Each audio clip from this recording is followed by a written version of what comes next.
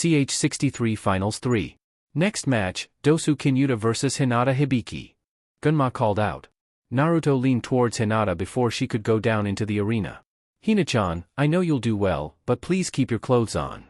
She warmly smiled. Don't worry. I don't intend to give anybody a free show. I'm not even sure why those two did. That wasn't very professional of them. Naruto shrugged. We'll just have to ask them later. You better get going before you're late. Hinata nodded and hurried down, with Dosu doing the same. Dosu wasn't as worried about this match as he had been when it was called a month ago. Naruto told him he wouldn't make it personal if Hinata got hurt, and Hinata said she didn't want him afraid to fight his best because of Naruto and she'd keep him in line if he acted out. The two stood in their designated stops and faced each other. The Hyuga looked on with the most interest here, hoping Hinata would need medical attention when this was over so they could take her away with few if any people noticing. They also hoped to see if they could figure out any secrets about her unique fighting style as they watched. Niji probably had the most interest out of all the Hyuga, but ironically he didn't have it for the same reason as the rest of his clan. The clan was fixated on making sure Hinata was under their control so she and her village could never use their power against them being the clan not Konoha, and so she and her family would not give the Hyuga a bad name elsewhere in the world. But as far as Niji was concerned, acquiring her would just be acquiring one more nobody, and no matter how unique her fighting style may be, it was still in the developing stages, whereas the Juken had been perfected over generations. She got lucky because he had expected different from her, but in his eyes, if he fought her again, she would fall before him without a struggle. Oh, the lies the proud tell themselves to stay proud. Ready? Begin. Gunma declared. Byakugan. Hinata said, activating her Dujitsu, and got into her Surudokan stance, which resembled that of a samurai holding a sword, but her hands were empty and stretched out. Dosu got into his own stance, which was mainly him crouching forward, making him look a lot like a lion ready to pounce.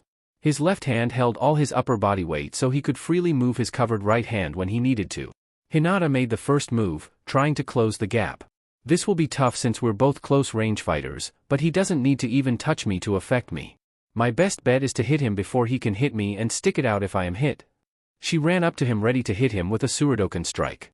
Dosu held his right arm out in front of him defensively, knowing if she struck the gauntlet instead it would hurt her more than it would hurt him.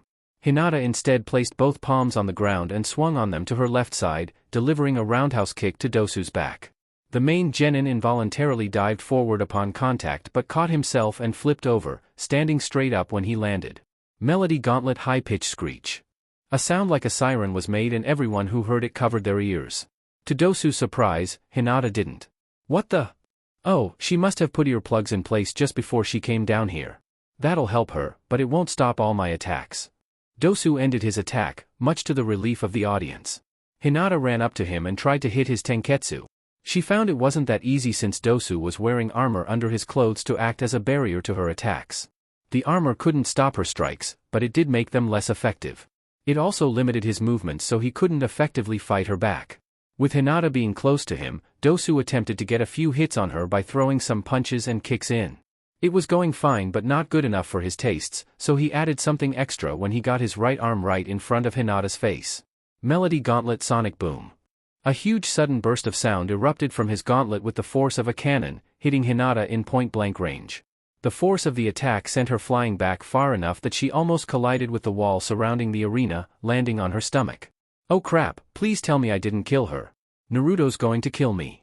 Dosu told himself quietly. Hinata painfully struggled to get up, her arms and legs protesting her movements.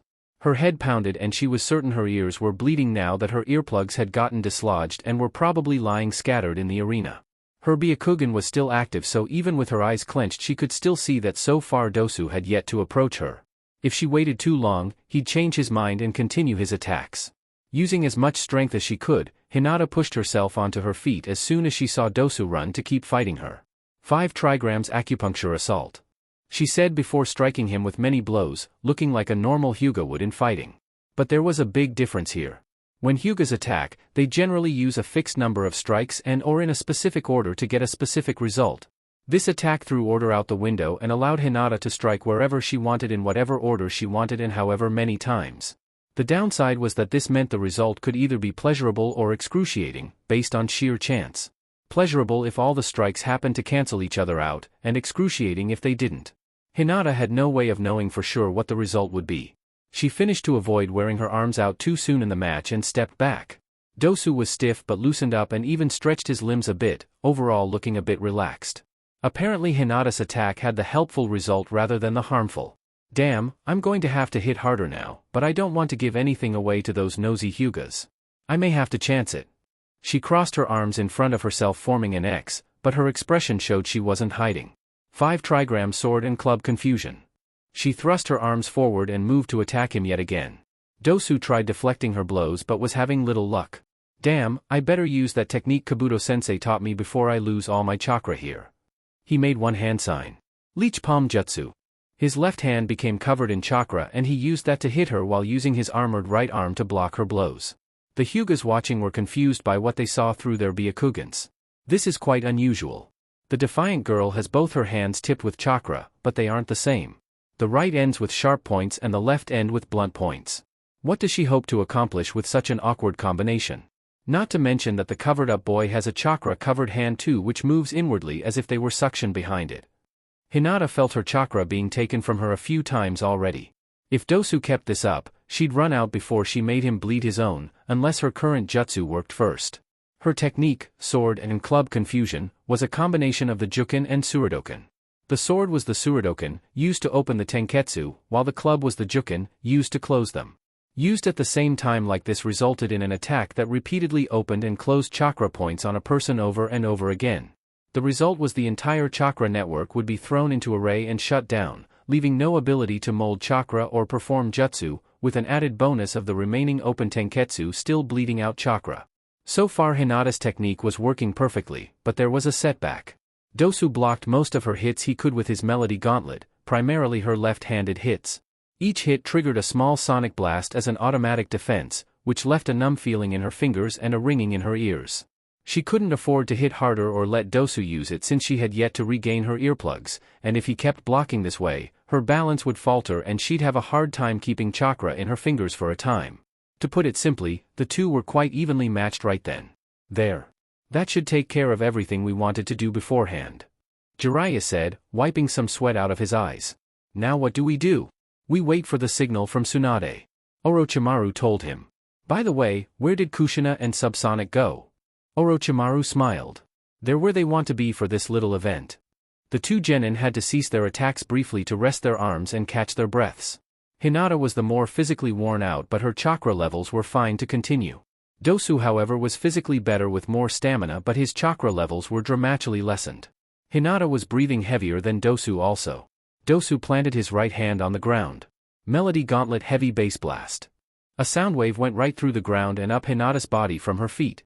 She felt like her internal organs were rattling around inside her, and with her balance already affected she collapsed on her right side. Ugh, do I look as nauseous as I feel? I swear I gotta throw up. She told Herslef as she struggled back to her feet. Sorry Hinata, nothing personal. Dosu stated before recreating the leech palm and placing it on her back. He was still bleeding chakra from her hits but this helped stabilize him a little bit. Hinata then surprised him by reaching up and grabbing his shirt collar, pulling him closer to her face. What the? She looks like she's about to kiss him, but I know she'd rather drink out of the toilet than do that. Isaribi thought. She and Naruto and the other selected girls watched this intensely. Hinata pulled Dosu's face close to her own, and then vomited all over him. In mere moments Dosu was covered in it and had to step back. Ah yuck! He yelled as he tried to wipe the stuff off of him. I don't know if I should be relieved or grossed out. Naruto thought, but he did lightly smile nonetheless. Enko struggled not to laugh. Atta girl. Oh that's so disgusting. Sakura said looking away. With Dosu distracted Hinata got up to her feet, holding her stomach and wiping her mouth. I hope that was everything. He's not going to fall for that a second time. She came up to him and readied herself. 5 trigrams 64 needles. She moved like a normal Hyuga would, striking first twice, then 4 times, then 8 times, then 16 times, then 32 times, and finally 64 times. Dosu took them all with his Melody Gauntlet barely providing any cover that time, and fell backwards. He could still move, and now with his face cleaned he could see again, but he was on his last legs. Damn. I've probably got enough left for one last attack. Do I go for it, or play dead and accept defeat? Gunma watched on, waiting for any sign the maimed Oto genin would be able to get back up. He saw the boy struggle, but he couldn't seem to lift himself anymore. Dosu Kinyuta is unable to continue. Winner, Hinata Hibiki. Many cheers went out for the white-eyed girl, but none of them came from the Hyugas. Not that she cared in the slightest what they thought. Hinata smiled at her boyfriend and made a V with her fingers, which he returned. That was pretty impressive if I do say so myself. The Kazekage told his fellow village leaders. I like how she turned his attack against him. Tsunade commented. What do you mean by that? Yamato asked. It's obvious those sound attacks made her nauseous, so she made sure to put him in a place where she could use that upset feeling as an advantage rather than a disadvantage. Quite clever and unexpected if you ask me, albeit a bit unorthodox, but hey, ninjas are supposed to fight dirty. Yamato chuckled. Yeah, and that was quite dirty. Outside that, I'm surprised someone with a Byakugan raised outside of Konoha could fight so well. Sarutobi noted, curious on what the Oto representative would say on the matter. She's had quite some time to train in this unique style, given the generations before her. Yamato said, well aware of the cover for Hinata's background. The truth was Hinata, Hanabi, and Naruto with his Neo-Byakugan were the first ones learning the Suridoken. Hitomi had come up with the theory behind it, and showed them some moves based off the Juken to use it with, but true credit for creating the Suridoken went to the 3 kids who trained in it for 10 years by now. Her presence has caused quite a commotion in the Hyuga clan this past month. Sarutobi added. I can imagine so. I already had to arrest one of them for trying to abduct her, as per the international Chunin exam laws. Now the clan is asking for a way to trade for her. Yamato and Tsunade arched an eyebrow, but only Yamato actually looked at the Hokage. Trade for her? As in I give you her if you give me one of your ninja? Would you be interested? The old man asked. Oh, that was a bad thing to say, sensei. Tsunade told herself, struggling to not hit something right then. Hypothetically speaking, if I were to agree to such a thing, who would I gain in exchange?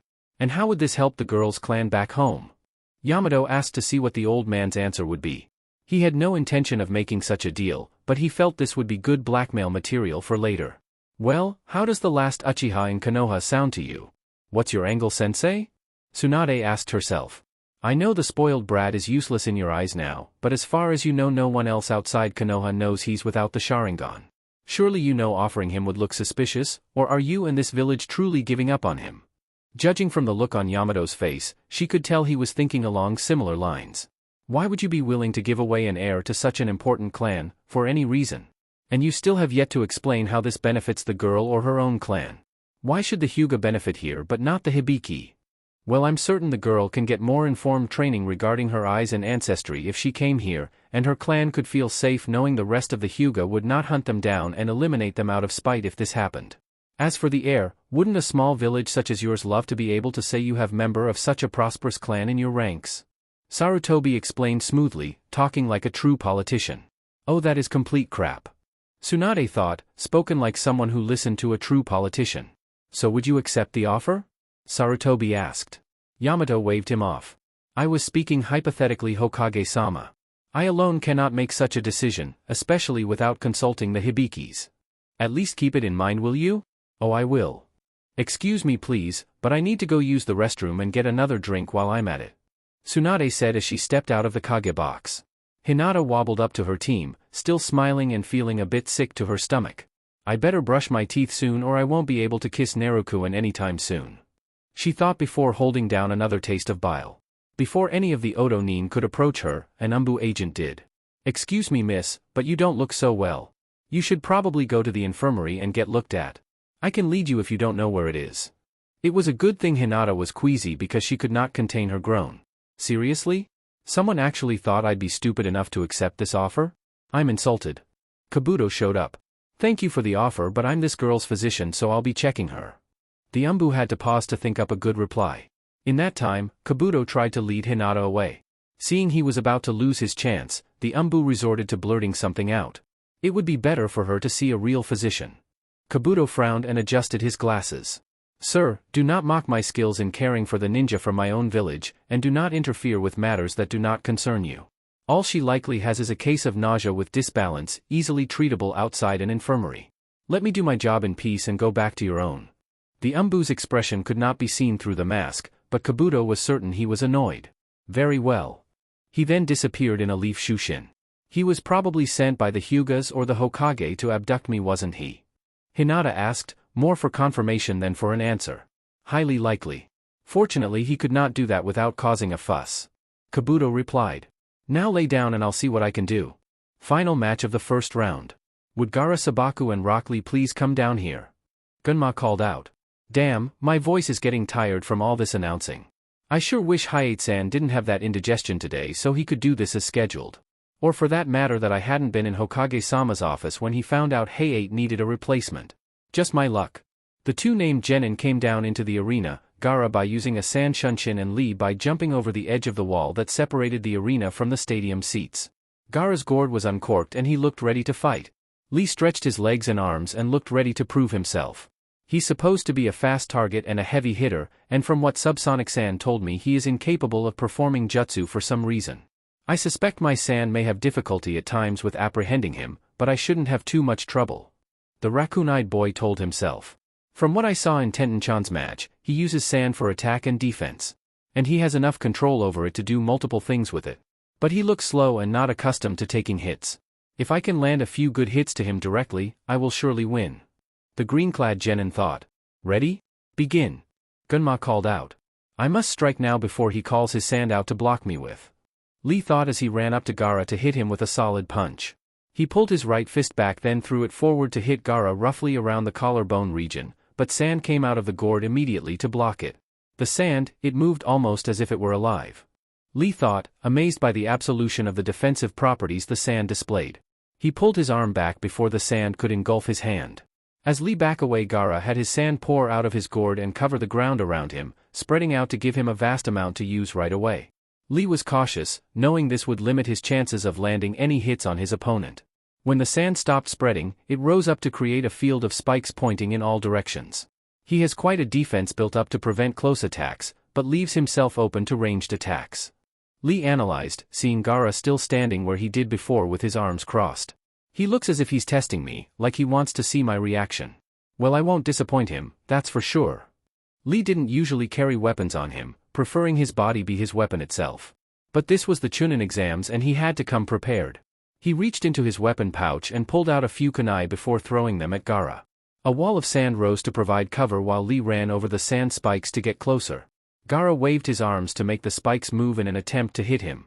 As I suspected, his control is not limited to one action at a time. He is a worthy opponent. Lee thought as he nimbly dodged the sand skewers coming from all directions. His dodges made him look like an acrobat, and he made sure to punch or kick a few of them to avoid actually being hit. The sand he hit crumbled but the points always reformed. In no time Lee was close enough to jump over Gaara's sand wall and land behind him. Once Lee landed, Gaara turned around and threw his own fist, hitting Lee in the jaw. Temari, Kankuro, and the Kazekage watched that in sheer surprise. Did that just happen? I've never seen Gaara actually attack someone directly like that. Lee's endurance made him able to withstand this attack easily, and he countered with his own hit to Gaara's face.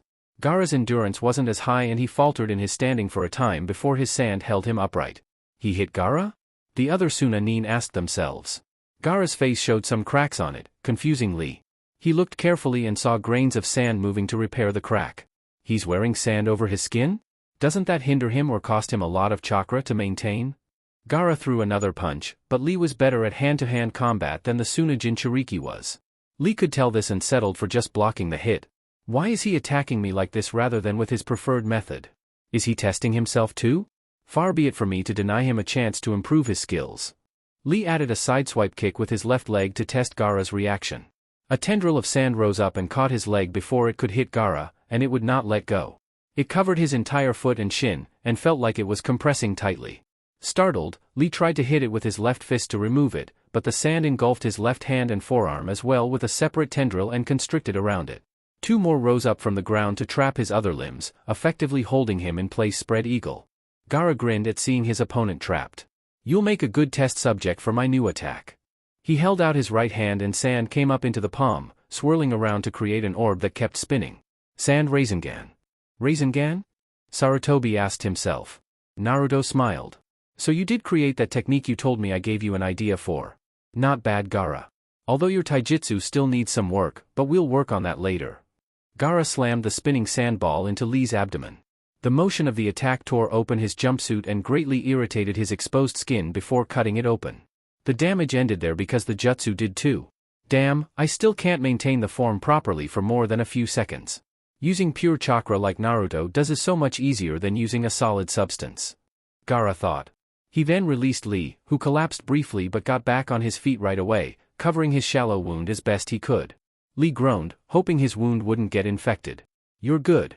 I guess I'll have to fight unrestrained then. He reached down into his orange leg warmers and pulled out several rods wrapped together. That's better. Now I can move much more freely. He then dropped them, and a very loud thud resulted in them hitting the ground, not to mention the 2 craters created by them.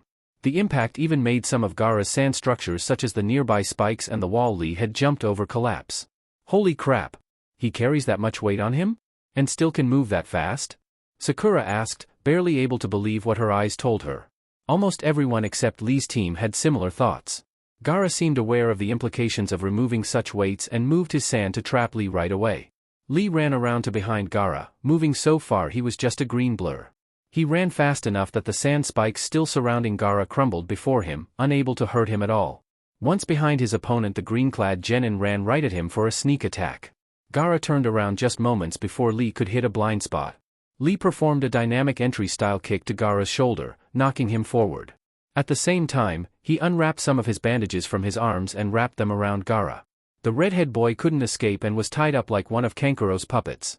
Primary Lotus. Lee declared as he pulled Gaara's bound bod close to him and threw it up into the air with a solid kick. Once up, he jumped up to join Gaara. Secondary Lotus. He proceeded to kick Gaara again to make his fall to the ground that much harder. His opponent ended up making another crater. How can someone not even using jutsu or weapons be able to do this to Gaara? Kankuro asked, astounded but also worried for his brother. Temari looked skeptical. This is too easy for him. Gaara must be holding back, letting him get a few hits in. If Gaara wasn't, this guy wouldn't be standing right now. Gaara, what are you planning? Lee landed on his feet like a cat and looked to see the extent of the damage he had caused. When he peered into the crater, he saw the bandages unfurl, but underneath them was not what he had expected to see. It was a hollow shell of sand that resembled Gaara but with many body parts broken off, especially the face. Did he use a substitution with the sand? Sand started to bubble up from the ground around him, then crumbled away to reveal Gaara, not looking too pleased. Is that all you can fight me with? A few kicks and punches? Do you not have more to offer? Even though Gaara was informed Lee could not use jutsu, he still hoped to see more out of the green-clad genin than just taijutsu alone. He wanted to see this guy's abilities before he went all out? Temari asked herself. Is that why he used some direct moves himself too? To test this guy's reactions? Probably not the best idea, Oturo. Gaara extended his right hand then swept it from Sand Shuriken. Discs of sand emerged from the ground and flew right towards Lee. The green-clad genin easily dodged them but many more shot out, forcing him to stay on the move. Sorry I took so long. I couldn't find any sake right away. Tsunade said as she returned to the Kage box with a sake-filled gourd in her hand. Did I miss anything good? Nothing much. The boy from Suna is putting up a good fight and seems to have the boy from Konoha on the ropes. Yamato answered. He better win. Sarutobi thought in regards to Lee. He's the only genin from Konoha left. If he doesn't advance, it'll reflect badly on us. But I can't just disqualify the Kazekage's son without legitimate reason. Nor can I just promote the genin that did participate just for show. This must not be a good year for Konoha. I only hope it doesn't get worse. Orochimaru. A slug the size of a housecat said as it appeared before the snake Sannin. I bring word from Tsunade-sama. Is it time? Jiraiya asked. Just about. The last match of the first round is underway. She recommends beginning before the second round can commence. Orochimaru nodded. That's what I intended all along. Anything else? Yes, you may find this of interesting note. The Hokage has actually requested your substitute to trade genin between the villages. Specifically, the Hokage wants you to give young Hinata to Konoha and would give you the last Uchiha in exchange. Orochimaru glared but not at the slug. Oh, your ass is going to be kicked for that, sensei. Jiraiya nodded. Agreed. Sure, we know the Uchiha will regain his Sharingan soon enough, but they don't. So what he's planning is, in his eyes, a completely one-sided beneficial trade. Exactly. That's one more insult too many to the people we care about. Orochimaru stated, earning another nod from his teammate. He looked at the slug.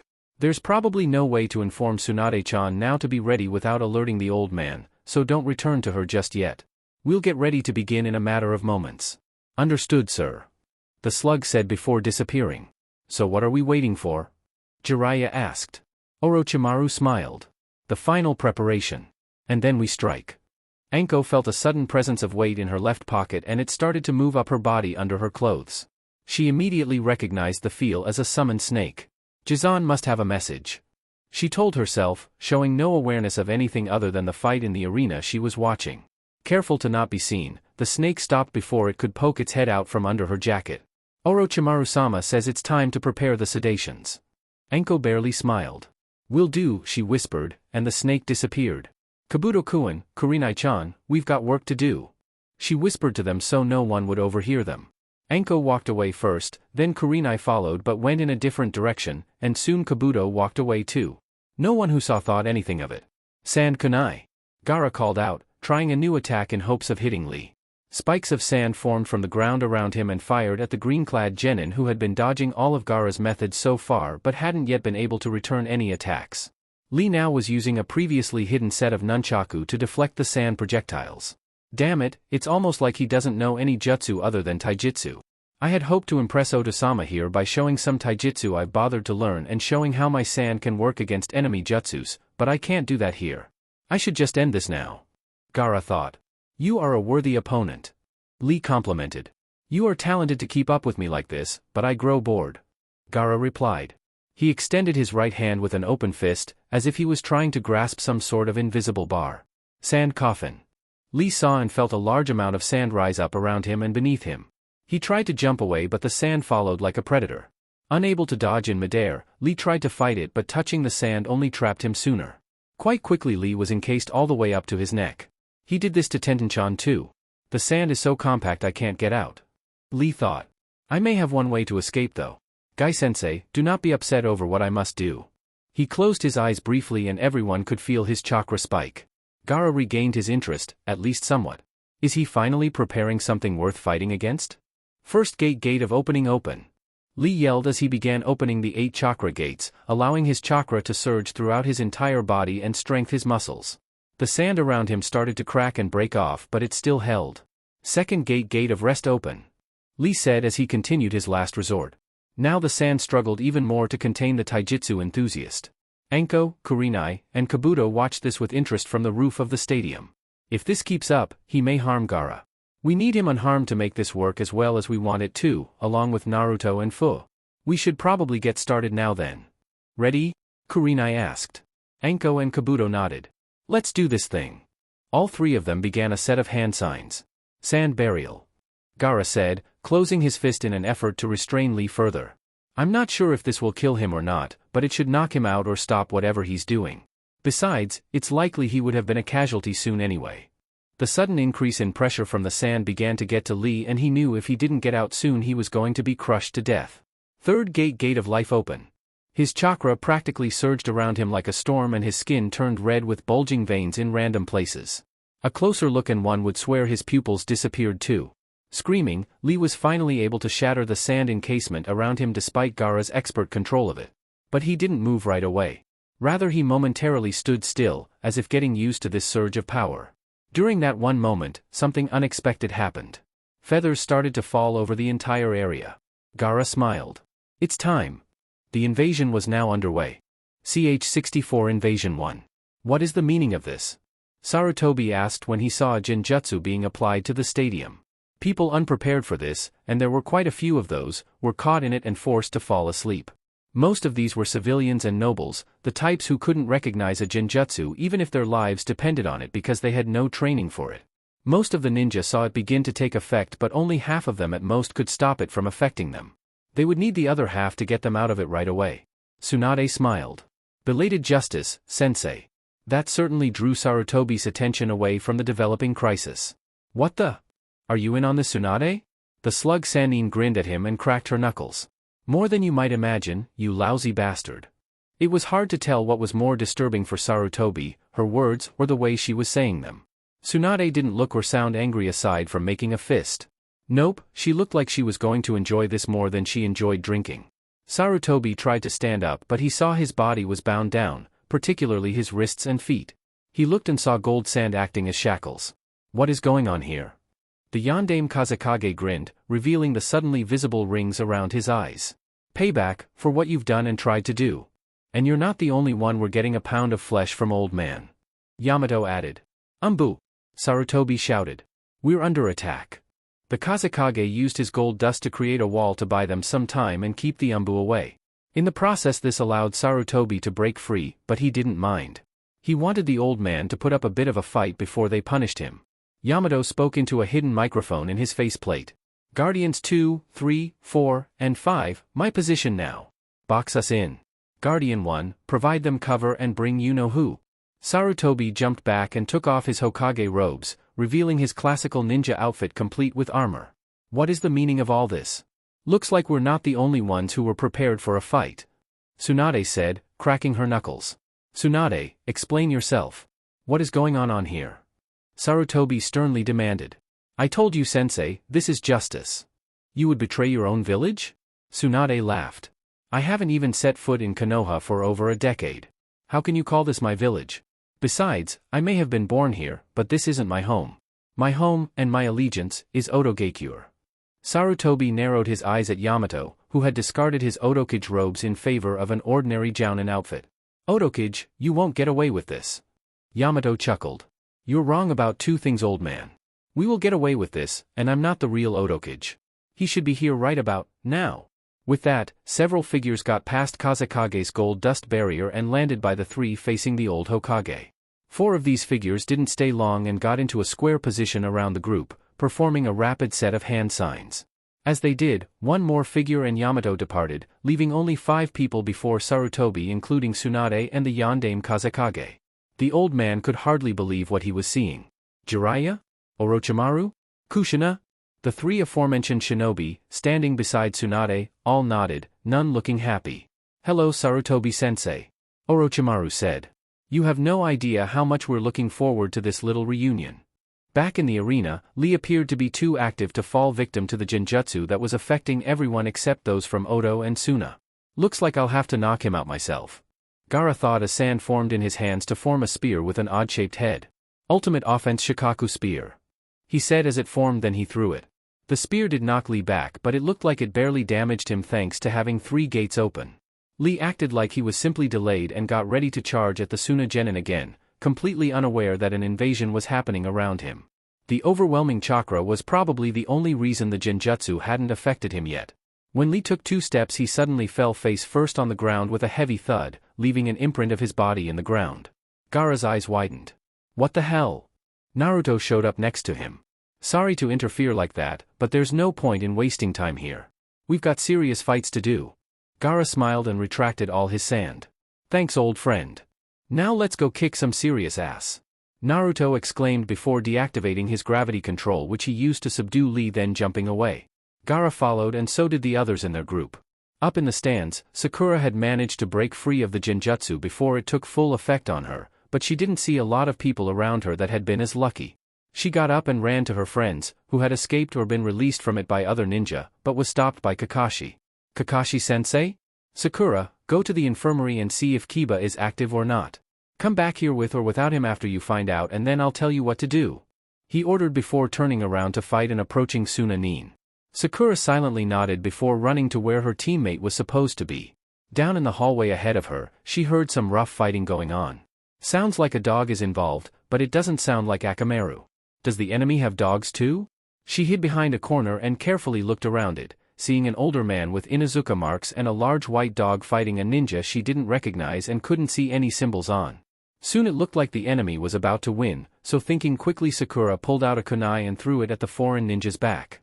She meant to aim for his spine, but she instead hit the back of his neck. He jerked and grew rigid before the Inuzuka managed to land a lethal blow. Did I just kill someone? Sakura asked herself, starting to breath heavily. I did. I'm a murderer. Thanks for your help. The Inuzuka called out. Sakura stepped forward. Don't thank me, I'm a murderer. She sounded like she expected to have her head chopped off for this. The Inuzuka shook his head. Do you know what the difference is between a shinobi and a true murderer? Sakura, confused, shook her head negatively. Shinobi kill because it's required of them and know why it must be done. Murderers kill because they enjoy it and don't need a reason beyond that. You didn't enjoy it, so you're not a murderer. But I just killed a man. This must be your first kill. It's always hard on us. My first kill haunted me for at least a week. But let's talk later. Can you look after my son while I go check for more threats? Sakura nodded. Thanks. If you need to talk about this, contact me when this is over. I'll be glad to help you get through this. For now, you don't have time to be hesitant. He then left. With some hesitation, Sakura pulled her kunai out of the fallen ninja's neck and went to Kiba's room. So that guy was Kiba's father?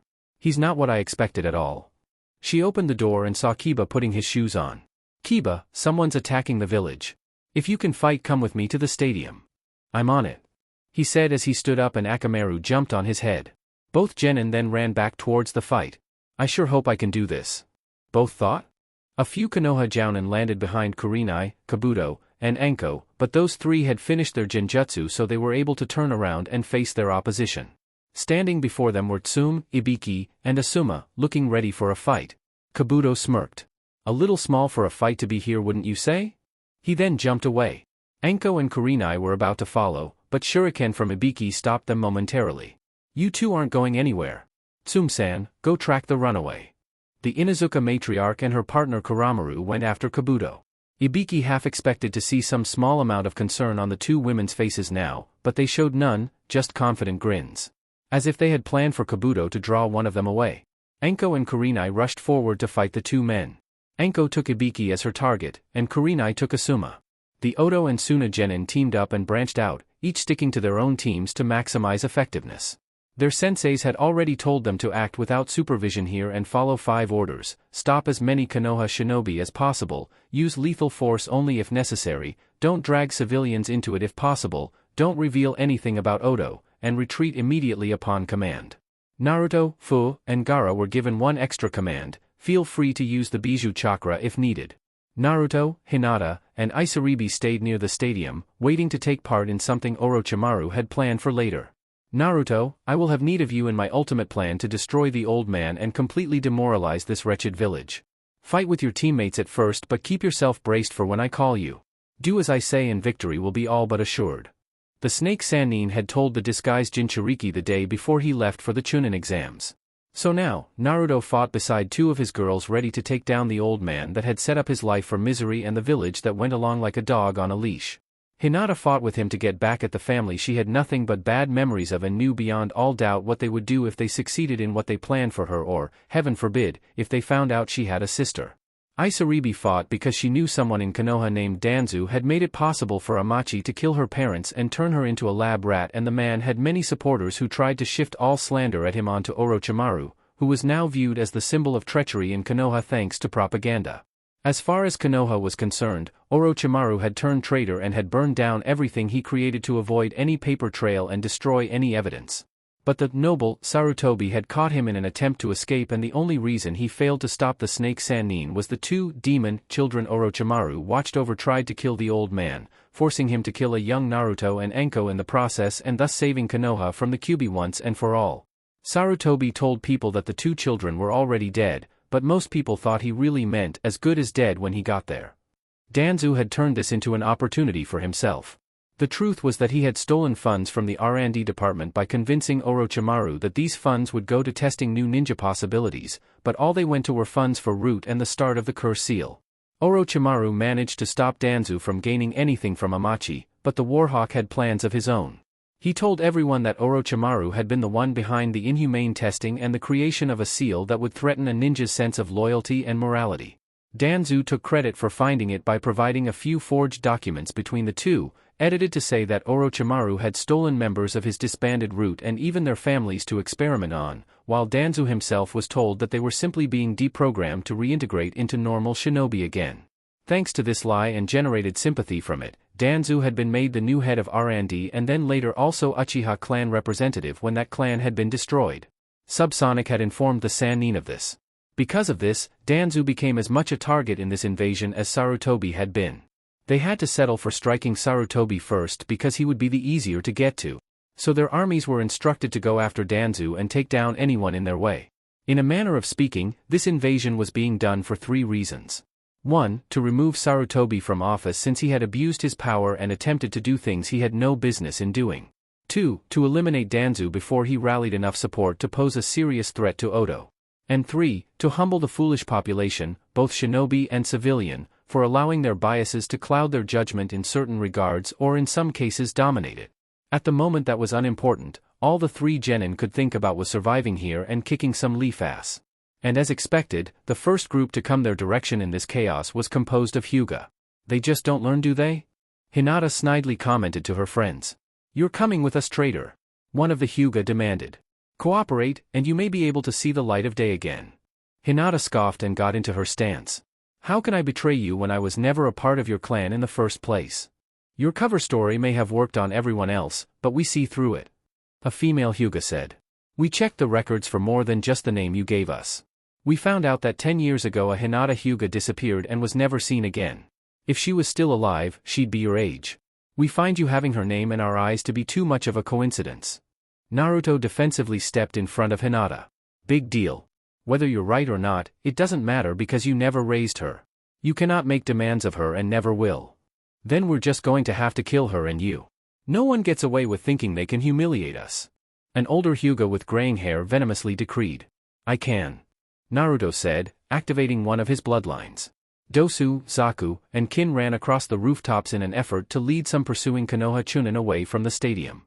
They weren't having much luck, but thankfully Zaku was capable of running and attacking behind himself at the same time to keep them at bay a bit.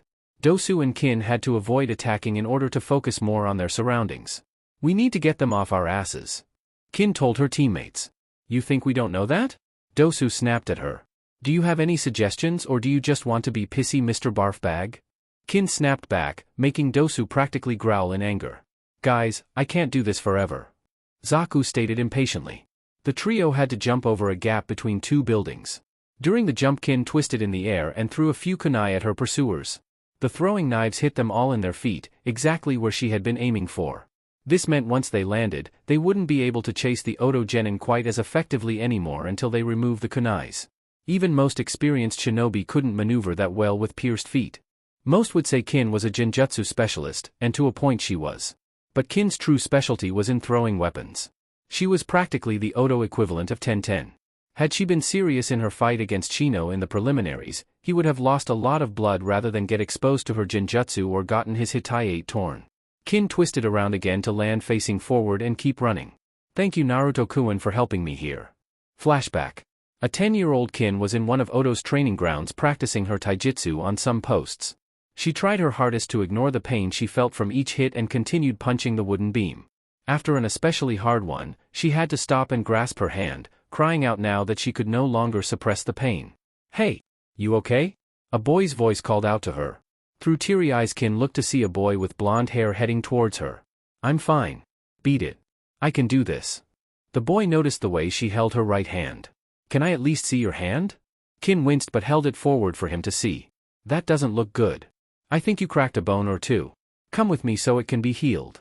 Kin dropped her head and sighed as if defeated. Fine. It's not like I'm getting any better anyway. What makes you say that? Kin glared at the newcomer. Because I have nothing to help me. I'm not from a ninja family. My entire family is civilians and I wanted to be the first ninja in my family. But everyone says that my background means I can never become a good one since I have nothing from my family to help me out. No clan style, no Kekkei Genkai, no hidden secrets, I've got nothing and everyone says nothing is all I'll ever be. So? Kin blinked in surprise but still looked angry, albeit a little less now. So? What do you mean? It's obvious you don't believe them since you're out here practicing and trying to become stronger. So why do you care what they say? If you really believed all that nonsense, you wouldn't be training to be a ninja. You'd be at home with your parents learning what they do. Shut up. Kin bitterly said. I think you know those people are wrong. You're just saying what they're saying to make yourself feel better for not being as strong as you want to be. The boy added. Well, sorry for not being privileged like you, clan boy. Kin spat. My name's Naruto and my family is dead. The blonde told her, making her drop her cynicism. My birth family at least. The family I do have is made up of people who care about me but none of them are blood related to me. I have nothing to learn from my parents either. I'm sorry for assuming things. I just thought those lines on your face were a clan trait. Don't sweat it. You're not the first to assume that, and you're probably not the only person I'll encounter who assumes they've got it worse than others. Naruto told her. Are you training to be a ninja too? Kin asked. Naruto nodded. How do you do it? I have people to teach me so I don't learn on my own. Jisan says being self-taught can only take you so far. They can't teach me everything they know, but they can teach me taijutsu, chakra control, and weaponry. Weaponry? Kin asked. Naruto nodded. Yeah. That's something you might do well in. Even a civilian can throw a knife and hit the mark. Try that rather than trying to break your hands on logs. Oh, you should still see a doctor about that too. Kin looked at her hand momentarily, having forgotten the pain, then back at the blonde boy. Would you help me? Could I learn from you? Naruto smiled. Sure. I can't help every day, but I will help when I can. What's your name? Kin. Kintsuchi. Nice to meet you, Kin-chan. End flashback. Ever since that day, you've been the source of my strength. Kin thought. You made me realize that even if I lack the advantages others have, it doesn't mean I have none at all. And now thanks to you, I've got better aim than a sniper. That's my advantage. Kin then looked behind herself to see the pursuing Chunin and looked at their feet. Coming to a stop, she performed 2 hand signs. Illusion art blind skin jutsu. Nobody saw anything different happen. Kin babe, what are you doing? We gotta get out of here. Zaku said after he turned around to get her. I'm done. She said before pulling out some shuriken and throwing them at the Konoha ninja. The pursuers, now free of the kunais in their feet, continued the chase. You're fast, but your aim sucks. That's what I want you to think. Kin thought with a smile as she threw a few senbon at them during the run. Temari and Kankuro had been ordered by their sensei Baki to go cover Gaara while he helped eliminate the bulk of Konoha's gathering army. It had been decided beforehand that Gaara had the most responsibility out of the 3 Jinchuriki for one main reason. He was the only one among them that could use his Bijuu's full potential. Neither Naruto or Fu could use their demons like Gaara could, and he had no problem with getting his hands dirty in a fight. Fu's ability was really better suited to fighting one person at a time, and given Naruto's time limits on his various Kekkei Genkai, he would always need someone to cover him in between uses. Gaara however had no such restrictions and thus was allowed to fight however he desired. It was fortunate Jiraiya had improved his seal and his sanity years ago, or everyone in the immediate area would be at risk for death then. Temari and Kankuro were needed to allow Gaara to have enough time to build up his sand attacks properly. They would defend him while he readied himself to create a faux Shikaku to demoralize and crush Konoha. Right now they were running into the forest surrounding Konoha, jumping through the branches to avoid interference as much as possible, but they were still being followed. Wind-style great breakthrough. Temari said as she swung her fan and generated a cluster of wind blades that flew forward. It didn't hit the Konoha forces, but it did damage the trees ahead of them, making it harder for them to follow them now. That was what she had wanted anyway. The more delayed the enemy were, the more time the Suna siblings had to ready themselves and get into more strategic positions. Kankuro was currently unable to contribute much in the effort. Using his puppet would require more focus on the fight than the run, so he would have to stop and face the group alone if he did fight. However, he was able to throw some tagged kunai in the trees as he ran through them to create additional obstacles too, but he was running out. Temari, I think I better stop here and fight directly. You go with Gaara to help him. The cloaked boy told his sister. What? No way, Kankuro. The 3 of us always fight together. I wasn't asking. Kankuro said before coming to a stop and turned around, unwrapping his puppet Karasu. As he did, Temari and Gaara showed up on both sides. Neither was I. Temari proclaimed. Haku, Fu, and Sasami were running through the streets. Their plan was simple and shared by several of their comrades. Divert Konoha's attention away from the stadium and cause damage within the city itself. Granted, this put themselves at risk, but they were at risk the minute they set foot in Konoha. The 3 kunoichi had managed to get away unnoticed and hid in an alley. Okay, what do we do? Sasami asked. Fortunately, we're not being chased right now. I think we've got time to plan out a trap or ambush. Fu suggested. Got any ideas? Haku asked. Give me a minute on that. I have one, but I want to save that as a last resort, so I'm trying to think up another. The green-haired Jinchuriki answered. Think fast. We won't be unnoticed for long.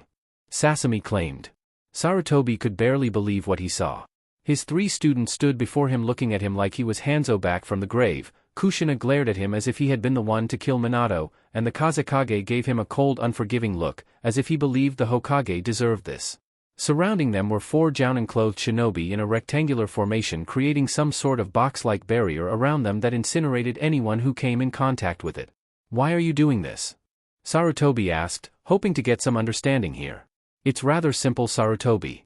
You don't deserve to be in charge anymore, and since time won't get rid of you, we will. We hope that with you no longer in charge, Konoha will become what Minato died to preserve. Orochimaru answered. Save your breath, Orokage-sama. He'll never accept what you're saying. Kushina stated. Orochimaru-sama? So Orochimaru is the true leader of the village? Is that what he's been doing all these years? And did Jiraiya know about it but refuse to inform me? Sarutobi asked himself. True Kushina, but we might as well give him something to think about as he spends eternity in darkness. Orochimaru replied. Jiraiya, Tsunade, did you know this would happen? The old man asked, already aware of their answer but wanting to hear the depth of their involvement. We know a lot more than that, sensei. Jiraiya said. We know you lied to us about our godson. We know you told us what you did to keep us both away from him so our influence wouldn't conflict with what you had planned for him. We know you only allowed Orochimaru to watch over him because someone had to and you didn't want to make him suspicious by allowing a baby to go untreated. We also know you lied to us and the others in Konoha about IWA as an excuse to hide Minato's son from the public. Sarutobi looked a bit nervous. Kazekage stepped forward.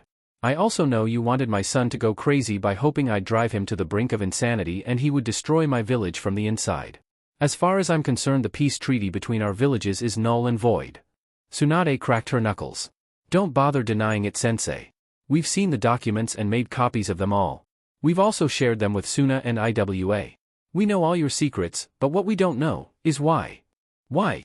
Why? You dare ask me why I do as I do? I'm your superior, you do not question my decisions, you follow them. I taught you that back when you three were bickering genins. Orochimaru frowned. So you show no remorse for what you've done, only anger at being caught and forced to explain yourself. Don't act like you're any better than me. If you were, you wouldn't be doing this invasion just to punish me. You wouldn't drag all of Konoha into it. Sarutobi replied. Jiraiya smirked. Who said you were the only one we had dirt on? The leaf has gotten diseased under your leadership and it's time to trim the tree, and you're not the only branch we're going to clip off. You're just the first douchebag to go. Kushina said, her once violet eyes now red with slits thanks to her chakra capable of slightly mimicking that of the Kyuubi. How are you even still alive, Kushina? Sarutobi asked loudly. You were supposed to be dead 13 years ago. Supposed to be? Kushina repeated, arching an eyebrow as she did. My living is an inconvenience to you? Of course it is, Kushina. Orochimaru told her. Had you been able to care for Naruto, he wouldn't have been able to get away with doing anything to your son. People would have been more likely to believe he was a normal boy rather than a demon in human form, and you would have been able to tell everyone who his father is. Sensei wouldn't have a chance at breaking Naruto's spirit and molding him as he saw fit. The one good thing about his reaction is that it shows he's not the one who held her in wave. That had to be someone else. Jiraiya thought. Are we going to just stand here talking about why we're here, or are we going to do what we came here to do? Kazekage asked, sounding more than a bit impatient. You're right, Kazekage-sama, no more wasting time. Tsunade said. Kakashi had been fighting ever since he heard the command from Sarutobi, and so far had beaten 12 enemy nin, not focusing too much on where they came from. I may not have Obito's Sharingan anymore, but I'm not powerless. I did learn a few skills before I got it after all. That's 11 for me, Kakashi. Looks like I'm winning. Guy said in his usual upbeat way. Kakashi threw a kunai at an approaching Oto nin. That makes 13 for me. Guy balled his fist and cried a waterfall. Curse you and your coolness, Kakashi. Not now, Guy, get to business. Sakura and Kiba ran up to their sensei. Kakashi-sensei, what should we do? Gather your friends and anyone who can't fight and head somewhere safe. What? You want us to turn tail and run? Kiba asked, ready to refuse such an order. Yes, I do. We're not fighting a group of academy students or even genin here, we're fighting an army. An army that has been preparing for this. You two are in no shape to get involved here. If one of your comrades were in danger or being reckless, that would be one thing, but that's not happening, so I'm ordering you to get out of the war zone. Sakura, you don't have the skills needed to fight in a war yet, and Kiba, you've just been through a serious fight with one of their genin. How strong do you think their jounin are? Sakura looked ashamed, as if she was supposed to be strong enough to fight but aware she couldn't. Kiba looked irritated, like he was being told not to do his favorite thing. Before they could say anything further, Kakashi had to turn away and fight Asuna nin. Go! Now! The two genin departed and ran out of the stadium. Where are the others? Kiba asked. I don't know. Use your nose. That will help us. Sakura said, sounding worried for her friends and home. I'll go look for Sasuke-kun. Kiba almost snarled. We're under attack and he's still the only thing you can think about? Sakura shook her head. He's the only one I have a good idea on where he might be. I don't know about the others, so we need your nose to find them. We won't need it to find our teammate and see if he can help us. Kiba wanted to argue, But he was noticing that as they were running, Sakura was going toward Sasuke's residence, and by conversing with him she was making him follow her. Fine, but only because he's a teammate. If he's not there, I'm not wasting more time focusing on just him. Thanks, Kiba. The Inuzuka managed to hide his confused look. I was actually expecting her to put up more of a fight than that. So why didn't she? Striking shadow snakes. Anko called out, sending 6 snakes at the head of Konoha's TNI department. Ibiki held up his arms and took the hit, allowing the snakes to bite his arms. There's only one reason why he'd do that. He must have developed some immunity to snake venom in his career. But that's not going to be enough to beat me. At the same time, only a few dozen meters away, Kurenai was fighting the son of the 3rd Hokage. She had tried trapping him in her binding tree genjutsu, but he swung his trench knives around and cleaved her kunai in half. He must be putting wind chakra into his weapons to make them sharper. I can't fight him close range, not that I need to. Hoping to buy themselves some brief time to think, the 2 kunoichi backed away from their male opponents and stood side by side. Can you target them both while I try something? Anko asked. Sure, but watch out for the smoker there. His weapons are sharper than normal. Kurenai responded. And the scarface there seems to be used to experiencing pain. Anko added before Ibiki and Asuma came closer and drew them back into the fight. Whatever it is you're planning, we're not going to give you the chance to finish. Asuma told them. You don't scare us. Anko stated. Asuma smirked. You should be. I was one of the 12 guardians of the Fire Daimyo, and he's in charge of the group that specializes in making enemies break and give in. He pointed to Ibiki, who had drawn out some senbon at this point. Whoop-de-doo. Anko sarcastically replied. You still don't scare me. Not only that, we've just learned a few things about them. Kurenai thought. The bearded one must be a powerhouse, but he probably works best with someone covering him too, and the trench coat guy's job has probably made him instinctively hold back on killing us in hopes of capturing us for later. If we get rid of him without getting caught in one of his traps, then the other guy may pull back or call for backup. We can use that time to go help the others. Ibiki threw his senbon at Anko with a lot of force. The purple-haired kunoichi surprised him by taking the hit. The needle stuck through her jacket, but she acted like she felt nothing. Ibiki grew cautious. She may be capable of ignoring pain if it's too weak. I should try a heavier hit than striking pressure points. He pulled out a few kunai and threw them as well. Anko swirled but looked unafraid. Ibiki noticed one of them hit her mesh shirt and deflected off. Mesh shirts were a simple form of defense, but even they weren't that good. They hindered or weakened damage, they didn't prevent it entirely. Asuma kept swinging his trench knives at Kurenai, who was backing away and dodging each hit and holding some kunai in an effort to hit him first. His knives never touched her, but when they got close her outfit got a few rips. So he's using his chakra to extend their reach as well as sharpen them? That proves his area of expertise is in close range. Fighting him up close is bound to get me bruised and bloody. I need to slow him down. Anko made 4 hand signs, then put her palms on the stadium roof. Summoning jutsu, from the puff of smoke emerged 2 snakes. Kogayaku, I'm going to need your help here. Sango, go find Otudo. He can't be far. Will do. Both snakes said before the purple one wrapped around Anko's shoulders and the orange one slithered away to find Naruto. A snake won't help you here. I'm immune to most venoms. Ibiki said. I could tell. Anko said back. But I never said Kogayaku here was venomous. The purple snake launched off her summoner's torso and grew in size to match that of an anaconda. She's a constrictor. Kurenai meanwhile ducked low when Asuma did a sideswipe strike with his knives, low enough to temporarily be in his blind spot and punch him in his personal area. Asuma briefly winced and stepped back, but overall didn't look too affected by the hit. Kurenai noticed her hand felt like there had been more separating her hand and his body than just cloth. He was wearing a cup? Guess he's fought with kunoichi before a lot in the past. Asuma then threw one of his knives, and it hit Kurenai in the neck. She made several pained sounds of surprise, and tried to pull it out. While she did, he came up and thrust his other knife into her rib cage, destroying her organs. Nothing personal, but I'm certain you would have done the same to me. How right you are. Kurenai said clearly, surprising him. Before Asuma knew it, he felt the stone underneath him get softer and practically turn to mud, then pull him down like quicksand. Kurenai then faded from view and he saw her arms reach out from behind him and told his previously thrown knife at his neck. But how? Illusion art, false death vision. Kurenai told him. In that brief time she couldn't be seen, she cast a genjutsu and applied it to Asuma in her below-the-belt punch, which was her true intention. This tricked the bearded smoker into thinking he got lucky and landed a lethal blow on the red-eyed kunoichi, but she grabbed his discarded weapon and moved behind him, applying another genjutsu to rid him of using his legs. "You Otonin sure are tougher than we gave you credit for," Asuma commented. "Thanks, but you should never underestimate your enemy. This invasion is only just beginning." CH-65 Invasion 2. "What did you do to piss this many people off, Sarutobi?" Enma said once the Hokage summoned him. "I don't know, but I'm going to need your help, old friend, to fend them off," Sarutobi answered. The monkey warrior grimaced but did not argue. "Very well, Sarutobi, but this may be more than we can handle. We're not as young as we used to be. Maybe, but we're not dead yet."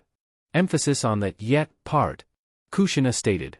Before the invasion, it was decided that Orochimaru, Tsunade, Jiraiya, Kushina, and the Kazekage would be the ones facing down the Hokage while their armies looked for Danzu and kept Konoha's forces from interfering.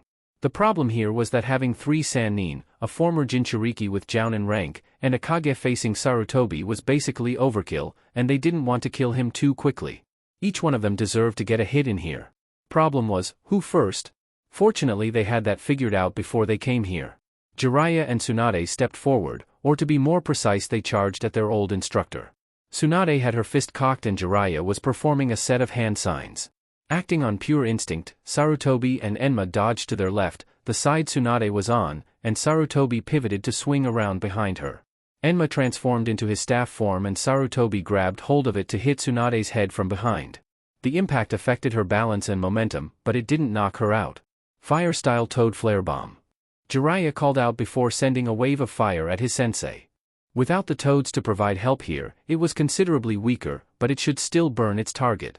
Using his staff and his armor, which fortunately was fireproof, Sarutobi was unscathed. "You're out of luck, my wayward students. I taught you everything you know. You have no surprises for me." All 3 Sannin laughed. "What do you think we've been doing since the last time you saw us? Performing the same old moves over and over again?" Orochimaru asked before pulling out his sword Kusanagi. "We have new techniques, secret weapons, and we're much younger than you, Sarutobi-sensei. Plus we outnumber you." Sarutobi frowned and jumped onto a compartment nearby that elevated him higher than those around him. "Maybe, but there's a reason I'm Hokage. You don't know all my moves either." "Well, let's see who's got the best tricks up their sleeves then, shall we?" Kushina venomously asked, reaching for something hidden behind her. Kurenai was holding one of Asuma's dropped weapons to his neck from behind, when he suddenly disappeared and was replaced by a log. She backed away and looked for any signs of explosive tags attached to it. Fortunately there were none, but she couldn't see Asuma anywhere on the rooftop. He's either planning an ambush or going for backup, maybe both. "I better go help Anko-chan while I have a free moment." Anko's summoned snake Kogayaku had managed to constrict herself around Ibiki, and looked ready to bite him. The scarred man could see small drops of clear liquid on the large purple snake's fangs. "Wait, I thought you said this snake was a constrictor." Anko deviously chuckled. "I did. But that means it can't be venomous," Ibiki added. Anko shook her head. "Wrong. I told you I never said Kogayaku was venomous. What you didn't realize is I also never said she wasn't." "A venomous constrictor? Impossible," Ibiki said, starting to feel a bit afraid. "Summons are a little loose with the rules of biology," Anko stated. Kurenai stood beside her friend. "Anything I can do?" Anko shrugged. "Not sure, probably won't have to. Kogayaku, I think we've scared Konoha's big bad mindfucker enough. Give him a taste of what you've got." "With pleasure," the snake said, arching her head back.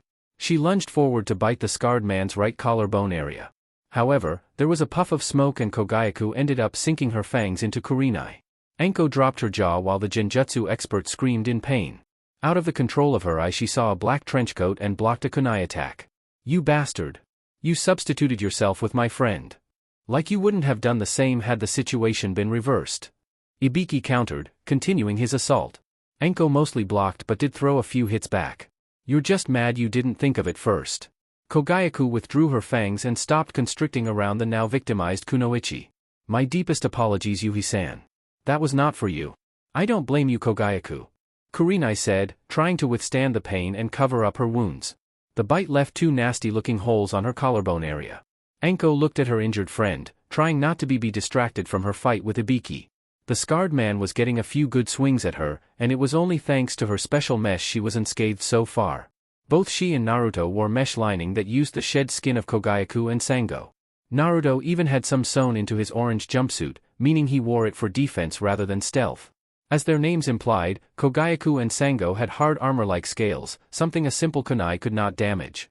Reaching into her pocket, Enko threw something towards Kurenai. "Kurenai, catch!" The red-eyed Honin caught it and saw she now held a capped syringe. "I always carry antivenom for my snakes in case they bite someone innocent. Use it now." "Thanks, Anko-chan," she quietly said before uncapping the syringe and injecting herself with the antivenom. Right away she felt a strange tingle in her wound and looked at it as best she could given its location. This must have some healing properties to remove the wounds too. Must have been created by Tsunade-sama. "Are you better?" Kogayaku asked. "I'm getting there. Go help her out." The snake nodded. "Okay, I just wanted to make sure you'd survive first. I'd hate to kill one of Anko's friends by mistake." She then slithered away. Ibiki saw the approaching serpent and threw one of his kunai at it. Thanks to her crystal-hard scales, the weapon bounced harmlessly off her. Luckily for him, this time the snake seemed apprehensive about striking him in case he substituted with someone else again. Anko, however, didn't seem as restricted and kept trying to cut him open. A kunai was thrown from the sidelines and only her quick reflexes saved Anko from being hit. Kogayaku wasn't as lucky and got grazed, but the spot that was hit was torn and bled. Anko checked her favorite summons. "Kogayaku, you're bleeding. How is that possible?" Asuma showed up next to Ibiki holding a sword with wind chakra in it and with a dozen members of the TNI department backing him up. "You've got no chance to win or escape now," he declared. Anko glared then smirked. "We're not done yet." She then summoned a gigantic three-headed snake. "Go crazy, have some fun," she told it, and the Hydra happily obliged. "Anko, I don't feel so good," Kurenai said, her vision getting blurry while she got sweaty. Then she collapsed on her left side. Kurenai, Naruto, Hinata, and Isaribi were holding their own against the swarming Hyuga, struggling to fight multiple opponents. Some of them did attack Hinata right away, but it looked like most of them were trying to get Naruto and Isaribi out of the way first. Isaribi probably surprised them the most by showing she could fight outside of water. From what they saw in the finals and heard in the preliminaries from Niji, they have expected her to practically be a fish out of water right then.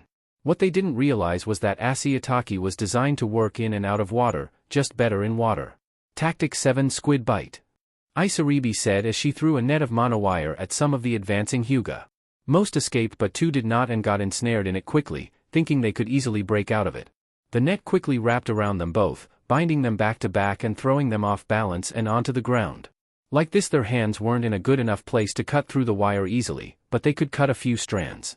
Isaribi knew this and moved forward to hit them both with her kunai, driving them in rather than just cutting them up. Had they been underwater, she also would have been able to trap them there until they drowned. 5 trigrams Protective Blade Dance, Hinata said as she formed 2 long blade of chakra on her hands and swung her arms around quickly to keep all attackers away from her and keep her outside the range of their juken.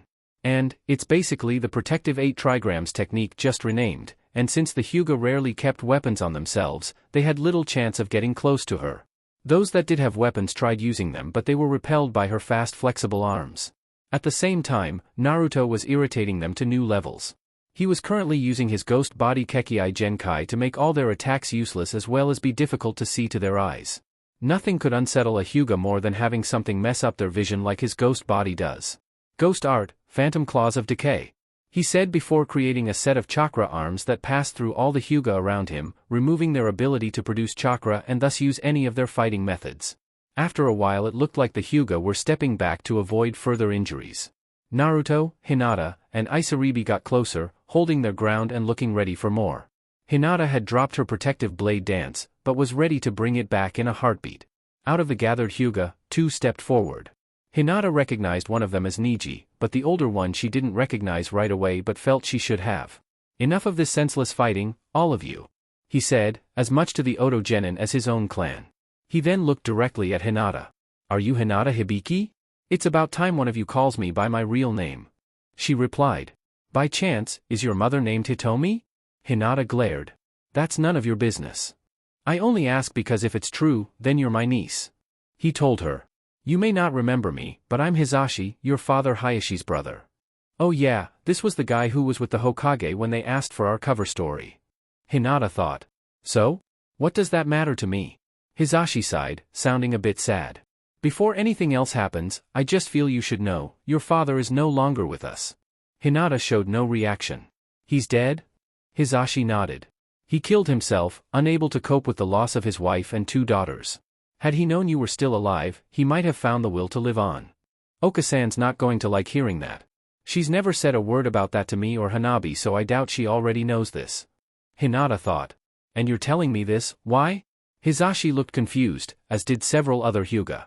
I just thought you should at least know about your father so you can properly mourn him. Hinata scoffed. I don't even remember my father's face. I'm not wasting a tear on mourning him. Niji glared. You heartless bitch. He couldn't imagine why anyone would not mourn the passing of a parent, given how close he once was to losing his own. Like I care what a clan of child beaters has to say. Hinata replied, surprising the surrounding Hyuga. Why do you think I never came back to this place? I refuse to live with a so-called family that beats up and enslaves its own for an ego trip disguised as training or a safety measure, or in a village that lets them hide behind clan privileges to do as they please. I'll die before I go back to you. Wish granted. One of the Hyuga said, ready to aim for her heart right then while she was unfocused. I don't know about you guys, but I can't keep running forever. Dosu told his teammates. We won't have to. These guys should be slowing down soon enough. Kin replied. Then why aren't they?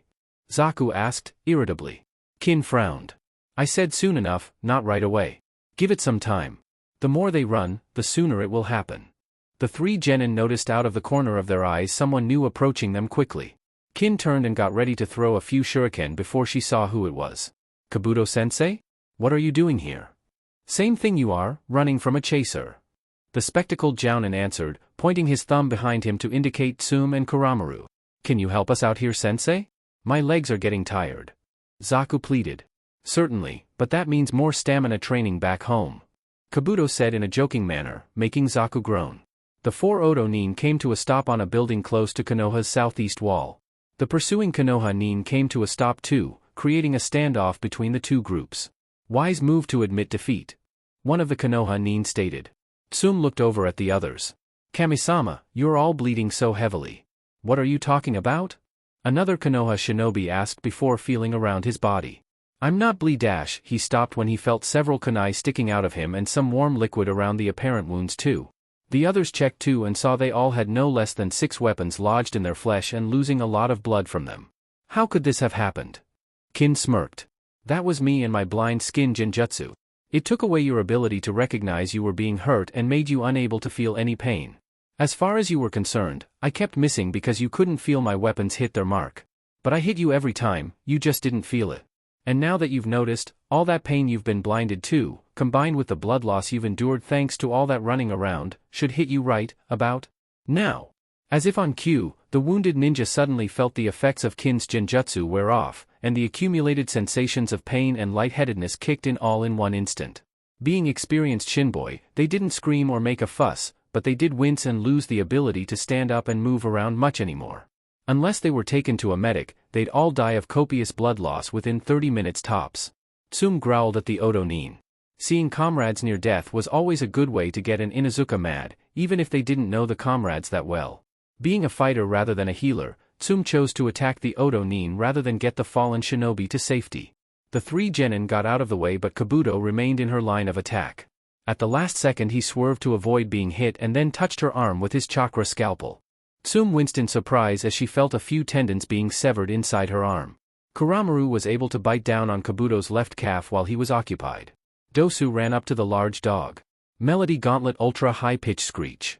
His weapon now emitted a sound that was so high-pitched only dogs could hear it, and it was at point-blank range. Kuramaru howled in agony, feeling like his ears were about to explode. All he could do right then was run away, even if it meant ditching Tsume. He hated doing that, but his ears currently didn't care about loyalty. So the black wolf-like canine darted away as fast as he could. Tsume saw all this and could not fault her partner for doing that. She backed away from Kabuto, rubbing her right upper arm where he struck her. She felt no external wound, but she was certain the ligament was cut. I sure hope there's no internal bleeding, or I'm screwed. I better try one move to see if I can take them down then get to an available medic right away to check the damage. Decapitating airwaves. Zaku shouted as he attacked the Inuzuka matriarch. Piercing Fang. Tsume replied before spinning around like a cyclone missile. Thankfully Zaku was worn out from repeated attacks earlier so she was able to brush off his attack like this and continue her own. Zaku was surprised to see his attack do nothing and unfortunately he couldn't react in time and got hit by Tsume's attack head-on. He screamed in pain as the cyclone attack tore into him. The only thing keeping him from dying right away was the fact his attack had slowed her down a little. Tsum then went past Zaku and disappeared out of sight. Zaku collapsed on his back in agony. His team members came up to see how he was doing. Kabuto looked him over immediately. Intensive trauma on his internal abdominal region, tearing of the skin, multiple fractures, and I think internal bleeding. We can't move you, so I am going to have to treat you here. Kin, Dosu, stand guard. Yes, sensei. The two said before taking defensive positions around their wounded teammate. Outside the purple barrier atop one of the roofs, a few Umbu tried to get through and help the Hokage. They found they could not and would only incinerate upon contact with the barrier. Apparently attacking the 4 Otonin creating the barrier didn't work as the barrier extended to cover them too. Inside the barrier, Sarutobi found himself having a hard but not one-sided fight. Tsunade and Jiraiya kept attacking him, although he noted Jiraiya appeared to be pulling his punches a little. Kushina got involved, and to his horror, she had a dark sword in hand. Meanwhile, Orochimaru and the Kazekage stood back and watched. They're not watching, they're getting ready for something. I can see Kazekage's gold dust swirling around, but I can't see what he's doing with it. Tsunade and Kushina are the only ones actually trying to kill me, but I think Jiraiya is trying to keep me from interfering in whatever the others are doing. Sarutobi analyzed. Kushina's sword came much too close for his liking, and it was only thanks to Enma's staff form he wasn't cut by her. Is that the sword I think it is? He asked. You'd think I'd try to kill you with just any sword? Kushina angrily asked back. Sarutobi backed away, grabbed a few of the broken tiles on the roof, and threw them like shuriken. Heck knew it was a weak attack, but hopefully he would hit a vulnerable spot. Tsunade hit them all away with her fists and Kushina used her sword to cut them in half. From behind Jiraiya threw 2 kunai aimed at the back of Sarutobi's knees. Sarutobi shifted his legs and received only small cuts. I can't hold out much longer fighting multiple skilled vengeful opponents. I better bring out one of my trump cards. The old man told himself. Enma, we're going to have to use one of the big ones. Enma turned back into his normal form and kicked Jiraiya to keep some distance from him. You certain about that, Hiruzen? We're not going to last much longer without it. The Sandaime replied, already starting the hand signs and then placing his palms on the roof. Earth-style army of mountain apes. From the roof emerged a dozen stone statues that looked like small gorillas. Small meaning they weren't life-sized, only half-sized. Right away the constructs tried to swarm everyone around them except Sarutobi and Enma. Damn, my sword's useless against these things. Kushina said as she avoided one of the apes and sheathed her signature weapon.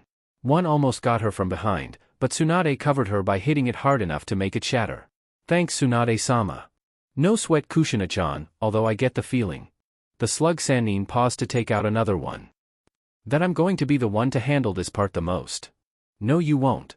Kushina said, thrusting her right arm out and using her chakra chain to wrap around 3 gorilla statues before pulling it and cleaving them. This doesn't make sense. Jiraiya though, also breaking a few ape golems with weaker but well-placed kicks? Sensei must know we can destroy these things. What's his angle? Gold coffin. Kazekage said, using some of his gold dust like how his son uses his sand. With it he trapped 1 stone gorilla. Gold burial. The trap tightened until the sound of shattering rock could be heard. Orochimaru jumped over one attacking statue and turned in mid-air behind it. Lightning-style storm Viper Jutsu.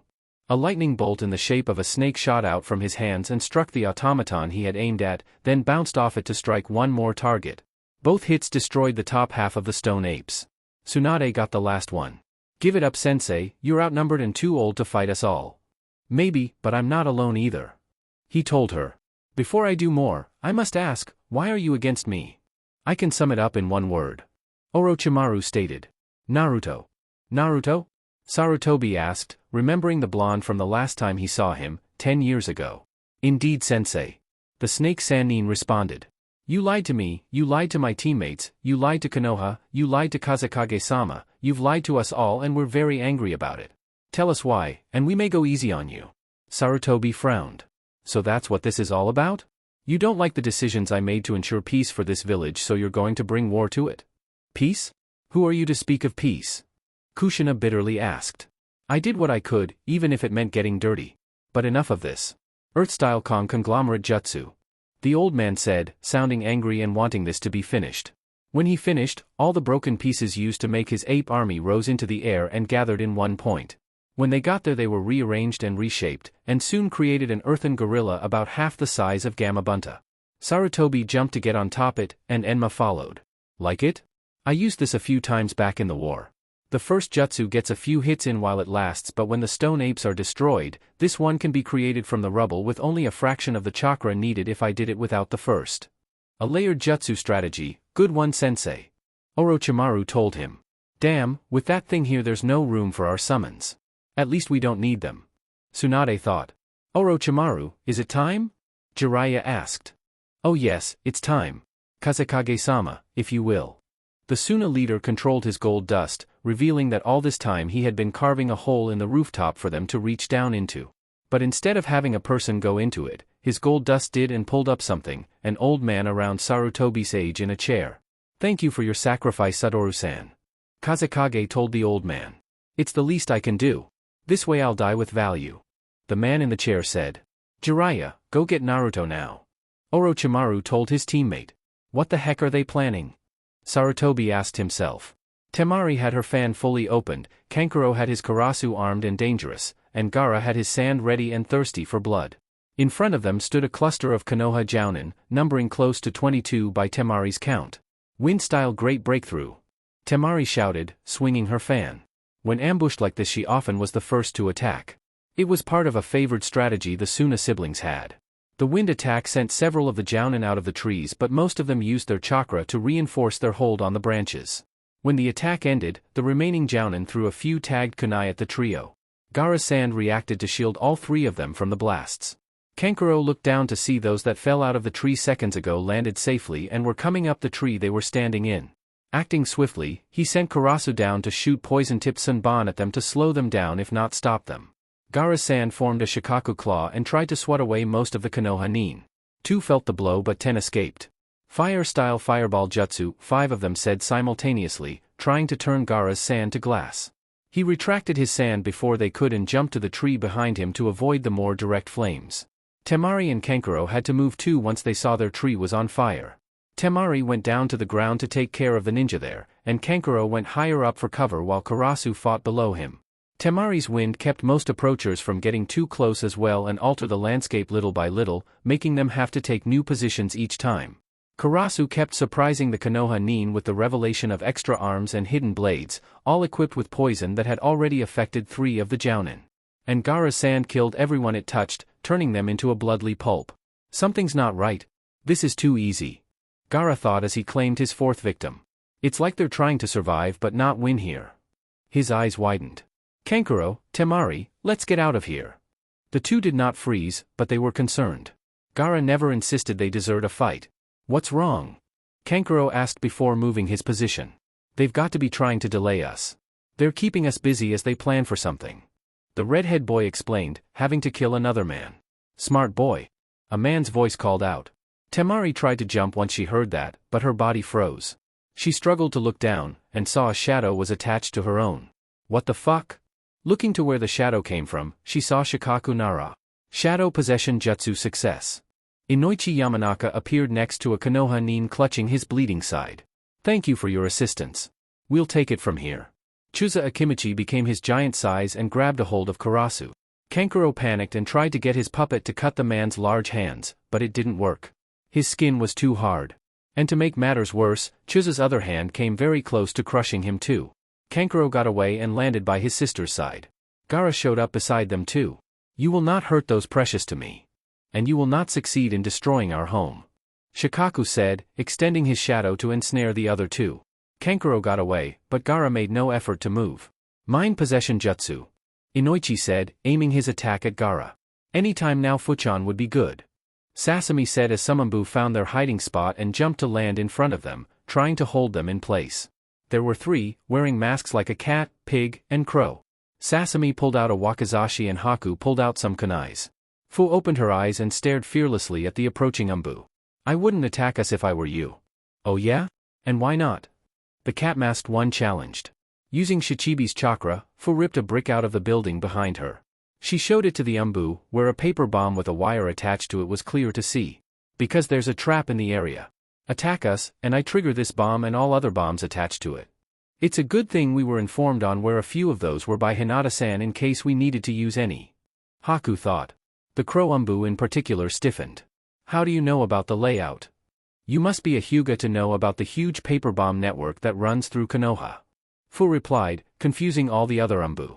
Oh, you guys didn't know. Someone rigged this entire village to explode if so much as a kunai hit the wrong spot. A spot like this one.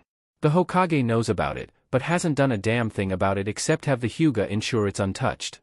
The Anbu look at the Chromasked one. It's just a contingency plan, that's all. Some carpenter set up long ago, but we stopped him from setting it off.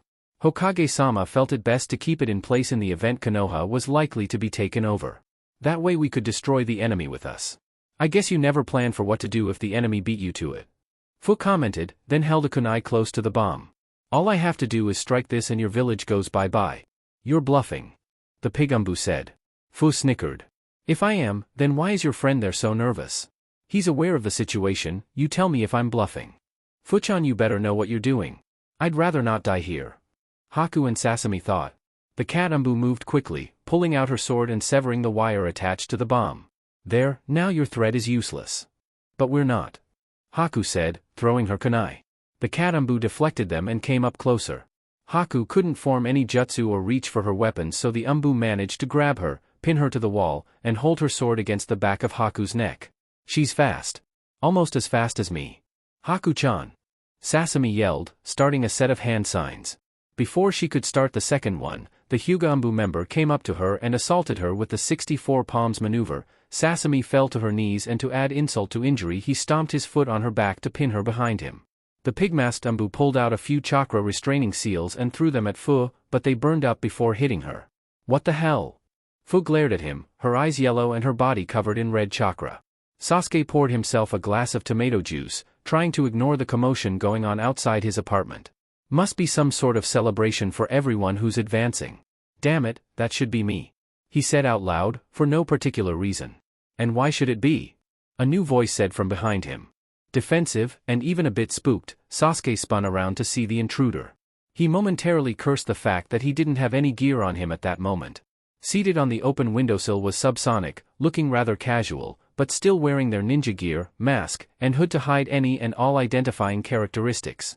Even the voice was muffled to be hard to distinguish. What are you doing here in my house? Sasuke angrily asked. I just came to see what you were going to do about your village being attacked. Sasuke raised an eyebrow. Konoha's under attack? Indeed, and by my superiors. What are you going to do about? Subsonic replied, sounding like they were both challenging him and asking him out of curiosity. Sasuke shrugged. Why should I do anything? Konoha used me, so why should I volunteer to risk my life for them? Subsonic frowned. Because once you became a ninja you swore to aid Konoha in good times and bad and do whatever it took to uphold the will of fire and your home. So? Sasuke asked. I owe them nothing. It's not a matter of owing. It's a matter of loyalty to your home and what it stands for. People outside are dying and you can look me in the eyes and tell me you don't care even a little. Subsonic asked. If it were my clan out there, Sasuke started, but was cut off by a kunai almost hitting his toes before he even knew it had been thrown. Enough with your Uchihas are the only ones who matter complex. I'm sick to death of hearing it. Subsonic told him, irritation flooding their voice. Sasuke glared. You break into my home, try to order me around, and now you insult my clan? What the hell gives you the right to look down on me? I do it for the same reason you do it to everyone else. Subsonic answered. Wait, that's not entirely true. I do it because I don't respect you. You do it because you don't respect others too, but you also think you're superior to all other carbon-based lifeforms simply because you were born with a fancy name. Maybe you've never realized this, Sasuke, but Uchiha does not translate as Kami. Get out. Sasuke said, in no mood to hear more disrespect. Subsonic stood up and looked defiant. Make me, big tough elite guy. Sasuke glared and stood his ground, but did nothing. I don't have any weapons and using fire jutsu would just damage my home. All I have is taijutsu, but it strangely doesn't look like this person actually came here for a fight. What do you want with me? He asked. To be honest, I wanted to see what you do knowing Konoha and the people who know are in danger. I can't say I'm surprised to see you be so apathetic to this, but I can say I'm disappointed. Subsonic told him. Sasuke scoffed. Don't talk about me like you know me. Oh, but I do, Sasuke Uchiha. I've been watching many people in Konoha for years, waiting for this day. You're one of the many I took an interest in. I know you have a clinical superiority complex with a narcissistic desire for it to be reinforced by those around you. I know you were considered popular and talented by your classmates, but they were misguided, mistakenly believing that your brother was unable to kill you rather than he spared you. I know you're the type of person who wants something to fight against rather than something to fight for. And I know that deep down, your strongest desire is not to kill Itachi to avenge your clan. Sasuke looked shocked and deeply offended at that last one. How dare you? I am an avenger. My entire life has been devoted to avenging my clan and killing Itachi. Subsonic shook their head. No, it's not, and I can prove it. Sasuke frowned. Oh yeah? How? Tell me, Sasuke, whenever you picture yourself killing Itachi, exactly how do you see it happening? Subsonic asked. That's simple. I face him and fight him until he dies. Subsonic gave the young boy a flat look, which didn't have much effect with a mask on. So you fight him head-on? Yes. Giving him the chance to fight back? What are they getting at? Sasuke asked himself. Yeah, so what? That proves my point that your motives are wrong. You do want to kill your brother, but you're not doing it for your clan. You're doing it for yourself. Sasuke bared his teeth angrily. What the hell makes you think that? It's simple. When training, all you think about is getting strong enough to kill Itachi. I've heard you say that several times when you train. It's always, I must get stronger, I must surpass Itachi. Do you think Itachi's just been sitting on his ass this whole time, waiting for you to come kill him? He's been training too, and he has years more experience ahead of you. That's why I must get stronger as fast as possible. Fast enough to surpass him. Sasuke interjected. Subsonic crossed their arms. Apparently the idea of killing him when his guard was down never crossed your mind. You claim you want him dead with every fiber of your being, and yet the idea that maybe you could get him when he sleeps, poison his food, wait until he exhausts himself fighting someone else, or even ambush him when he's on the toilet is something you refuse to consider. If you truly wanted revenge for your clan, you'd take any chance you could to kill him and get it over with. But no, you want to face him in a head-on battle, where he knows you're there and can fight back. What's your point? Sasuke asked, running out of patience. My point, Sasuke, is that proves what I claimed earlier. There's only one reason you would want to fight Itachi this way rather than kill him when it was easy. You want to see him fall before you and say you're stronger than he is. Even though you believe you're more important than anyone else in this village, the only person you admit is stronger than you is Itachi, and you want to change that. You want to hear him submit to your might after you defeat him. That proves that this quest of yours has absolutely nothing to do with avenging your clan. You're doing this to get an ego boost and rid yourself of the one thing you feel threatened by. Sasuke clenched his fists and looked like he was willing this unidentified person to burst into flames without any jutsu involved. Who the hell do you think you are? Who am I? Subsonic repeated. If you wanted to know, all you had to do was ask, young man. With that, Subsonic removed their hood and mask. Chapter 66, Revealed. When Subsonic first took off their mask, Sasuke didn't expect them to turn out to be someone he actually knew. If anything, he just thought that this enemy was being stupid in giving away their identity like that. The smart choice would have been to keep their face and name hidden to keep up their anonymity. But once the hood was off, Sasuke started thinking differently. There had to be a reason this masked ninja was so willing to show their face. They had to gain something by doing this, enough to make up for the fact that from now on they couldn't spy easily anymore since Sasuke would be able to identify them. With that in mind, Sasuke now got apprehensive. Subsonic's hood and mask were off, revealing a woman's face with short black hair and a set of brown eyes behind blue glasses. After that, Subsonic removed a vest which allowed her compressed breasts to relax and become more noticeable. The vest was mostly there to hold some supplies and trick people into thinking she was a man. Sasuke's eyes widened as he recognized this person. Mako Ichiba? You're a spy for another village? Yep, I'm a spy. No one would suspect someone as insignificant as a mere eye doctor of being a spy. Luckily that job ensures every ninja in Konoha comes to me in time, especially those with jujitsu, so I barely even have to look for information. Of course I still do look. Sasuke frowned. So you're the one who told those music note ninja I had a jujitsu. You set me up to lose my Sharingan. Mako looked nonchalantly. You're only half right. Yes, I did tell the ninja of Oto you have a Sharingan, but you did that too by flaunting your Uchiha name left and right. Ninja don't go bragging about themselves, you idiot. You just make yourself a target that way. And yes, I did ask them to take away your Sharingan, but I had no idea you and they were going to be in wave at the same time. I figured you wouldn't lose it until later on at the future. That was just really good timing. It doesn't matter. My Sharingan's gone and it's your fault. Sasuke said, grabbing a meat cleaver from a drawer. You may find this hard to believe, Sasuke, but I didn't ask that to hurt you. I asked that to happen so it would help you. Help me? How is making me lose my Sharingan helping me? Sasuke shouted, looking like he was 1 minute away from chopping her up like a butcher. Mako smiled. Simple. Now you know what everyone really thinks of you, and now you know not to take your own skills and status for granted anymore. Had you kept your Sharingan, you would have continued to be the council's pampered bitch with delusions that they are on your short leash, rather than you on theirs. Sasuke was still mad, but he settled down. As much as I hate to admit it, she does have a point. Even so, I will never forgive you for doing that. I don't expect you to, Sasuke. In fact, I don't think I even deserve it. Sasuke arched an eyebrow but smugly smiled. At least you acknowledge your crime against me. Mako now looked remorseful and a bit mad. Sasuke, you have no idea what I'm talking about. I did something far worse than give some shinobi the idea to damage your eyes. Something that to this day makes me feel ambivalent. There are days I still regret doing what I did, but other times I feel like I only would have made things worse had I done anything else. The same applies to how I feel about you personally, Sasuke. I don't understand. Just why would you care about me at all if you're my enemy? Sasuke asked. Because I don't want to be your enemy, Sasuke, but at the same time, I can't stand what you've become. What's wrong with you? You're an enemy, plain and simple. That's all we need to know. Mako shook her head. Life isn't as absolute as you think it is, Sasuke. But I guess there's only one way to prove it to you. She then took off her glasses and pulled out a set of brown contact lenses in her eyes, showing her pupils were actually black in color. Then she removed her headband used to keep her hair up. Without it, her dark brown hair fell down to her waist. All of a sudden, Sasuke recognized a face he had not seen in a long time except in his memories and photographs. No, it can't be. This is impossible. It's true, Sasuke. Mako Ichiba is just a fake name and identity for me. My true name is Mikoto Uchiha, your mother. You can't be. Itachi killed her just like all the others. Sasuke came close to shouting. He performed a genjutsu release, only to see nothing changed. The now revealed Mikoto sadly shook her head. I almost did die, but Itachi couldn't wound me as well as the others. I'm an expert at dodging, Sasuke, nicknamed the Kami no Kawarimi for a reason. What you saw was me faking death to avoid taking any further damage. Itachi had too much to cover to ensure I was truly dead. You can't be my mother.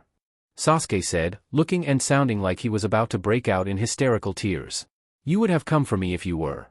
I wanted to, at first. But I couldn't. It's a long story as to why. Flashback. Dazed and confused, Mikoto started to regain consciousness. Looks like my false death jutsu is wearing off, and it looks like it was enough to trick Itachi. For all basic purposes, I had no pulse, no breath, no warmth for 2 minutes, a perfect simulation of death. Too bad Sensei was right when she said the after effects always make you feel like shit. Right now she had a headache, cramping muscles, nauseous taste in her mouth, her eyes couldn't focus, and her legs wouldn't respond to her commands. She sort of felt like she had a hangover and slept in a bad position during the night. Hey, over here. We have a live one. Some man's voice called out from above Mikoto. For some reason, I don't like the sound of that. Mikoto thought. She looked up and saw an Umbu agent standing over her, but this Umbu didn't feel normal to her. He was looking at her like she was a prize of some kind. Soon others showed up, and among them was a man with bandages on his face. My, this sure is surprising. I didn't think we'd find a live one tonight. The bandaged man said. What should we do, Danzu-sama? One of the Umbu asked, as if unprepared for encountering any survivors here. Are the others, are they all dead? Fugaku? Sasuke? Oh please Kami no. Mikoto frantically thought. Take her away to the cells. Her eyes should theoretically be the best ones to use here, and if she can still bear children, we can ensure the Uchiha line will stay alive and I'll have prime access to the children. Danzu told the Umbu. Like hell I'm staying here. Mikoto thought, then performed a substitution with a training log to get away. Fortunately for Mikoto, she didn't need a training log near the Uchiha estate to perform the jutsu. She was good enough to get clear across town using one substitution jutsu, and that was exactly where she had gone. Once free, Mikoto sat up and leaned against a tree. Her hands were covering a frontal stab wound she got during the massacre, from Itachi, and not the only wound she had right then. My son? Why did you do this? Why? Did your father push you too hard and you snapped? Were you being controlled by someone? Why? Did you really kill everyone? Is my entire family dead because of my son? She sat down and wept. Who were those people there? They talked like they had something planned for the bodies and they didn't expect anyone to still be alive. But my false death jutsu can only last a few minutes, so they showed up just moments after Itachi saw me, so how could they have known about this so quickly? Why were they more interested in taking the bodies than stopping Itachi from making more? She gasped. They were in on it.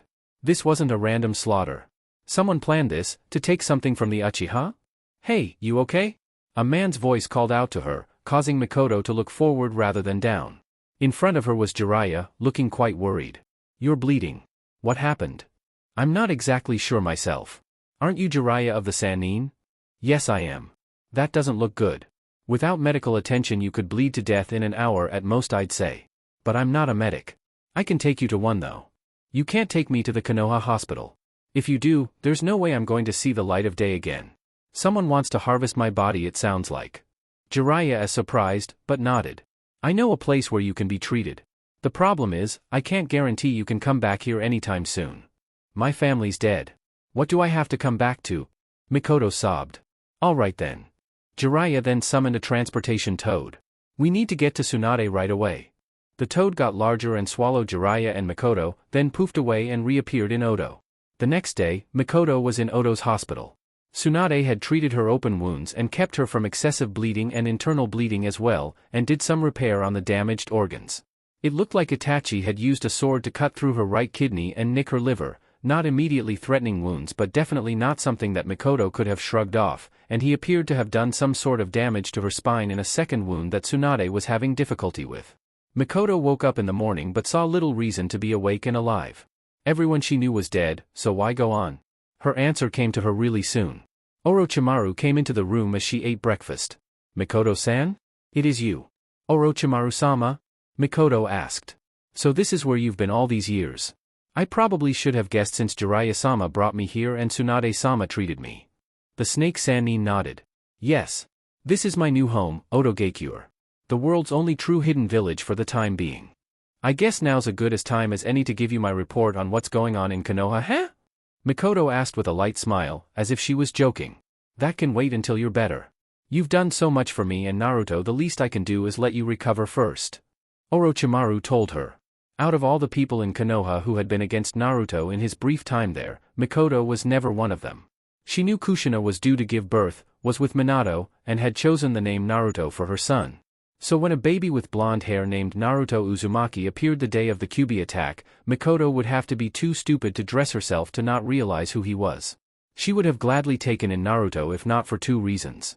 One being that Fugaku absolutely refused to even think of the idea for reasons he never explained other than no non-Uchiha should have their privileges. And the other being that Mikoto had been out of town for a while trying to find Kushina's body and something she left behind for Naruto the days following his birth, and Orochimaru beat her to having custody. She didn't find Kushina, but she found that something and kept a hold of it in secret so she could give it to Naruto when he was old enough to use it properly. So even though she was unable to raise the boy, she did help Orochimaru in caring for Naruto and even Enko when she was needed. Until he had to leave Konoha, to which she couldn't join as she still needed to care for Sasuke. So she volunteered to stay behind and warn Orochimaru of any possible threats coming from Konoha by sending him messenger birds or informing Jiraiya. This was their first direct meeting in 4 years. Thank you Orochimaru-sama, but as long as you're here and it's fresh in my memory, I might as well tell you what I know. Mikoto claimed. Orochimaru sat down on a chair beside the bed. If you insist. The last thing I remember was having a peaceful night at home when all of a sudden my oldest son Itachi came home and tried to fight my husband. He didn't move like this was some random surprise fight or even a drill, he acted like he honestly wanted his father dead. Fugaku fought back and I think the two exchanged words but I can't remember anything they might have said. I tried to interfere but Itachi moved like I was going to receive no more mercy than Fugaku was going to. This is suspicious. Orochimaru commented. Mikoto nodded then continued. He almost pierced my neck but I substituted with a log to get away and ran to find some help. To my horror, the streets were littered with bloody dead bodies. All of them, cut or pierced by a sword. She paused briefly, tearing up at the memory. I lost track of time, but Itachi caught up to me again. I tried to run, to keep Sasuke from getting hurt or even seeing any of this. Itachi used weapons and jutsus on me, and I kept substituting to get out of harm's way, but he did manage to get me once. Before he could do more, I used the false death jutsu to trick him into thinking I was dead, and I think it fooled him enough to have him pass me over. How tragic for you Mikoto-san. The snake Sannin sympathetically said. And if that wasn't bad enough, when I recovered there were men in uniform collecting the dead bodies. I know for a fact I couldn't have been out for a long time, so I have big suspicions about them.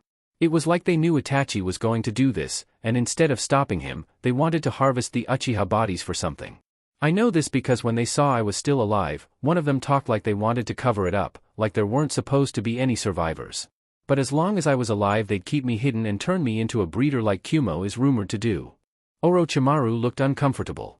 After learning what I have from Konoha, I find this very easy to believe, Mikoto-san. Is it possible that the Sandaime ordered your son to kill off your entire clan? Years ago when he learned about all of Sarutobi's shady dealings in Konoha, the idea that he could do this was not far-fetched to Orochimaru. I don't know how he could have made Itachi do such a thing, but I know my son, and I know he would never do such a horrific thing voluntarily. Mikoto answered. Itachi was like me, one of those rare types of people who became a ninja not for the glory or power or the privileges. He wanted to protect what he valued, thinking if getting his hands dirty was the price then so be it. There's no way he'd decide to commit murder on a mere whim. So obviously something pushed him in that direction. The question is what and why? The snake Sannin replied. Mikoto nodded. Yes, but for the life of me I have no idea what that is. Don't worry about it for now. Rest and heal yourself, Mikoto-san, and I'll have Jiraiya see what he can find out without looking suspicious. Orochimaru told the Uchiha matriarch. Mikoto nodded, her eyelids getting heavy and she fell asleep a moment later. End flashback. Sasuke didn't know what to say. So that's how you ended up in another village? Mikoto nodded. How long until you came back? I needed some time to recover. Not a lot, since the greatest medic in the world was there to treat me, but I had no motive to leave. Until I learned of you, that is. But unfortunately, coming back here was not easy. Mikoto answered. Flashback.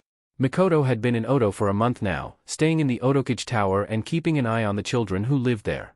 Taking care of Naruto and the others helped fill the void created by the death of her family. It also gave her something to think about besides the lack of mobility in her legs.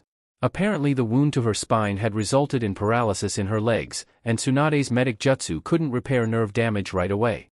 That required repeated treatments. Mikoto wouldn't be able to walk for quite a while. Right now the Uchiha woman was in a wheelchair watching Naruto try some taijutsu moves with Hinata and Isaribi while Anko and Kurenai showed them what to do. She smiled to see Kushina's son so happy and well, unlike how he was in Konoha. Kushina-chan, you'd be happy to see your son having a good life here, and probably destroy Konoha for not accepting him. Why couldn't they? Was it really so hard to have faith in Minato's work? Why is it everyone praises him for destroying an entire army yet they can't have faith that his seals work? Don't they realize his Hiration, the jutsu he beat the army with, requires seals he designed to be done? If Naruto's seal was faulty then the Hiration wouldn't even exist. Their hate and mistrust doesn't make sense. It's as if they can't trust the seal. But why? Jiraiya walked up to Mikoto and caught her attention. Hey Mikoto, I've got news you'll want to hear. But you better come with me to Tsunadeheim and Orochimaru to hear it. It's pretty important. Okay, take me there. Mikoto told the Toad Sannin. Jiraiya pushed Mikoto's wheelchair to the Oto Council meeting room, where only the other two Sannin were seated, no one else. Mikoto-san, glad you could make it. This applies to you more than anyone else. Orochimaru stated. Mikoto looked curious, but stayed silent. Whatever they were going to tell her didn't need to be asked for apparently. Tsunade spoke first. Mikoto Uchiha, judging from what Jiraiya had gathered, we have good news and bad news for you. The good news is one of your family members survived what is now known in Konoha as the Uchiha massacre. Mikoto perked up, shocked. What? Who? Your son, Sasuke. Jiraiya told her, taking a seat. Sasuke? My baby's alive? Mikoto was crying tears of relief. Oh thank Kami. Wait, what's the bad news? After hearing what you told me about what someone in Konoha had planned for your fate, I immediately worried your son would suffer the same way. However, apparently he hasn't. I'm not sure why, but your son does not to be in danger from anyone in Konoha. Jiraiya explained. Mikoto looked confused. How is that bad news? I'm getting to that. Jiraiya reassured. When I heard that Sasuke was not being kept hidden away by someone, but allowed to be out in the public with the populace allowed to know about him being alive, I was immediately suspicious. No one's made a move to take him out of the public's eyes, but I have a strong feeling someone in Konoha has plans for him. Tsunade nodded. It's like what Sensei did with Naruto.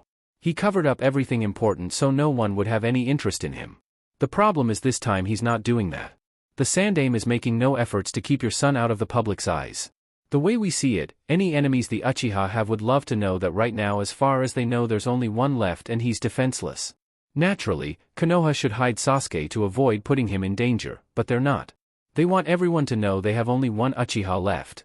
Jiraiya frowned. Sensei hid Naruto's heritage and status from him, and Konoha claiming he was keeping Naruto safe from any vengeful enemies. The fact is Minato and Kushina were not the only ones in Konoha who acquired enemies, even though Sensei lied about IWA to exaggerate the danger. When you consider this, you would think Sensei would cover up Sasuke too, saying it's for his own good and Konoha's safety. But, they're not. Mikoto nodded.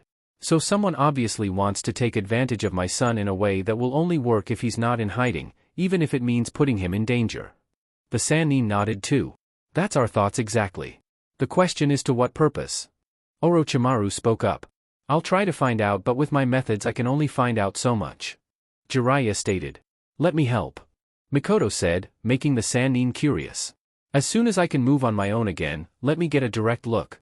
Jiraiya-sama can't be there all the time, and can't go looking for information on Konoha without looking suspicious, but I can. Orochimaru shook his head. Mikoto-san, you can't.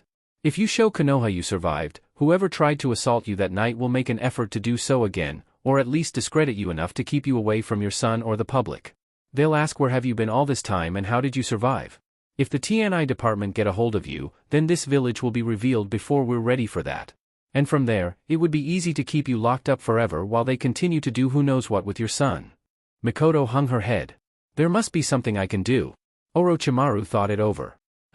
I think I know a way you can be a set of eyes and ears for us and stay out of trouble, Mikoto-san.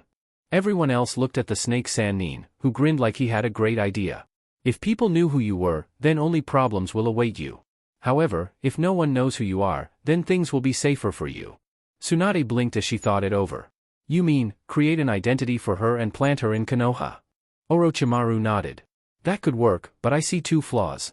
How do you get her there without raising suspicions, and how would she be able to send us information? Orochimaru turned to Jiraiya. Jiraiya, if you were go up to Sensei with a homeless civilian who can work that you're familiar with on your travels, would he turn her away? The Toad Sannin thought it over. I don't think so, but it will take some convincing. He then turned to Mikoto. Would you be able to handle that? Living under an alias and unable to do ninja work, but also unable to tell your son who you are? Even trying to gain legal guardianship over him will be out of the question, at least for a year or so. Any sooner will look like you have an agenda and you don't want that. Mikoto didn't know what to say. I won't be able to tell my baby his mother's right there with him? He has to think I'm dead? Why? Even if it's for my own good, can I do it? See him but not tell him? Act like a stranger around him. After a moment she cleared her throat. Is there really no other way? Tsunade shook her head. I don't think so, Mikoto. I know it hurts, but think about it. At least this way you can see him and interact with him even if not as family, but if you don't you'll never get to be with him again. Going back as yourself will go make things worse. But going back as someone else, and you may have a chance to get close to him and later adopt him. If things work out, that is, I can't guarantee that will happen. Mikoto sighed. Even so, it's my only chance, isn't it? The Sannin nodded. Very well. I will go back to Konoha under a fake name and keep an eye on my son that way, as well as find out things for you about Konoha that Jiraiya-sama may not have access to. As for how I can send it to you, I know a way. If I place a long line of logs and rock in a straight line between the villages, I can use the substitution technique to get from point A to point B and back all within a night if I have to. You can do that? Tsunade asked. Mikoto nodded. I'm the Kami no Kawarimi. I can substitute with many things very quickly and I have a larger range of usage than anyone else. I can cover miles in a flash thanks to one substitution, so I can cover the trip between the villages in an hour or so if I have to. The only reason I didn't get to the other side of the village away from Itachi right away that night was I didn't want him to follow me and get more people involved. But I could have if I wanted to. Orochimaru was impressed. That would help out quite a bit. A fast-moving ninja who can hide under the radar, so to speak. Our unseen Odo agent. Mikoto Uchiha, do you accept your responsibility? Before Mikoto could answer, Tsunade spoke up. Hold on, Orochimaru, she needs to recover first, and it could take up to a year to get her nerves reconnected and for her to handle the physical therapy to be as mobile as before. Mikoto slammed her open palm on the table, effectively catching everyone's attention. 6 months. I'll be ready in 6 months. I've got a son to get back to, I can't wait a year for that. Orochimaru smiled. True to her word, Mikoto finished her treatments and recovery in 6 months. 6 months and 8 days to be exact. Everyone was amazed. Tsunade had finished her medical work about 3 months after Mikoto arrived in Odo, meaning 4 months of treatments total. After that, Mikoto regained the ability to use her legs, but had to learn to stand on her own again and get coordinated again when moving. Not only that, she needed to be used to performing jutsu again. But her desire to be near her son again motivated Mikoto like nothing else could have. So now, Mikoto stood on her own in front of Orochimaru, Tsunade, Jiraiya, and the entire shinobi council of Odo. Orochimaru stood as the most prominent person there. Mikoto Uchiha, you have surpassed our expectations and regained your ability to serve our village as desired faster than expected. That shows us you will be a great asset to our village. Will you serve us? Mikoto nodded. I will. Konoha has proven to be a threat to me and my family, and while I cannot act yet I will find out the depths of this threat and ensure it will not spread to Odo Geikure. I owe my life to the Sannin, and I will do as they ask to the best of my abilities, as a kunoichi of Odo. Orochimaru smiled. I'd give you an Odo Hitai 8, but where you're going that will only get you in trouble. Then he looked serious. Mikoto-san, your mission is to disguise yourself as a civilian and allow Jiraiya to take you to Konoha. Once there you will assume a civilian's lifestyle and work, but keep a watchful eye and ear out for anything that can be of use to us. You have my permission to investigate the matter with the Uchiha as you wish, as long as it does not interfere with your other duties and does not put you at risk. At least once every 2 weeks, report back to us at your convenience. Do you understand? I do, Odokichi-sama. Orochimaru and the others looked pleased. Very well.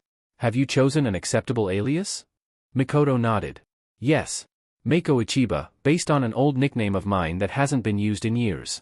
With that and a simple non-genjutsu disguise, I will handle my role with ease. I also learned how to be an eye doctor from my mother, so with Jiraiya-sama's help, I should have no problem landing a job as an unassuming optometrist. Someone every ninja will eventually come to and chat with. Orochimaru and the others nodded. Excellent. From now on, you will no longer be known as Mikoto Uchiha until further notice. In Konoha, you will be Mako Ichiba. In Odo, your identity will be hidden to keep any spies in here from finding you. Here, you will be our secret weapon. Fast, unseen, unheard, unnoticeable. Your title will reflect that. You are subsonic. End flashback. And even you should know the rest, Sasuke. Mikoto finished to her stunned son. I came back, got a job, got a home, and got to see you around town all the time. It would have been great, until I found out that during the 7 months I was gone you went from being a sweet boy to a rotten spoiled brat. No wonder Jiraiya-sama didn't tell me what you were like during my recovery. Had I known, I would have given up. Sasuke was barely able to comprehend all this. Itachi had been unable to kill his mother? Someone knew about the massacre beforehand and seek to profit from it? The legendary Sannin had turned traitor to Konoha and were in charge of the music note ninja? His mother had been in Konoha for years but couldn't expose herself even to him to keep them both out of danger? This can't be true, Sasuke said. Can it? It is, Sasuke. Mikoto reassured him. Don't you remember how in my first year here I was always nice to you? Gave you treats? Offered to keep you company? Everyone did that. And they also tried pushing their daughters onto me too. Mikoto sadly nodded. I remember. I also remember how you treated me when I was being nice. Nothing I did was good enough for you and you never wanted to talk to me unless I was kissing your ass. It hurt, but I thought you were just upset from the tragedy. It was worse when I saw you on your 9th birthday. Remember that? Sasuke tried to think back. No, I don't. I'm not surprised. Mikoto said, sounding mournful. I got you some of your favorite candy as a kid, hoping it would make you think of your mother and feel less alone. But when you got it, you... Now she looked somewhat angry, shedding tears. You actually had the gall to tell me it was the most worthless gift you ever got. You actually told me the wrapping paper was worth more to you than the gift was. You said my gift wasn't going to help you kill your brother and it was an insult to your clan to give you an inexpensive useless gift? It was. Sasuke said before he could stop himself. Mikoto still looked mad. A heartfelt gift was an insult? Sasuke, I never thought I could love and hate you at the same time. Now Sasuke looked hurt. What? You're my son and I love you. I've never stopped. But at the same time, I hate what you've become. I know you can become a good person again, the kind of boy others can be proud of, but as long as you continue to believe that you're the only one who matters, you're just going to keep making me sick. Sasuke gasped in disbelief. What? Mikoto crossed. Even when you thought I was dead, did you think I would approve of your behavior? But I'm just trying to avenge everyone. That's important to us. Sasuke argued. Mikoto leaned closer, her glare started to make Sasuke panic a bit. No, it's important to you. I don't like what Itachi did either, but I've at least made my peace with it. You however refuse to, and until you try, if you ever do kill Itachi, you'll just feel hollow because then you'll have nothing else to look forward to in life unless you decide someone else needs to be killed. I mean, seriously Sasuke, have you ever thought about what you're going to do after you kill your brother? I'll rebuild my clan and bring it back to glory again, without any council members using me. The young man answered. Mikoto scoffed. And how are you going to do that? You've already alienated every girl in your age group, even your most devoted one. You think you just have to act nice after Itachi's gone and they'll forget you called them worthless brainless bitches who are only there to make things easier for you? Girls don't forget those kind of things so easily Sasuke, and they don't forgive on command no matter what your status may be. You've basically lost any chance to rebuild your clan since you've made it clear you don't care about anyone but yourself. Now Sasuke got a little mad. You're telling me to forget about what happened to my clan? You dare call me heartless, while this whole time you don't care about what happened to us nor tell me you were alive this whole time. What gives you the right to pass judgment on me? Mikoto crossed her arms, still looking stern and in charge here. Once again you're only seeing this in a way that affects just you. You're not even asking how am I affected, nope, just yourself. I told you I don't like what Itachi did, and I've been miserable not being able to tell you who I really am. But if you really want to know why I decided what I did, you've got to stop thinking about yourself for a moment. Sasuke frowned but he did look less offended. Nonetheless he tried to reassert himself by crossing his own arms. Fine. Explain yourself. Frowning, Mikoto jabbed Sasuke right on the forehead with her fingers exactly like Itachi used to. The gesture made Sasuke lose his composure. You've got a lot of nerve, son. Here I am trying to make you see reason, and you just talk to me like I'm your subordinate? Maybe I'm to blame for not raising you these past few years, I can admit that, but you're clearly not ready to face the truth. Even when it's right in front of you. She then turned away and stepped away from him, as if heading for the window. Where are you going? Mom? He asked, calling her Mom quietly, as if he was afraid to. Mikoto stopped but didn't face him. Out. I still have a job to do here. Talking to you and trying to get you to open your eyes was just part of it.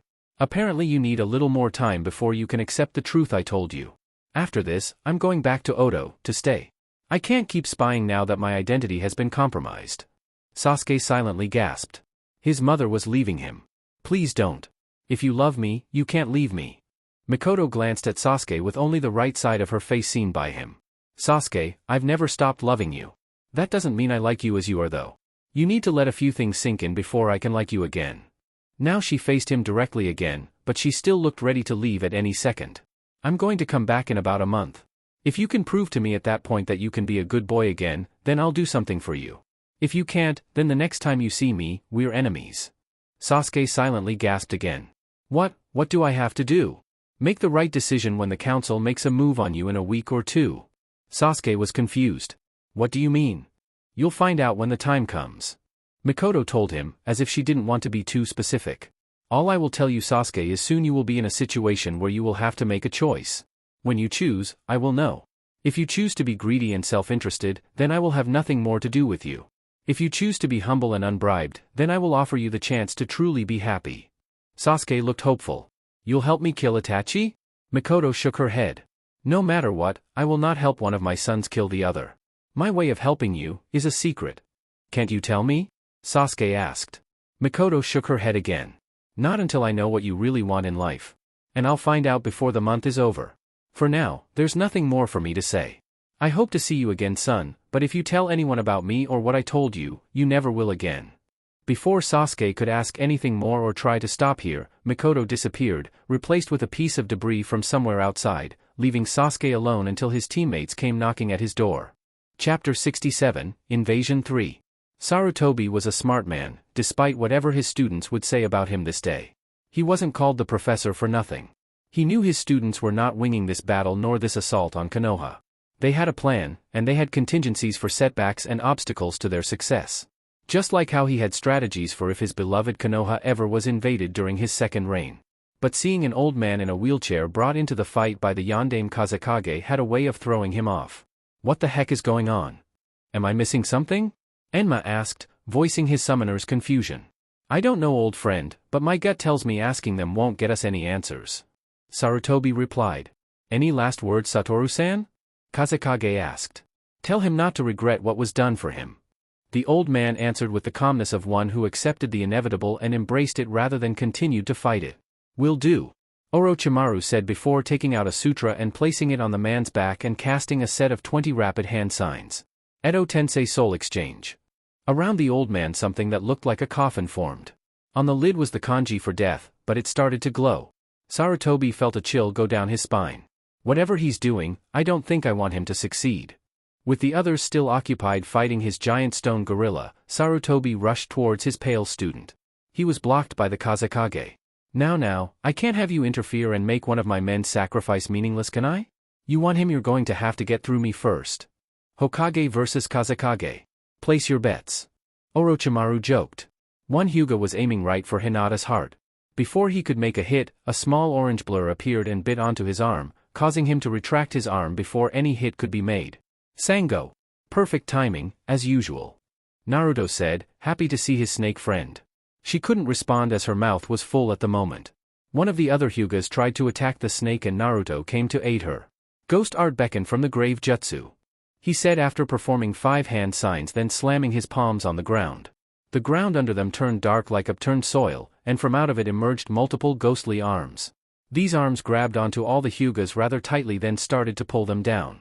The Hyuga watched in horror as their feet started sinking into the darkened ground. Niji reacted by hitting the arms with the jukin, which destroyed the arms but only briefly. A destroyed one always reformed and grabbed another available spot. What the hell is going on? Hisashi asked when his ankle sank completely into the ground.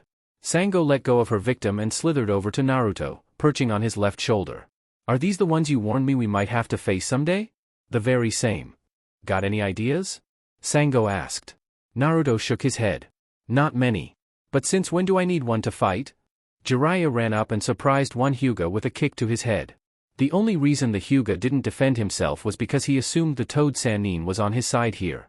Jiraiya-sama? What are you doing? A different Hyuga asked. My duty here, taking down Konoha. You betrayed us? Hisashi asked. Chronologically speaking, Konoha betrayed me first, but I owe you no explanations. He then created a Rasengan and thrust it into an attacking Niji's stomach. It wouldn't kill him, but it would certainly leave a mark for quite a while.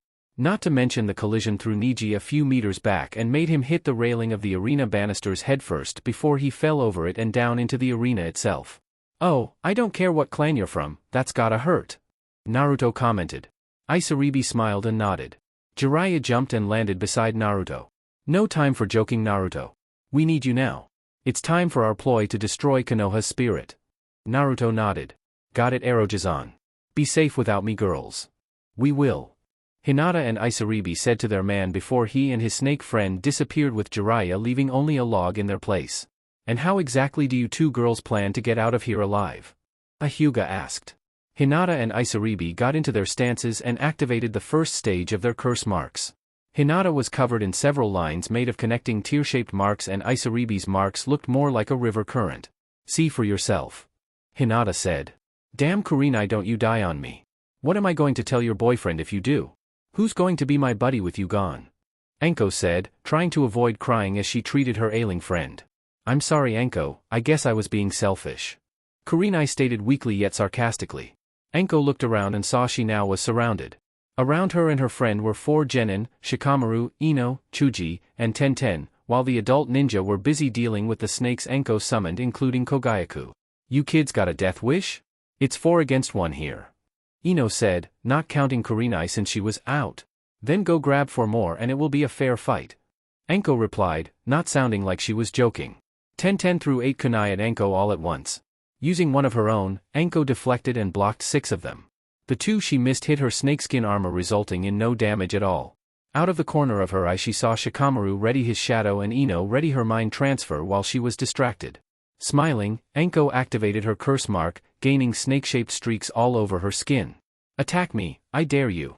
Shikamaru hesitated, unnerved by this strange display, though he did remain ready to retaliate if he needed to. Tenten acted similarly by not throwing more weapons but keep some at hand ready at a moment's notice. Ino on the other hand, mind transfer jutsu. Anko smiled and allowed the attack to hit her, immediately making Shikamaru wary. But as soon as Ino was in there, screaming was heard and it looked like Anko was grabbing her own head. Ack! It hurts. It hurts. All of a sudden Enko stopped and Ino's body returned to consciousness. Chuji was immediately at her side. What happened? Her chakra. It's unnatural. Evil. The Yamanaka Arasade herself say. You're a monster. She then told Enko. The snake summoner smirked. Oh, you want to see a real monster? How about this? Now she was activating her second stage. Kakashi thrust a kunai into the neck of an Odo shinobi, killing him. There, it looks like things have calmed down a bit. I better go check up on my students. Hey guy, I'm done here. Think you can dash? He stopped when he saw the green-clad Jounin wasn't there anymore. Where did he go? Oh well, I better get going too. He headed towards outside the arena, but stopped when an approaching shadow formed around him. He jumped to his right, narrowly avoiding what looked like a large white drill that would have otherwise skewered him like a spear. Two ninja wearing Odo symbols then landed at his left and right. The one on his right was the imposter Odokage, dressed in a black outfit with a green vest and sporting a faceplate eerily similar to what Tobarama wore but with Odo's symbol rather than Konoha's. The one to his left had pale skin and white hair, and wore loose purple pants and a loose open white shirt, sporting an Odo Hitaiate on his forehead. Kakashi Hatake, we've heard about you. You will find this to be a rather difficult fight. The white-haired one stated calmly. Well, it's not fair that you two know me but I don't know you. Kakashi calmly said, almost sounding bored. Yet he was still on his guard, he only wanted to sound foolish to lower their likelihood of taking him serious right away. We're ninja. We don't do things fair. But if you must know, I am Yamato Tenzu. And I am Kimimaro Kagaya. Kagaya? That name feels familiar. Where have I heard it before?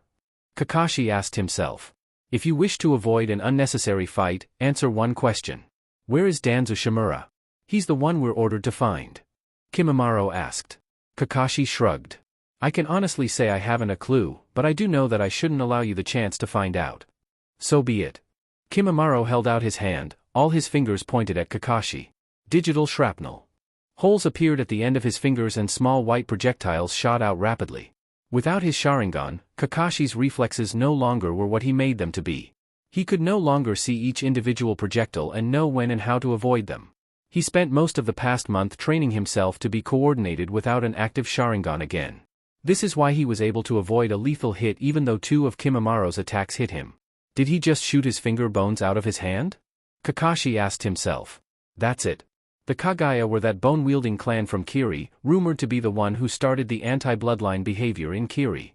What's one of them doing here? Dance of the Camellia. Kimimaro then sprouted a bone spike from his upper arm that he pulled right out of his body then held in his hand. This bone looked just like a hiltless sword. Wood-style 4-pillar prison jutsu. Yamato said behind Kakashi, catching the former Umbu's attention. Wood-style? That's impossible. Yet the sight of a wooden cage forming around him proved otherwise. What the hell kind of village do you people come from? The sound worked best in silence. Kimimaro told him. That kunoichi I faced in Wave said the same thing. Say what you want about this people, they understand the importance of deception. Kakashi thought while he was also trying to think up a way out of this. Kimimaro approached him swiftly hoping to impale this in a painful spot. Kakashi had little room to dodge, but Kimimaro did not expect him to just stand there and take it. Nope, the Konoha nin would try and defend himself, and Kimimaro wanted to see how. It would be alright as long as Yamato was there to provide backup. Fire-style Grand Fireball Jutsu. Kakashi said before creating a gigantic fireball that both burned his wooden prison and moved toward his enemy. Exoskeletal armor. The white-haired Odo nin suddenly grew bone plates all over him, deflecting the fire attack and leaving him unharmed. Wood-style chakra binding roots. Yamato said in an effort to keep Kakashi unable to do much more. Large tree roots burst out of the ground surrounding the former Cyclops. Raikiri. Kakashi declared, creating his electric attack. Using it he slashed the approaching wooden limbs, keeping them off him completely. He had to stop when he felt something hit the back of his right shoulder.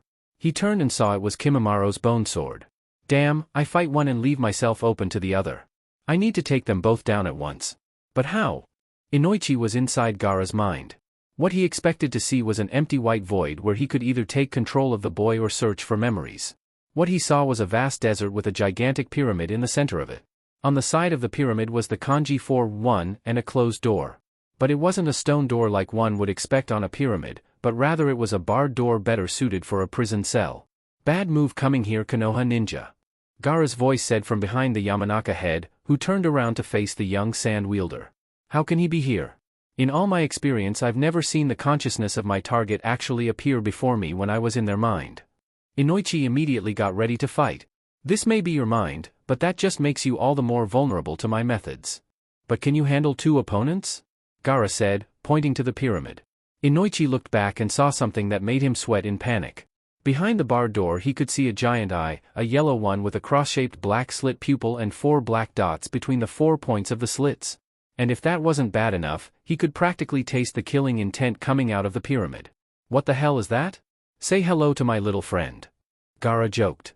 Inoichi felt the sand underneath his feet start to move, pulling him towards the pyramid door. Oh hell no. He jumped away, getting away from the sand pull. Sand shuriken. Gaara said, throwing 3 sand discs at Inoichi. The first one struck but he avoided the other 2. I've heard of your type of ninja Konoha-san. You place yourself in the mind of your target to gather information or use their body. But it works best when the target is unaware or weak-willed. Too bad for you I was neither when you attacked. And to make matters worse, my consciousness isn't the only one here, so taking me over is practically impossible for you. Gaara threw some more sand weapons at Inoichi, who worked at dodging. While he dodged, he had to keep moving away from the pyramid the sand current was pulling him towards. Damn it, I'm in a tough spot here. If I focus on the kid I'm vulnerable to the thing in the pyramid. But whenever I get away from it that gives the kid a better chance to hit me. What do? I can either get out of here or... Getting an idea, Inoichi ran towards the pyramid and jumped, landing on the side of the stone building. There. I'm away from the sand and the kid so I can prepare a proper jutsu. Gaara smiled. You really think you're safe there? Take a better look. Inoichi saw that several of the bricks on the pyramid walls were actually replaced with small barred opening, resembling gutter vents. From out of them brewed tendrils of sand that quickly looked like clawed hands, each having blue markings running along them and black tips at the end of each claw. What the heck is in here? Inoichi almost screamed, trying to fend off the multiple appendages.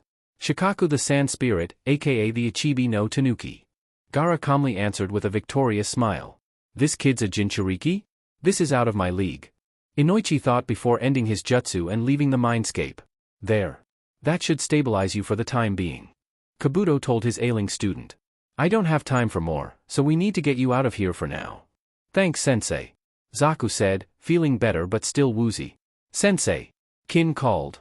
I don't think doing that is going to be easy right now. Kabuto looked at his student and saw Guy standing before Kin and Dosu. I'd hate to have to crush such youthful spirits and growing potential, but I do have a job to do. Pity it had to come to this. Kabuto stepped forward. Guys, let me handle this one. You two get Zaku out of harm's way.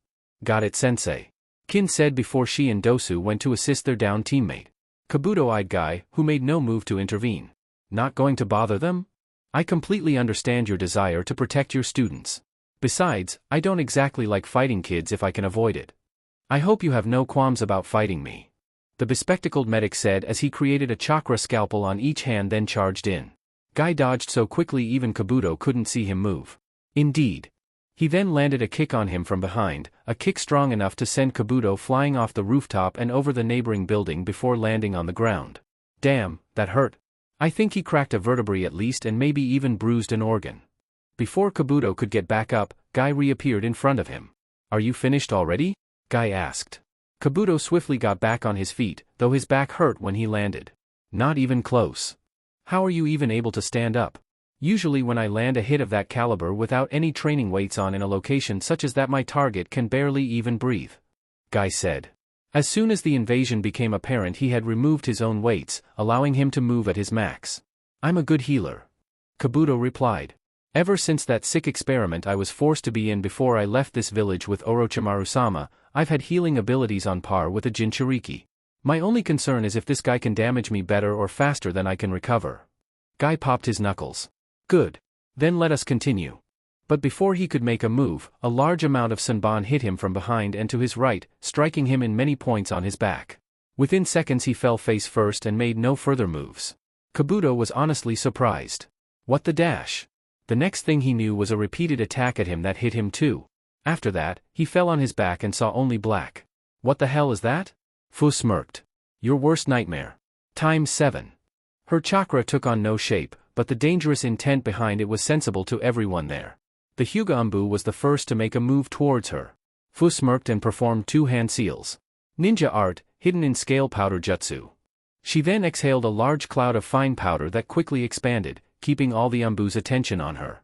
Haku and Sasami covered their eyes right away, though Haku then make a few one-handed hand signs. In the bright daylight with little shade in the alley, the sunlight bounced off the fine powder and reflect enough light to rival the sun.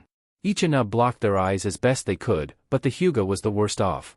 The bright blinding light was coming from all directions, so with his Byakugan on he was the most affected by this. My eyes.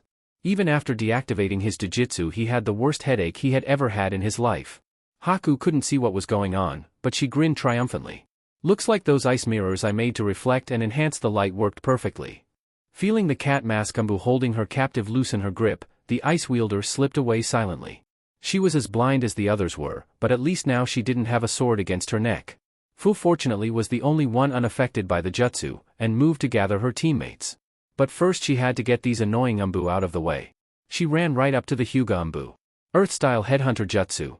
She touched him and instantly his body sunk in the ground up to his neck, leaving him easy prey for a decapitation move. Then she approached the pig-masked Umbu who was standing close to Sasami, who was still downed. Ninja art, glitter razor torture jutsu. She exhaled another burst of glowing powder that covered this man from head to toe. The pig Umbu soon screamed and tore at his body. What the hell is this? Fu smiled seeing this man suffering. She was taught the powder techniques by Shibuki as a gesture of trust to her, even when she chose to make Oto her permanent home rather than Taki. For the most part, they were distracting or irritating techniques that incapacitated an enemy while the support handled them directly. This move, the glitter razor torture, was one of the few methods where actual damage was done to the victim. The powder embedded itself in the victim's skin and clothes, striking nerve points, making the body feel like small razors were cutting into it, everyone all at once. The cat Umbu was now the only one they're able to fight, even though it was still too bright for her to see. I can't fight effectively here. I better get out of here. Maybe Hayate-kun can help me out. She immediately shoeshined out of the area and took off her max, trying to regain her vision. An Umbu on the move landed beside her. You alright, Yugao-san? Yugao rubbed her eyes. I will be. Watch out for a kunoichi with green hair. There's something sinister about her. Many Hyuga came in, but Hinata created chakra blades that emerged from her palms. 5 trigrams protective blade dance. Swinging her arms around, she kept any Hyuga from getting too close to her. Those that got cut for it. Hisashi had to admit he was impressed with this maneuver. It reminds me of the rotation, but here she sacrifices the overall effectiveness of the defense to create an offense/defense combo. Impressive, but unless you're flexible enough to react quickly you leave yourself open too much. While Hinata was handling that, Isaribi took out one of her storage scrolls. Oh no you don't. A female Hyuga elder shouted, throwing a kunai at the swimming enthusiast. She blocked with one of her trench knives and opened the scroll before biting her thumb and smearing blood on a seal. Water's not going to do you any good here. There's no place for you to contain it. A Hyuga with a mustache told her. He was right, the surrounding area had too many places for any water to drain out in. Who said I was using water? Isaribi asked. A closer look showed this seal did not have the kanji for water, but rather the one for person. A large cloud formed around the scroll, blinding even the Byakugan momentarily. When it cleared, all the Hyuga stopped what they were doing, too surprised to do anything else. It can't be. It is. How is this possible? Standing in the dissipating smoke was Hitomi Hibiki, formerly Hitomi Hyuga, wife of the late Hayashi Hyuga. And she did not look happy. Hello everyone. Miss me? Hi, Hitomi? Hisashi asked. Hitomi looked at him but her expression did not change. Hisashi. Call off your men. You know what I can do if you don't. She looked at each of them, giving her darkest frown for the elders. She wasn't imagining things when she felt they were the most surprised to see her alive and well. How can this be? We were told you died due to difficulties in giving birth that were so great you had to be taken to Tsunade-sama, but she couldn't save you. Hisashi asked, genuinely surprised though not upset to see her. Rumors of my death have been greatly exaggerated. Hitomi answered. Exaggerated? The story was downright falsified. An elder stated. Like I care what any of you think. You're the ones who tried to kill me. Hisashi jerked back in surprise. Kill you? Hitomi smirked. Why don't you ask the elders exactly why I had a difficult birth in the first dash? She stopped when one of the Hyuga 20 years older than herself threw a kunai at her, trying to silence her. Hinata used her chakra blade to cut the kunai and stop it. Don't you dare hurt my mother. She shouted, glaring at her former family. Then she started to activate the second stage of her mark. The Hyugas wanted in fear as the young girl before them started to sprout white and brown feathers and her hair became a bit spikier, though not quite like Naruto's. Her hands morphed to resemble yellow-scaled bird legs and feet shaped like human arms and hands but tipped with long black talons. Behind her grew bird wings covered almost entirely in brown feathers on the top side and white with brown horizontal stripes on the underside, and tail feather brown on both sides. Her lips hardened into what looked like a bird's beak, though it was still shaped like a human mouth, and her Byakugan became black. Right now, she looked like some combination of human being and falcon. My turn. Isaribi said before activating her own curse mark. Her skin became a soft green hue and scaled, though her underside and face became more of a pale yellow color with green stripes under her eyes. Her arms got thicker and sprouted small fins on the back of the forearms, her fingernails got sharper and could not be distinguished from her fingers. The same happened to her legs, but her toes were webbed unlike her fingers. Her hair blended with her skin causing her to become bald, yet her long bangs on the side of her face remained, just transformed into what looked like a vestigial set of arms. On top her head there emerged a fish's dorsal fin. And, basically her sea creature form is her second stage in this story. What the hell are you? A bald Hyuga asked. Pissed off Kunoichi. Hinata answered. Inoichi returned to his own body and saw his allies trying to fight the other Tsunagenin. Temari and Kankuro were keeping the Konoha ninja effectively at bay while only struggling to avoid Chuza's large arms. When his eyes returned towards Gaara, who was just standing there ignoring everything yet protected by his automatic sand defenses, Inoichi saw a smile on the red-haired boy that chilled him to the bone. Target the redhead first. He's the most dangerous one here. He shouted to his comrades. Not one to argue with his teammate, Shikaku started to get ready for a shadow binding for Gaara. The Tsunanin saw it coming and let his sand cover the ground. Sand wave overflow, the sand rose to create a wall-like wave that if made out of water would have been perfect to surf on. This wave interfered with both Shikaku's and Chuza's methods, but didn't make them stop trying. Suddenly the wave rushed forward as if reaching out to crush them from above. Shikaku immediately backed away as quick as he could, and he wasn't the only one. Clever ploy. This attacks us and prevents my shadow from reaching anyone at the same time. I need to try from another vantage point. Chuza seemed to be the only one not bothered by the sand attack. Expansion Jutsu full body. The large ninja now became even larger, gigantic enough to step on a small building like it was a tin can. The sand wave did nothing to him, feeling mostly like a splash against his ankle. All the ninja stopped moving, even the Tsunanin, awaiting his next reaction. Gaara grinned. You're not the only one who can get bigger. All of a sudden the sand around him came back to him and started to swiftly pile up. Temari and Kankuro got away as quick as they could. Chuza reached down trying to stop the growing sand pile, but it seemed to push back against him just as hard, and it was even taking shape. What's going on here? Where's he getting all this sand? Shikaku asked. He may be using the ground he's standing on, converting it into sand. Or maybe he had storage seals containing more. Inoichi suggested. Chuza tried even harder to keep this growing sand pile down, even pressing his whole body against it like a sumo wrestler would. Bad idea, for the mound grew arms and they grabbed him, digging their claws into him where his armor didn't cover. He struggled to pull back and saw the sand form a head on top. A head with raccoon eyes and ears, and a mouth full of jagged teeth. Behind the sand construct appeared to be a tail made from hundreds of smaller tanuki tails pressed together. From the forehead emerged the top half of Gaara's body. Shikaku, go ahead and have a little fun. Just remember, only target the Konoha shinobi. Gaara said. The bijou under him smiled. Thanks kid. This will be a blast.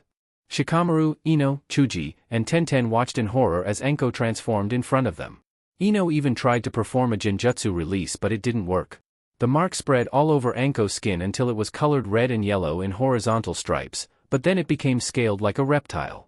Her purple hair became dark red and the ends started to look like yellow-tipped snake tails. Her eyes gained thin black rings around them and the pupils turned yellow with black slits. The ends of her fingers changed to look like snake heads with permanently closed mouths. Enko smiled, revealing serpentine fangs and a forked tongue. What the hell are you? Ino asked, scared to face such an opponent. Tenten threw a shuriken, but Enko ducked and held out her left arm. The limb stretched like rubber and grabbed her right calf. She was pulled towards the Oto Kunoichi and suddenly the arm wrapped around her and tightened. It's like she's trying to constrict me. Tenten thought, already struggling to breathe. Thinking quickly, Chuji started to prepare an attack. Expansi dash, he was cut off by a kunai to his neck held from behind. He turned and saw Kurenai, her first stage mark active, decorating her skin with chains of connected diamond shapes. What the hell? Aren't you supposed to be? He looked back at where he thought she was, only to see an empty spot. Genjutsu. I tricked you all into thinking I was still down and out, so I could sneak up on you all. Kurenai replied. Ino held out her hands. Mind destruction dash. She stopped when she felt a second Kurenai holding a kunai against her throat. How are you dash? This has got to be another genjutsu. Shikamaru said, now captured by a third Kurenai. Where's the real one? Seeing the others were held up for the moment, Anko held out her right arm and stretched it too, constricting Chuji. Then she lifted her right leg and it even stretched, allowing her to constrict Ino too. Once held tightly, the Kurenais by the genin faded away, leaving the real one holding Shimakaru. Looks like I'm the only one who has any chance of getting us out of this until reinforcements arrive. What a drag. Shikamaru thought. Sarutobi tried to hit the Kazekage with his adamantine staff, but Suna's leader blocked with a gold staff of his own. Both were pressing as hard as they could against the other, trying to make the other Kage slip up and reveal an opening. In the background, Sarutobi noticed that his giant stone gorilla had not hurt any of the others yet. It couldn't seem to move fast enough to hit any of them, but at least Tsunade wasn't able to shatter it in one punch. At the same time Orochimaru looked like he was waiting for something. Sarutobi, I demand an answer for why you tried what you did to my village. Kazekage told the old man. Sarutobi did not look intimidated. I did no harm to your village. Any harm that happened was your own fault. It was you and you know it. No, it was you and you know it. Sarutobi countered. All I did was suggest something. You're the one who chose to take it seriously. Did I order you to treat your Jinchuriki like something less than human? Did I order you to make his training hell until he snapped and would lash out at you and Suna until nothing was left but rubble? Did I? No, I didn't. I merely made a comment. Whatever happened, it was because you chose to take my threat seriously. You're just as mad at yourself as you are at me, you just won't admit it. Thinking quickly, the Kazekage tried a sweep kick to unbalance the old Hokage. Sarutobi saw it and jumped above it, but unfortunately this gave Kazekage the opportunity to attack again with his staff. The end hit Sarutobi's helmet and knocked it off, giving the old man a bit of a bruise on his left cheek. Maybe you're right. But what I really want to know was why did you give me that comment in the first place? What did you have to gain from telling me to treat my own like a monster? Did you want Suna to be destroyed? We were your allies and posed no threat to you. If anything, getting rid of us would only weaken you because you have no support if someone attacked you. Like now. Kushina was heard stated, using her chains to immobilize the gorilla golem. Sarutobi was surprised. They caught it? How? Kazekage smiled. What did you expect? We're in a finite area thanks to the barrier. Not to mention I placed a lot of my gold rust in the rubble you created it from, so now it's really slow and heavy. I'm kind of surprised it lasted as long as it has. This thing's got to have a weak spot. Tsunade said. She then ran up the stone body and got on its face. Might as well try here. She cocked her fist and thrust a punch right between the eyes of the stone gorilla. It shattered like it was made of dry clay. Kushina recalled her chains as Tswanda landed on her feet. Nice job Tsunade-sama.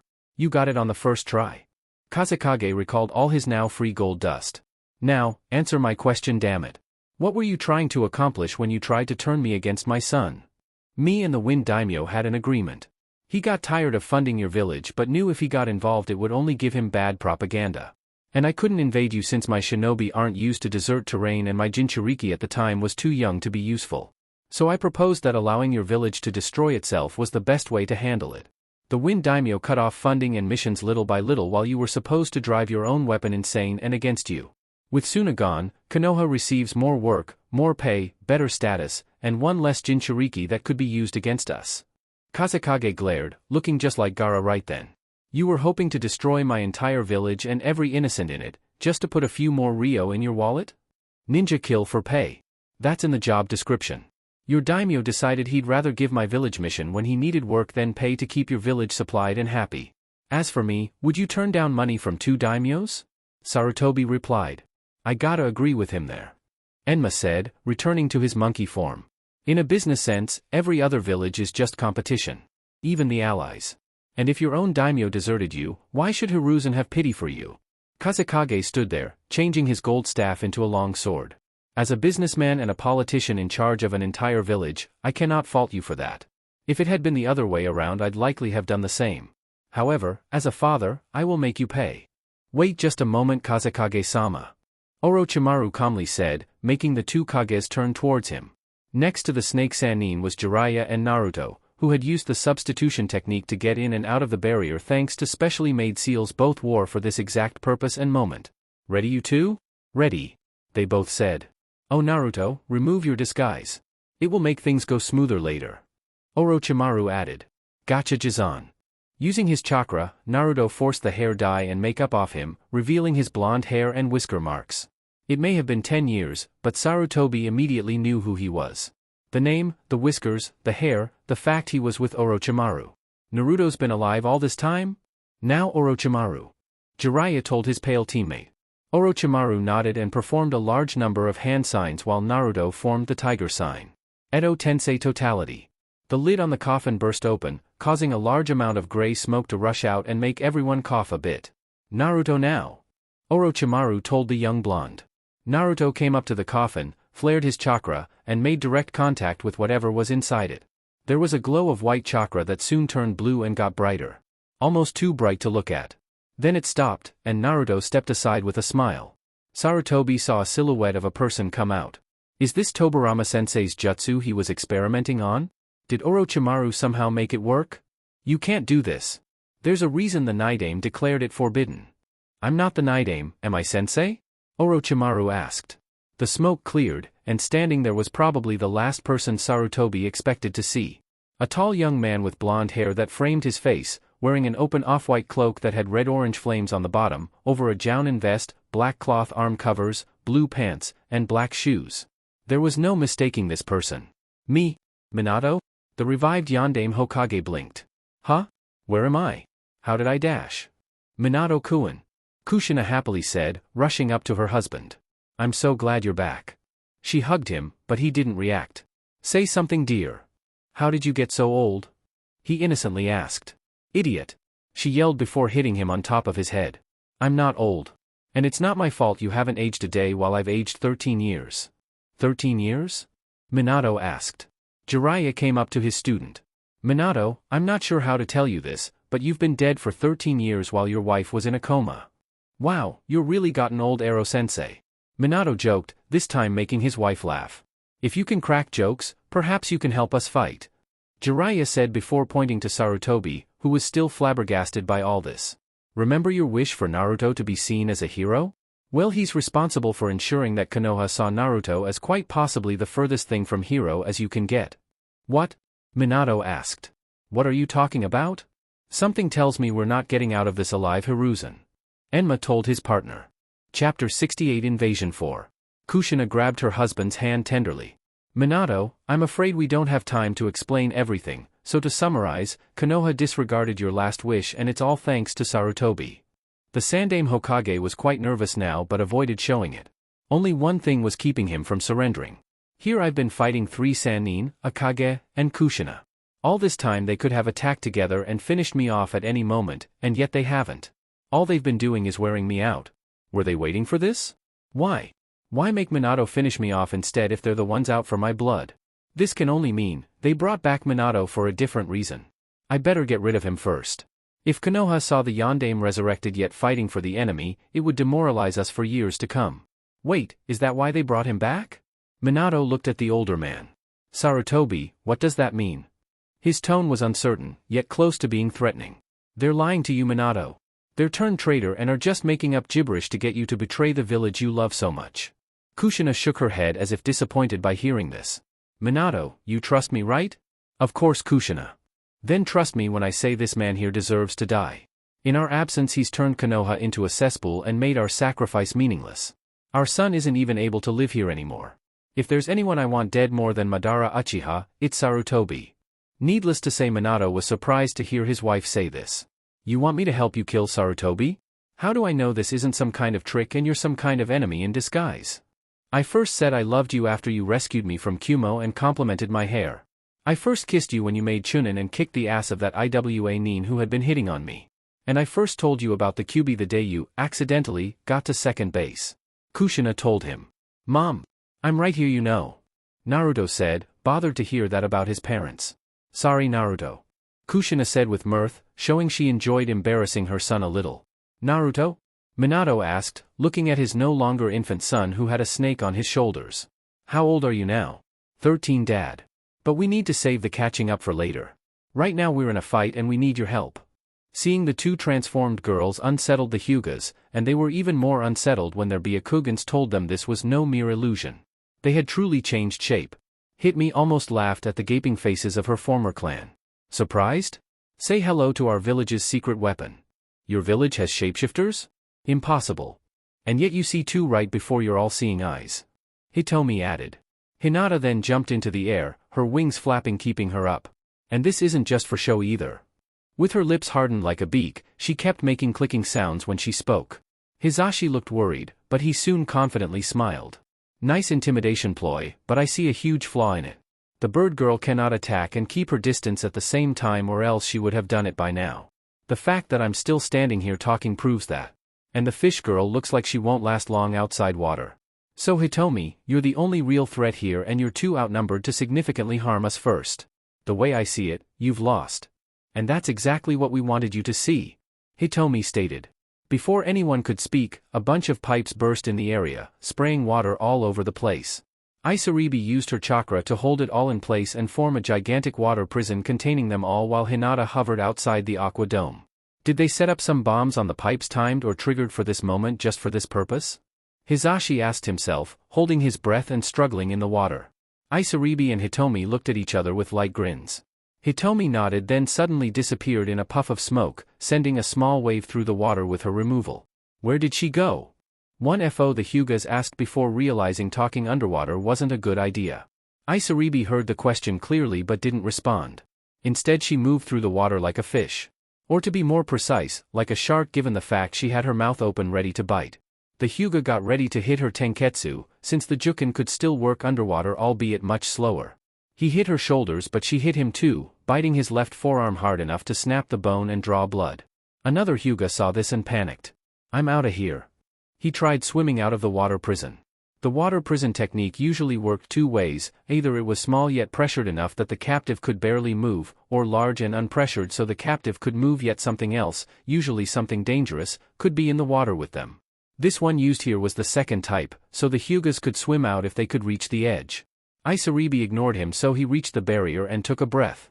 His vision was blurred thanks to some water in his eyes and his Byakugan wasn't active, but he could sense a sudden shadow appear. Before he could really see the light blocker, he felt a slash across his eyes. Af! Screaming in utter agony, his hand covered his wound, and he tried to activate his Byakugan, only to discover he couldn't. He was blind, and bleeding heavily. Hisashi saw what happened with his Byakugan. Clever. The fish girl attacks us within the water, but if we leave, the bird girl attacks us from there and can even rip our eyes out with her claws. Blind or drowned, what a choice. What do I do? Shikamaru asked himself. I could easily capture the snake lady with my shadow given her limbs are all over the place, but that will leave me open to the one behind me. And if I target her instead, I'm still vulnerable to the snake lady who may have a sneak attack up her sleeve. Sad fact is, that's actually my best chance here given she likely needs that leg to keep standing. I better go with the second option. If it's not too much trouble, could you tell me exactly why your village is trying to destroy ours? Shikamaru asked. What did we ever do to you? Who said we came here to destroy? Kurenai asked above a whisper. What? The Nara heir asked, not expecting that answer. I don't recall anyone ever saying we wanted to wipe Konoha off the map. Then why are you doing this? Shikamaru repeated, a little anger in his voice. Me personally? Because my Kage says your village needs a gigantic kick in the ass and I agree. As for him personally, that's not for me to say. Kurenai then pulled back and stepped away. Oh, and in case you can't comprehend this, I'm well aware you've got me in your shadow. To get out, all I have to do is one thing. Would you like to see it? A chakra-infused trench kunai flew past the Oto Kunoichi, cutting off some of her hair. Get the hell away from my student! Asuma yelled. Kurenai smirked, only able to look at Asuma because Shikamaru turned his head that way too. Tell him to release me and I'd be glad to. As long as he has me snared like this, I'm afraid I'm incapable of granting your request. Asuma-sensei, worry about the others too. They could be close to death by now. Shikamaru shouted. He was right. Ino, Chuji, and Tenten were running out of air and their vision was starting to go black. Tenten used her free arm to try stabbing Enko's limb with a kunai, but the snake summoner wouldn't let go. Ino was trying to use her clan's mind tricks again, but she couldn't properly aim and there was no way she was going to repeat trying to get inside her head. Pulling out his trench knives, Asuma faced Enko while keeping Kurenai in his sight. Shikamaru, keep that one busy while I fight this one. No problem. Shikamaru replied. Yes problem. Kurenai joked as she activated her second stage. Chuza and Shikaku were at it like two gigantic sumo wrestlers. At their feet the smaller forces were fighting too, though they couldn't help looking at the giants on occasion. Damn, this thing's like fighting a monster. Chuza told himself as he strained to hold back the sand construct. It was harder for him because Shikaku's body was denser and had the advantage of having claws to grip with. Even with his chakra-reinforced muscles those claws hurt. Acting on impulse Chuza cocked his head back then slammed his head into Shikaku's. The giant tanuki was dazed and his grip loosened, while Gaara was moved to a safer location to avoid being caught in the crossfire. In that brief moment Chuza broke away and took a step back. He cocked his fist and fired a hard solid punch right to the Biju's jaw, hoping it would further slow down the giant demon. But to the Akimichi leader's shock, Shikaku caught his fist. With his mouth. Let go of my hand. Chuza demanded, trying to get free but the tanuki wasn't listening. Then he bit down, severing his right hand from his arm. Ahaha! Chuza screamed, pulling back with his left hand trying to apply pressure to stop the bleeding. The pain of the injury affected his jutsu and forced him to return to normal size again. Chuza! Inoichi shouted as he approached his wounded friend and pulled out some medical wrap. Here, let me help stop the bleeding. Don't forget the enemy Inoichi. Chuza said, then saw his now normal size removed hand fall to the ground in front of him. I sure hope this can be reattached. Got a sealing scroll? I'm on it. The Yamanaka leader said as he went to get the hand. Shikaku's footsteps stopped him, since the Biju stepped right on the severed hand without even realizing it. Apparently he's on it instead. Then its tail hit the ground hard sending a shockwave throughout the area knocking many people off their feet or out of the trees. The shockwave broke Shikaku's concentration when he was about to trap Kankuro in his shadow so the puppet user remained free and his Karasu shot out a few poison Sanban. They struck some Umbu who wouldn't feel the effect right away but would be no threat when they did. Temari was beating back a few more Umbu with her fan, now being assisted by Baki in the process. What took you so long, sensei? I was busy taking care of the Umbu in other places. But once I saw the Shikaku I figured that was my signal to make sure you three were still breathing. Reinforcements shouldn't be far behind me. Temari looked behind her and saw a wave of Suna Umbu coming to their aid. She was slightly disappointed that Naruto wasn't with them. Ruto-kun, stay safe for me. Kakashi was still in a tight spot, but he had an idea that he thought just might work. What he did was create a single shadow clone. 2 against 2 are better odds, and my odds improve more if the clone fights the wood user instead of the bone user. I'd rather just leave, but if they're looking for a specific person, my best way to help out is keeping them away from said person. With that, the real Kakashi charged towards Kimimaro while the clone went towards Yamato, both armed with Chidoras. The clone wouldn't last long after doing one of those but it wouldn't need to if it hit the wood user rather than the wood.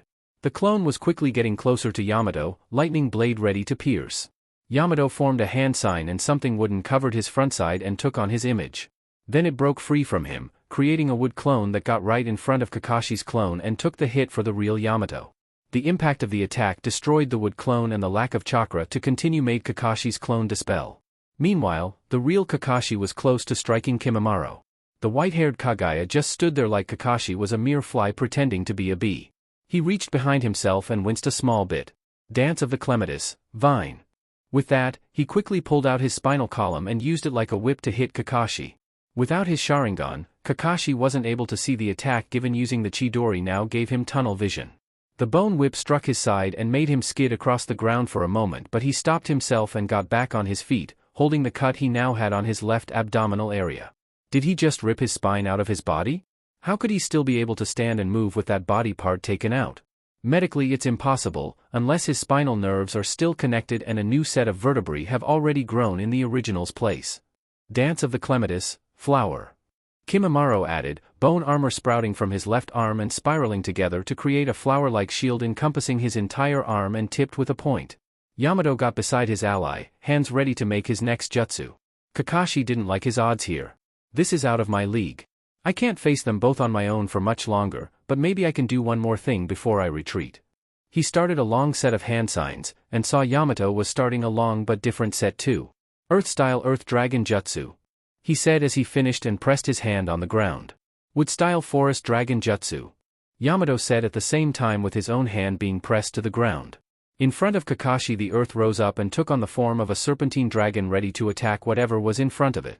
In front of Yamato, a nearly identical dragon made of wood and sprouting some branches and leaves, like a tree, came out of the ground too. The two draconian constructs stared at each other, and then lunged at each other like angry cobras. Neither one had an apparent elemental advantage over the other, and the clash of the two combined with constricting and biting tore the two to pieces. "You're good, I'll give you that," Yamato told Kakashi. "But I bet having your Sharingan gone has greatly affected you." Copycat Kakashi. "Not so much, I can't keep fighting you," Kakashi claimed. "But why are you after the man you're after?" "Why should we tell you?" Kimimaro calmly asked back. "All you need to know is we are." Before more fighting could continue, a new figure jumped into the area, facing Yamato and Kimimaro and away from Kakashi.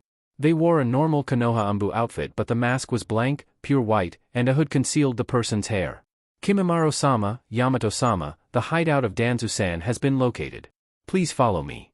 The two Oto nin were surprised, as was Kakashi, but Kimimaro looked right at the silver-haired Konoha nin as he recalled the bones on his arm back into his body.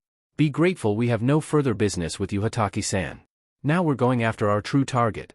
"Not if I sto-," Kakashi said, but nonetheless the three in front of him shoo-shined away, preventing him from doing anything more. Seeing a discarded bone, he got an idea and summoned Pakken. "What's up, Kakashi?" the pug casually asked. "I need you to track the scent of the person this belonged to if you can," the former Umbu said, showing the finger bone Kimimaro had used not long ago. "Whoever lost this must be in pain," Pakken commented before sniffing it. "The scent is too faint and unspecific. I doubt any canine could track it. You'd be better off with an aburame for this. Looks like I'll have to find them the old-fashioned way," Kakashi said before sending Pakken home and heading out to see how else he could defend Konoha. "So what should we do now?" Sasami asked as she and her teammates got away from the Umbu. Right now the three kunoichi were standing atop a building watching the invasion play out. They could see the purple barrier close to the stadium, small explosions in random spots, and even Shikaku fight in the distance.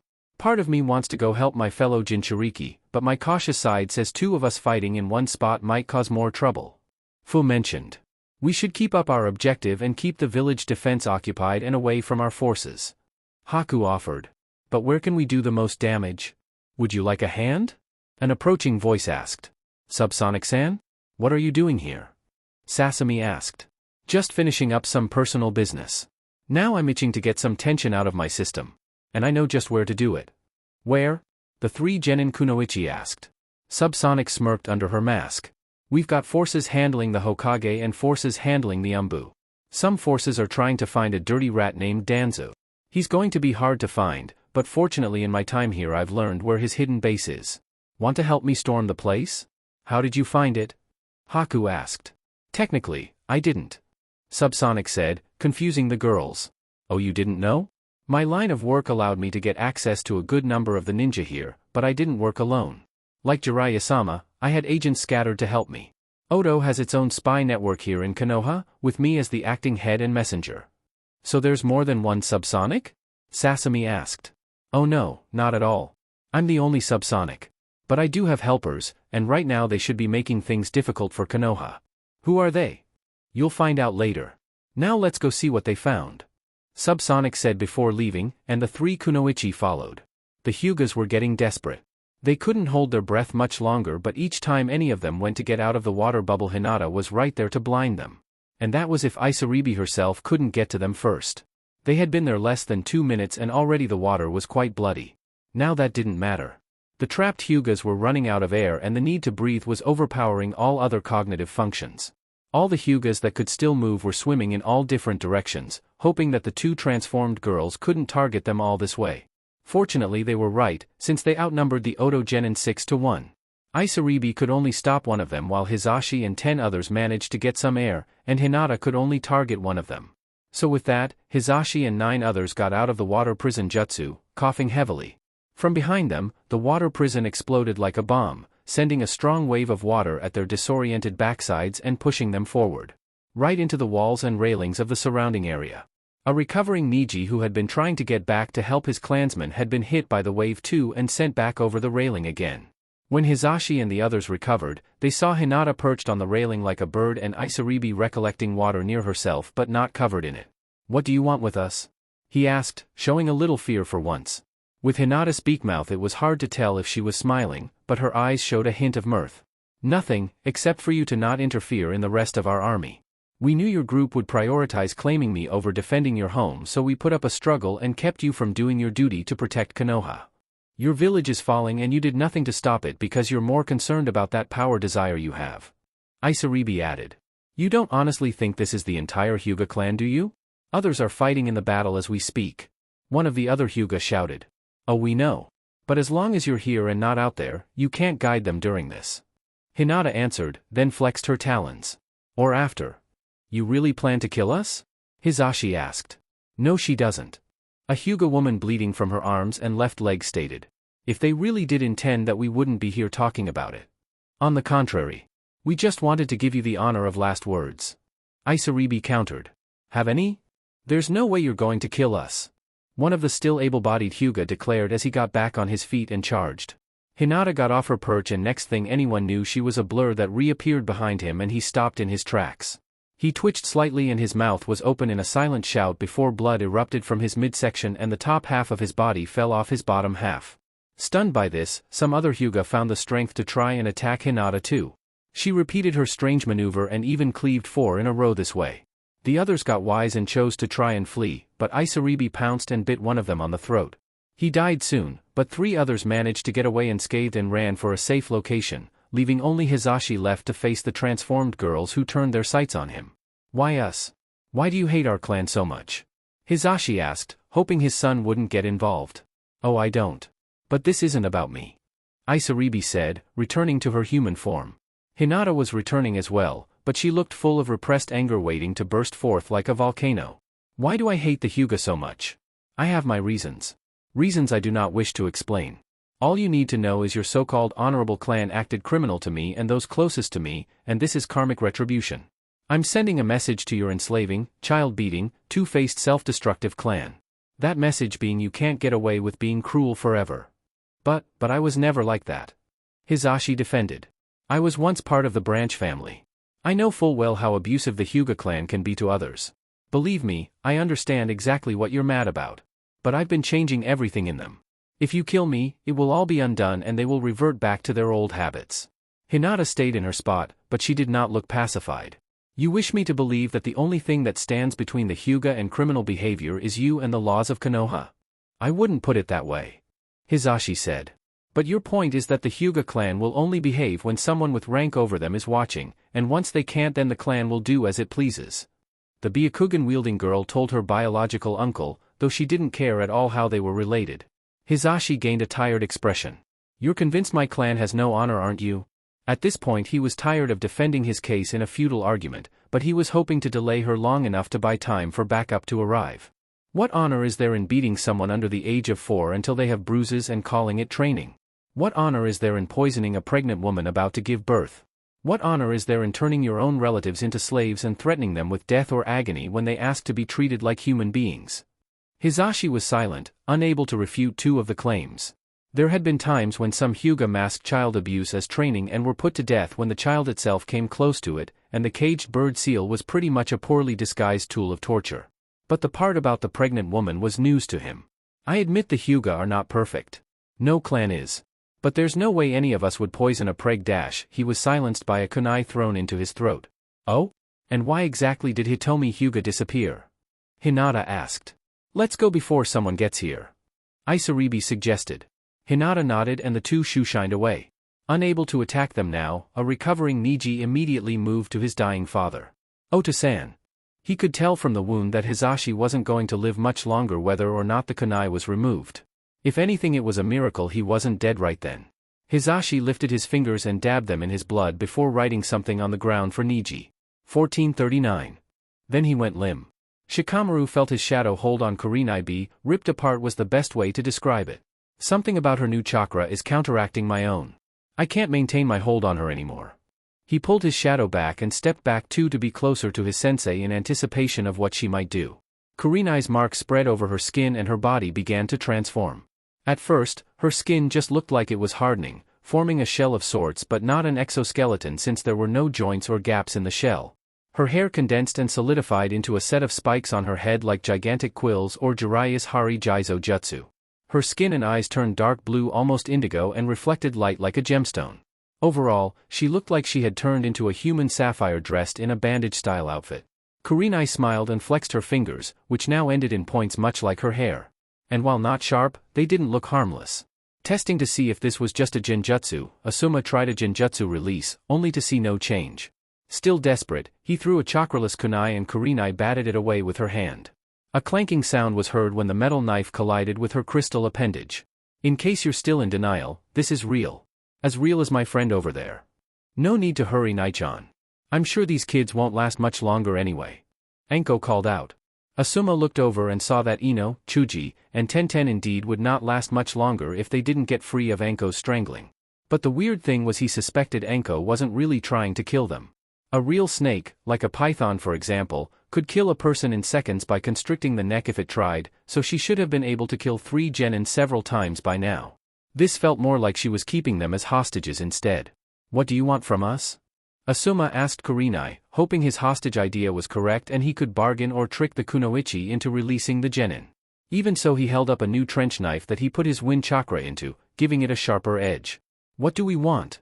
Well, I could ask you and those you know to simply withdraw from the fight and leave us alone, or give us information on someone we're looking for, but I highly doubt you'll do either. So how about this instead? You spread a message for me. A message? Asuma asked. Shikamaru was confused too.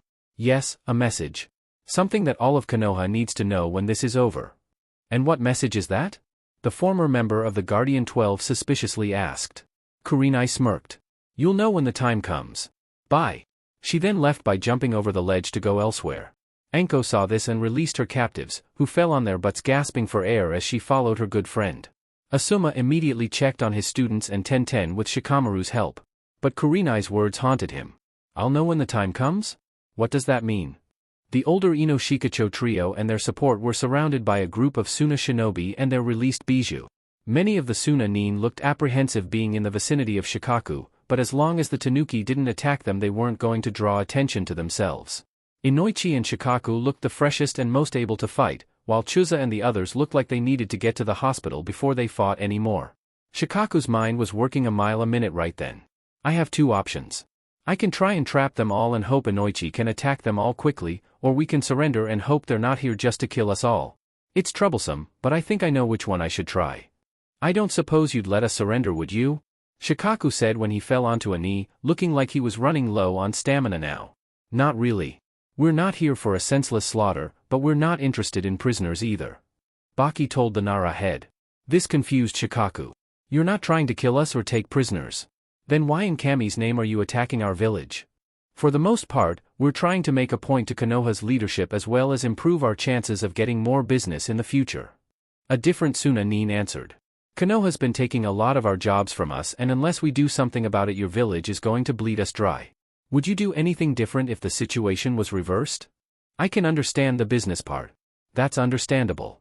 But what this point you claim you're trying to make? Inoichi asked.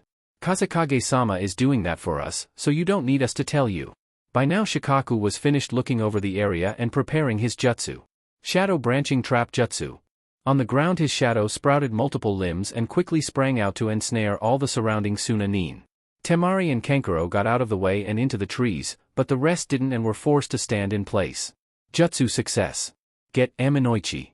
The Yamanaka head tried to prepare his own jutsu, but was halted by a sudden gust of wind coming from Temari. Shikaku's shadow kept its hold but now he was worried his partner wouldn't succeed in a follow-up maneuver.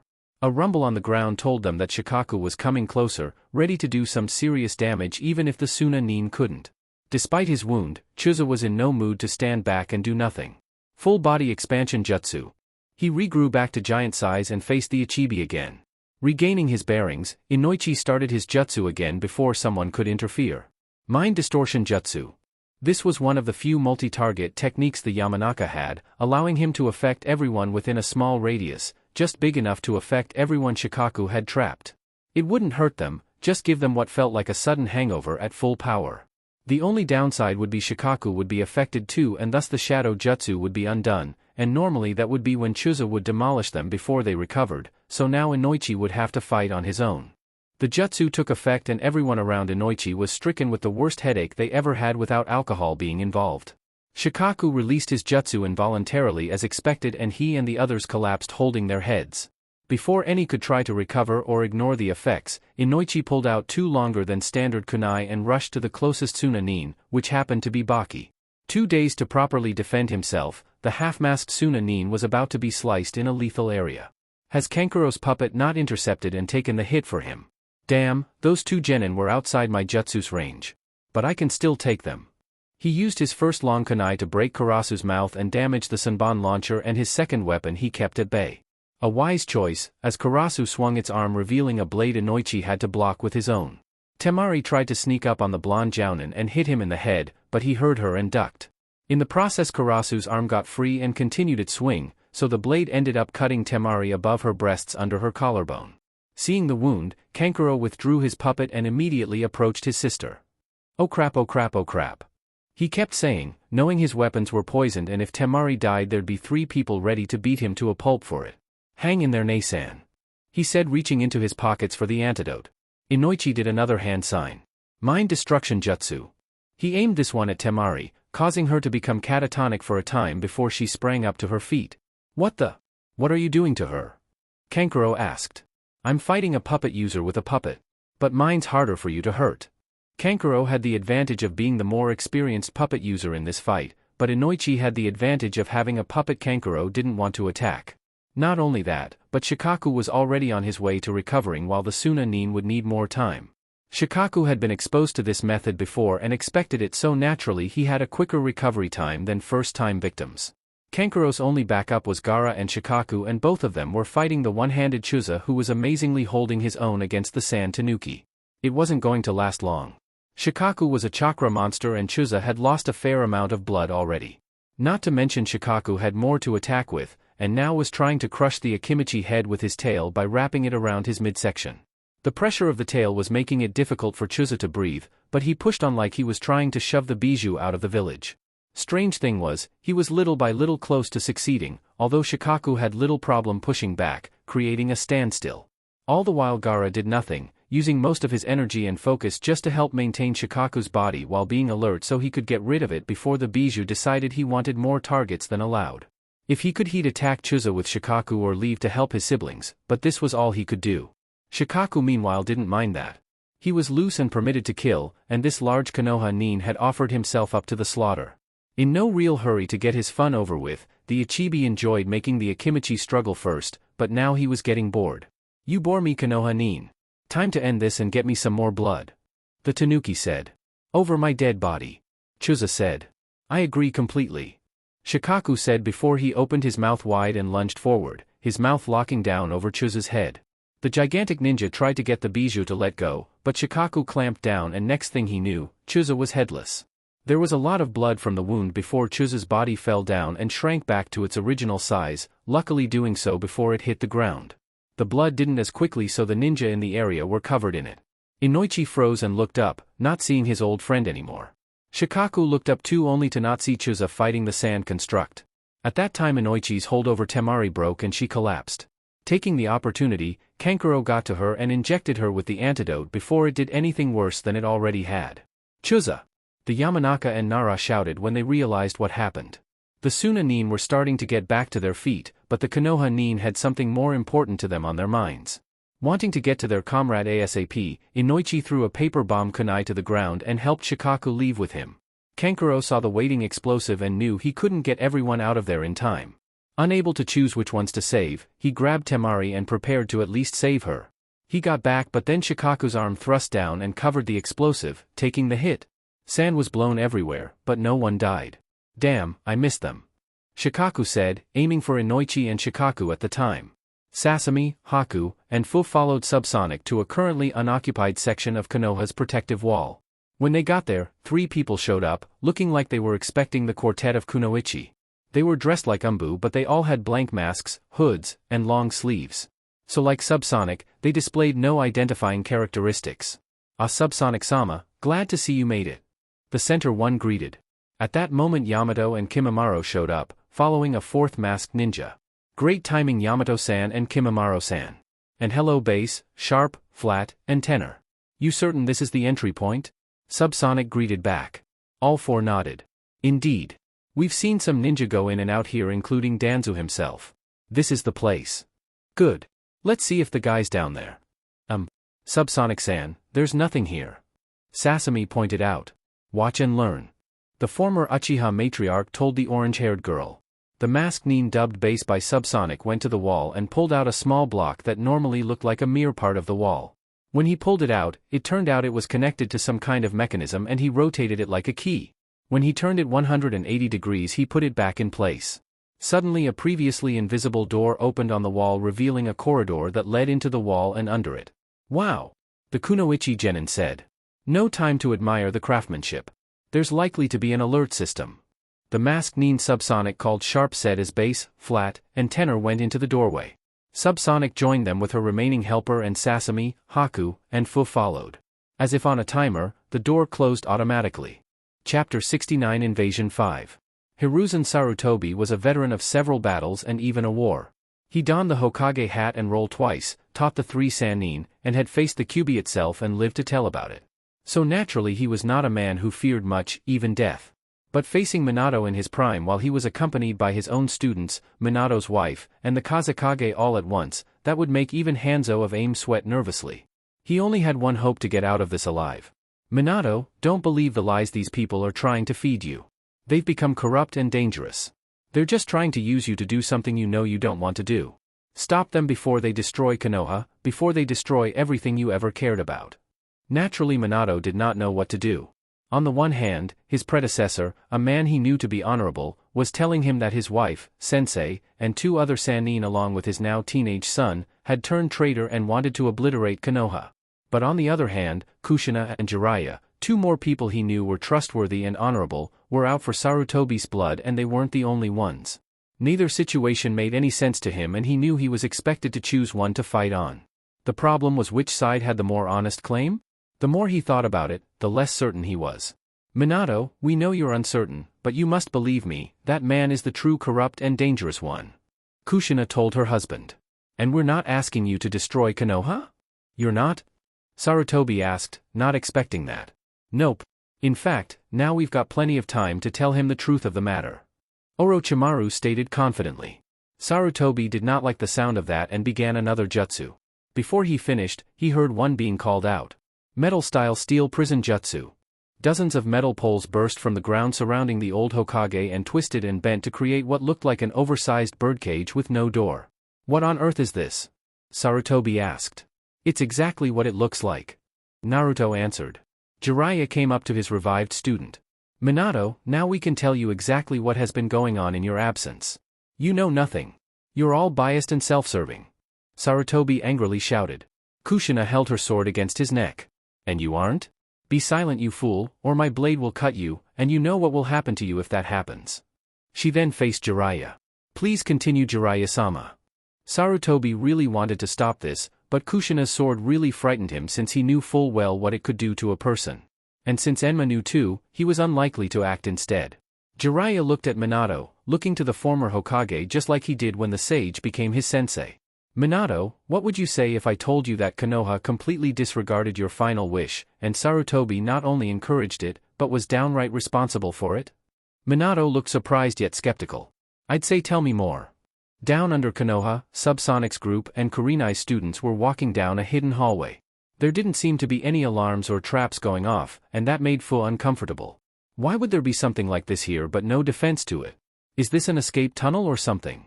It's the hiding area of someone trying to turn Konoha into their puppet. There were defenses but we worked during the finals to disarm them. One of Subsonic's aides answered. This one was bass, and their voice was clearly male. Could we see who you four really are?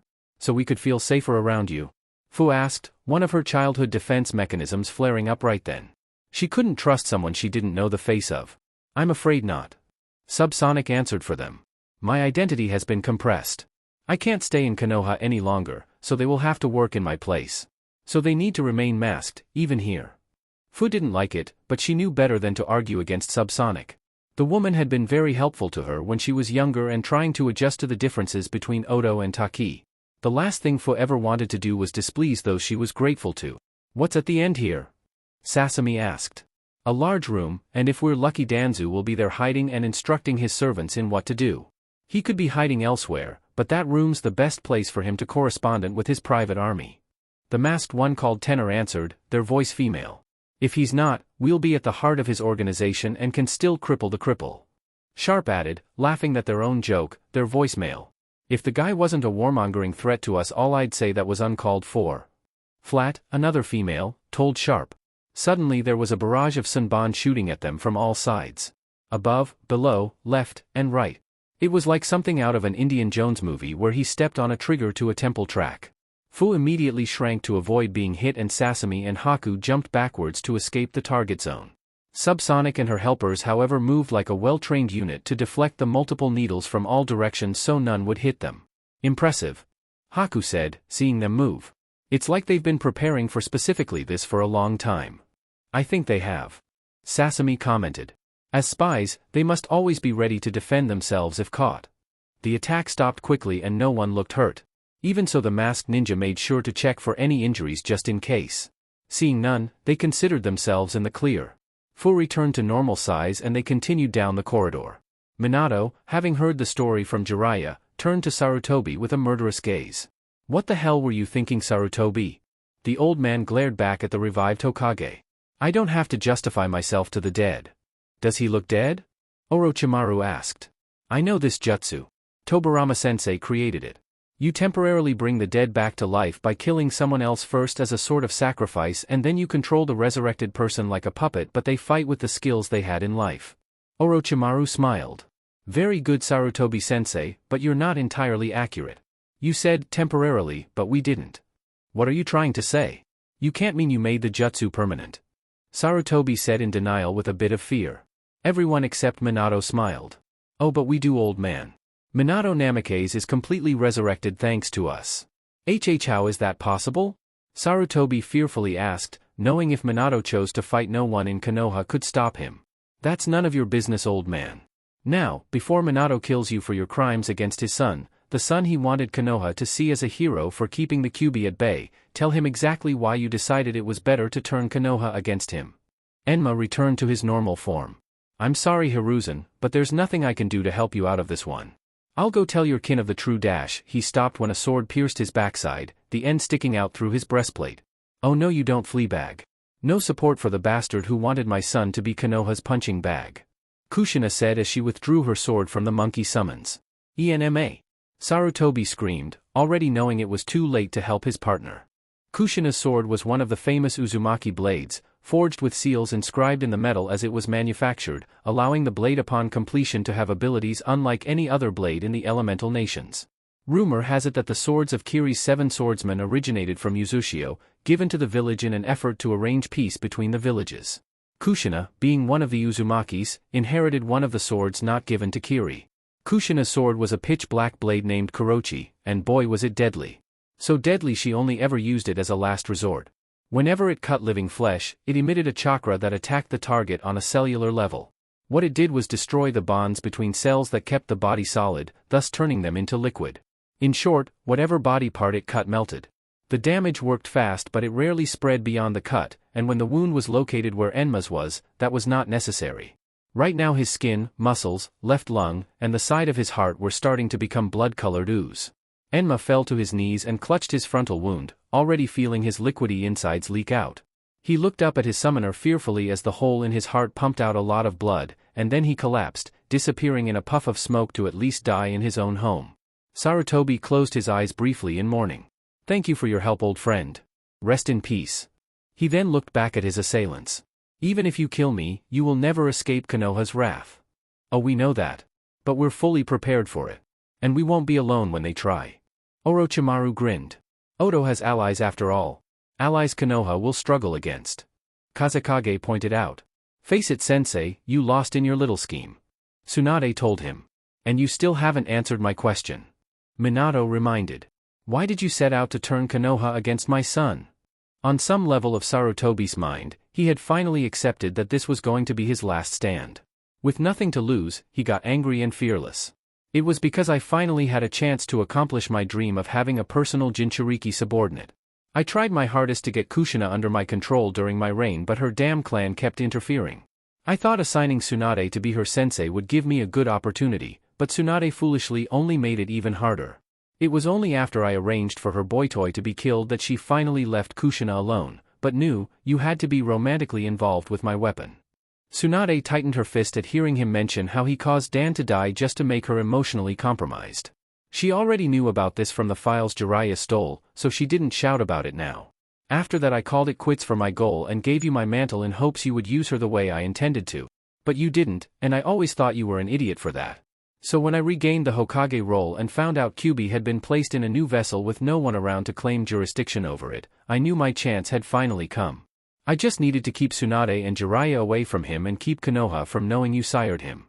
So I lied to them both, had Orochimaru do the actual work of keeping Naruto alive, and made sure no one in Konoha would reveal anything about him by making sure they were too scared to try. It was surprisingly easy, though I had Fugaku Uchiha cast a genjutsu over all of Konoha to ensure not one person who didn't already know who he was would see a resemblance to you in your own son and think he was related to you. So Mikoto was right, there was a genjutsu involved. Kushina thought. She was out of the village after I went missing looking for me, and Orochimaru-sama was out trying to find Jiraiya-sama and Tsunade-sama, so that's why they weren't affected by it. I wonder how she'll feel to know her own husband was the one to cast it. So why lie about IWA? Or let people know about Naruto as a Jinchuriki? Jiraiya asked.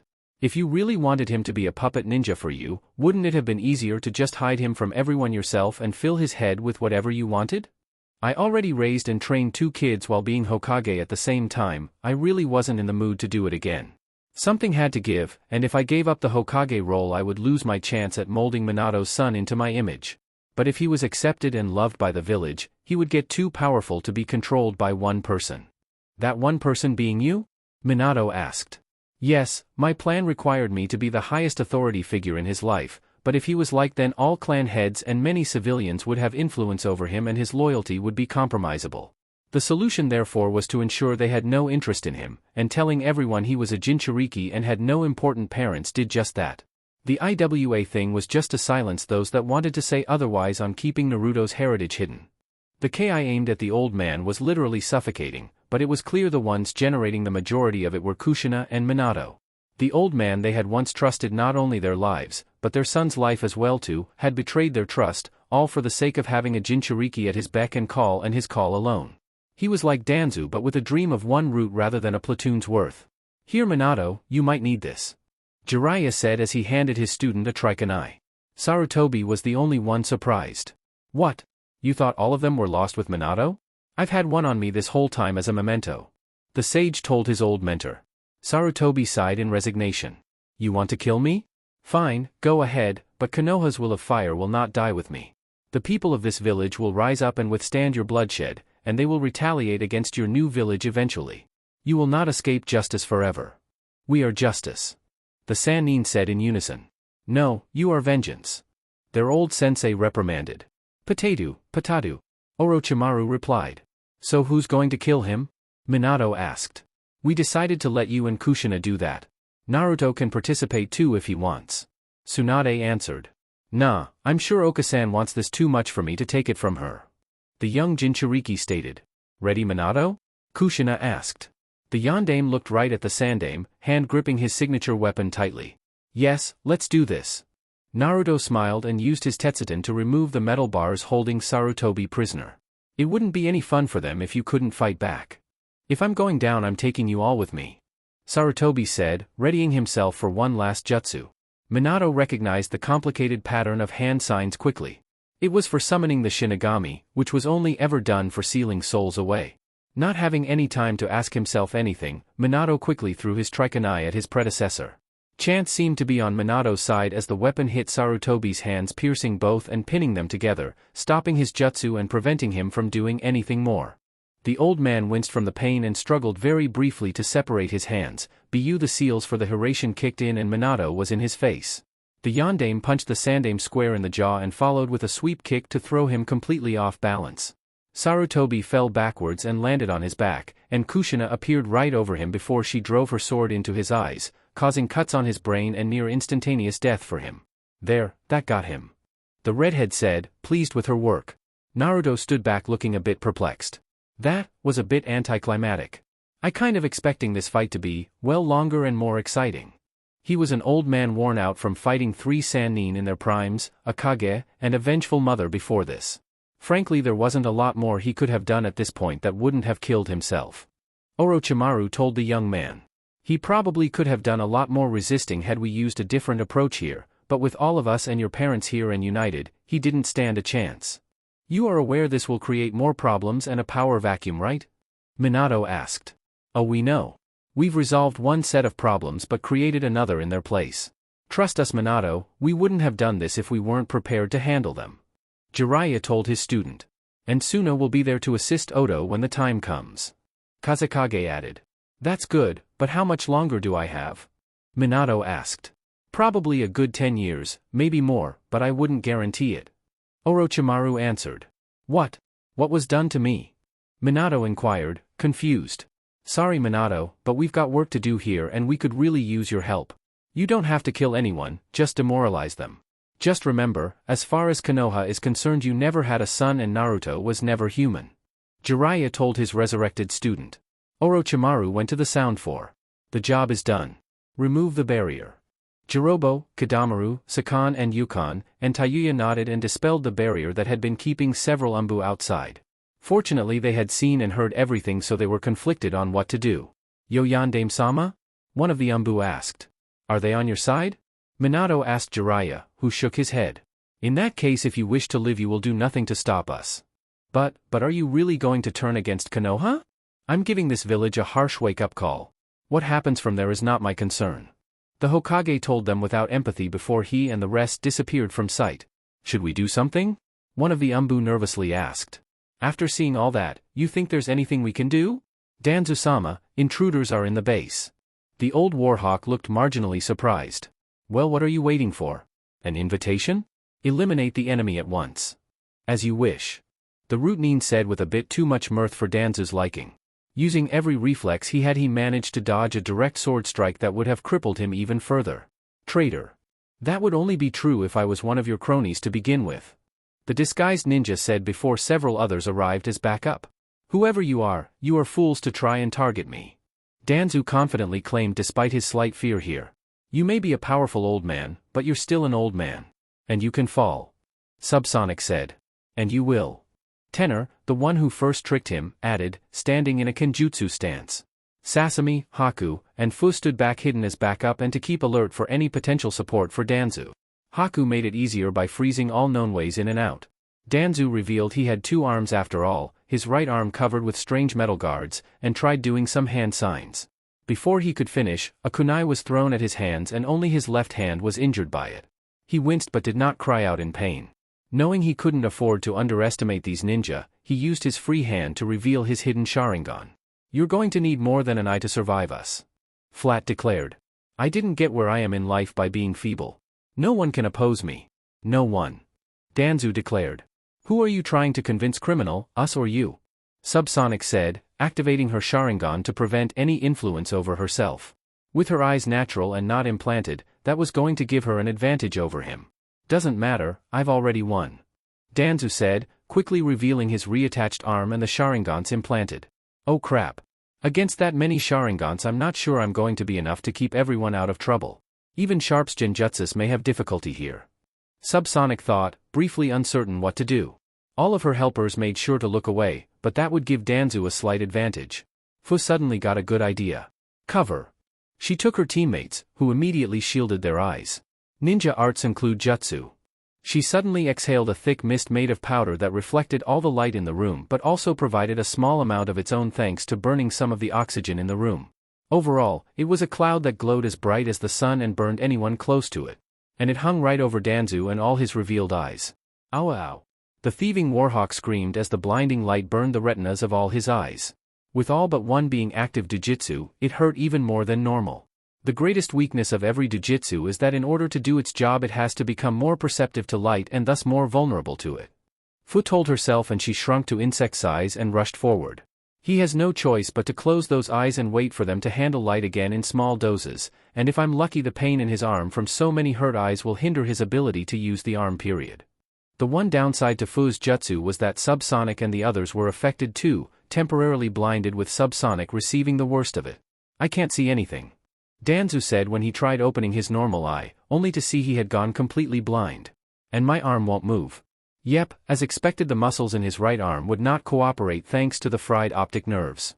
I'm still not out yet, he said as he grabbed his cane, which was actually a cane sword, and unsheathed it, swinging it around in his left hand to keep anyone at bay. Fortunately for Fu, she was too small for him to hit. Using chakra, she ran up his clothes and jumped onto his right arm. I sure hope this works, she said, pulling several paper tags with Jujutsu suppressing seals on them. All the Oto nin had been given these to use on the Hyuga if confronted, or on Sasuke if he somehow happened to gain his Sharingan early. The seals had to be applied directly over the eyes and would include blindness and restriction of chakra, but only for a single minute, being right at application. More than enough time to kill them. Moving as swiftly as she could, Fu stuck one seal over each closed eye on Danzu's stiff arm and reached his wrinkled face to do the same to his Sharingan there. I would get his other two, but I've used enough time already, she thought before jumping off and regrowing. Not to full size, so she could land a quick chakra-infused kick to his sword and break it, then to full size before she actually landed. At the same time the seals regrew to normal size with her, making Danzu covered in them. The elder ninja immediately felt the strange seals on his body and could tell they were bad. I must get them off now. Get him now, Fu shouted as the powder cloud dispersed and dissipated over the floor, allowing everyone to see again. As soon as their eyes could focus, that is. Danzu heard the shout and could tell her she was. Reacting quickly, he took his broken sword and thrust it towards the green-haired girl, the broken but still sharp end cutting into her from behind. The Suna army had taken a good number of hits, as had the Oto army. The element of surprise was gone for both invaders, and now the Konoha forces were using their home field advantage to the fullest they could. Not to mention Konoha had a larger population than both Suna and Oto put together, so they were starting to use the number advantage too. On the outskirts of Konoha the wounded were taken to give them a chance to recover at the hands of Oto's top-notch medic forces trained by Tsunade herself. The dead were also taken there too, so Konoha couldn't learn from their bodies, and were to be properly identified and burned. Kin, Dosu, and Zaku were in such a place, with Zaku being treated by a medic nin. Zaku was at least no longer screaming from the injury Tsum gave him. Now he was simply knocked out. He'll be fine, but his role here is over, the medic told his teammates. Thank you, Dosu said. We should probably go find Kabuto-sensei and help him out, Kin told the mummy wannabe. The two went out, but as soon as they did they saw a couple of Konoha nin killing a few Oto nin that were caught off guard. Kin groaned and fired off a few Senbon, her deadly accuracy hitting them all in the back of their knees, causing their legs to buckle and lose the ability to support their body weight for a moment.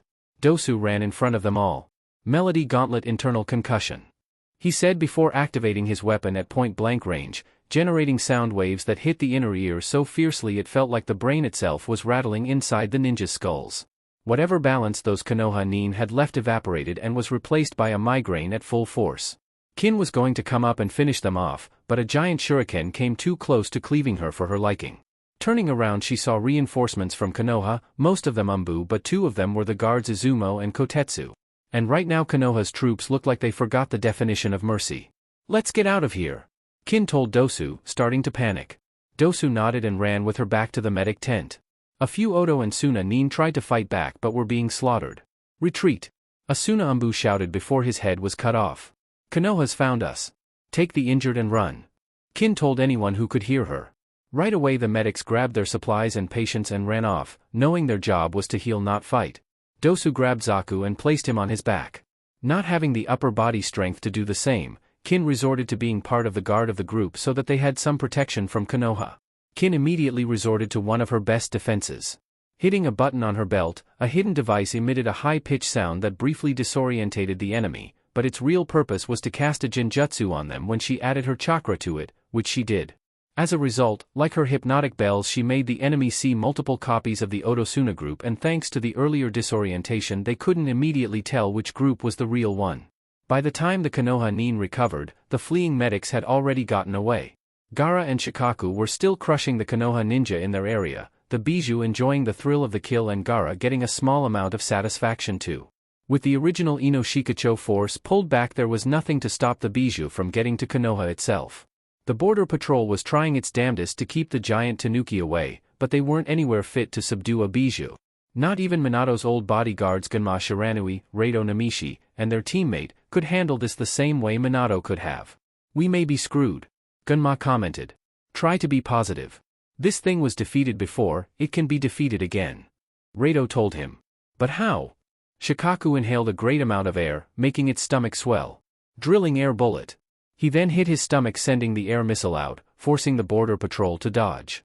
The wall and everything behind it weren't as lucky, and the attack caused a straight line of wreckage that practically cut Konoha itself in half. The Kazekage arrived on top Shikaku's head beside Gaara. Nice job, son. Thanks, Oda-sama. Did you get revenge for us? He nodded. Yep, now all's that left to do is finish this invasion. Underground in Danzu's lair, the tremor from Shikaku's attack could be felt. The vibrations shook the walls, cracked some of Haku's ice walls, and made everyone lose their balance and fall down. In the process, Danzu's broken cane sword came out of Fu's back, and Shichibi immediately started to work on healing its container. Fu glared at Danzu with unconcealed rage, his attack on her bringing back painful memories. Her time in Taki had been unpleasant, but mostly because she was as socially welcome as an insect, and pretty much given the same kind of attention. Ignored virtually all the time and only acknowledged when one decided to eliminate you, like a pesky bug. So while most of the time the residents of Taki tried to pretend she didn't exist even to her face, there had been more than a few times when someone tried to kill her. Danzu's attack on her just sparked an old memory. Flashback. It was Fu's 7th birthday, and the young girl was running away from a lone Taki nin about at night. This nin was a genin who had been sent home from the recent Chunin exams for failing and was in a bad mood. And once he saw Taki's Jinchuriki, he felt he finally had something to vent at. Stand still and let me kill you, you freak. He yelled as he charged at her with a sai in each hand. The few witnesses paid it no mind, figuring as long as they played ignorant nothing would happen to them. Fu was running as best she could, and after doing it ever since she could run, she was damn good at it by this point. The problem was her first choice of hiding place, Shibuki's house, wasn't an option as he was out and left it locked, and she had no time to unlock it and sneak in. Her only choice was to run until this guy lost her, then hide in her usual sleeping place, the upper branches of Taki's central tree. Unfortunately, she took a wrong turn and found herself in a dead-end alley between two stores, the exit blocked by a brick wall. Unable to walk up walls with chakra, Fu could do little except press herself against the bricks as her assailant now calmly walked up to her, taking his time as he now felt confident in his victory. Looks like you're out of luck, vermin. Any last words? He asked, twirling his sayas around as an intimidation ploy. At this age Fu wasn't much for talk, but there was one thing that could make her talk. Ninja art hidden in scale powder jutsu.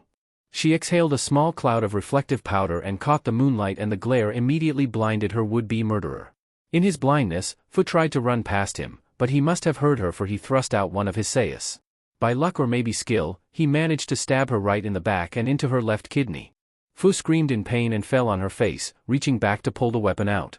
Before she could, she blacked out. It was in that blackout that Fu would meet the Shichibi for the first time, and in their meeting the bloodline deal was made. Since it was moments before midnight, they only had enough time to create the body contraction Kekiai Genkai. When she awoke, she met Jiraiya and Tsunade, who had rescued and healed her, and gave her the offer to go to Odo for a time. She was more than eager to leave. End flashback. Fu had not received such an injury until now, and when she saw Danzu she remembered that horrible Taki nin who wanted to kill her simply to vent off a bad mood. She also remembered the horrible feeling she had back then as a kid, the feeling of being unwanted, unloved, and helpless to do anything about it. Now she was angry, and getting angrier. She wanted to hurt Danzu the same way she wanted to hurt that man, the way she wanted to hurt many in Taki. At least here she had the opportunity, and she was going to take it. Chome, it's time, she said to her inner demon. You certain? The Shichibi asked, knowing its container would not use its name except in one situation. Yes, do it. All right then. Time for me to spread my wings. The Shichibi said happily.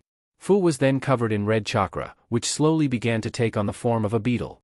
Her eyes turned black and compound like a bug, and 6 wings popped out of her lower back. Danzu looked on in horror. A Jinchuriki?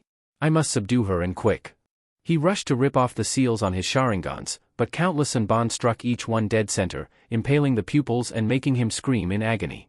Even his normal eye was pierced, and a few pressure points were hit to maximize pain and hinder movement.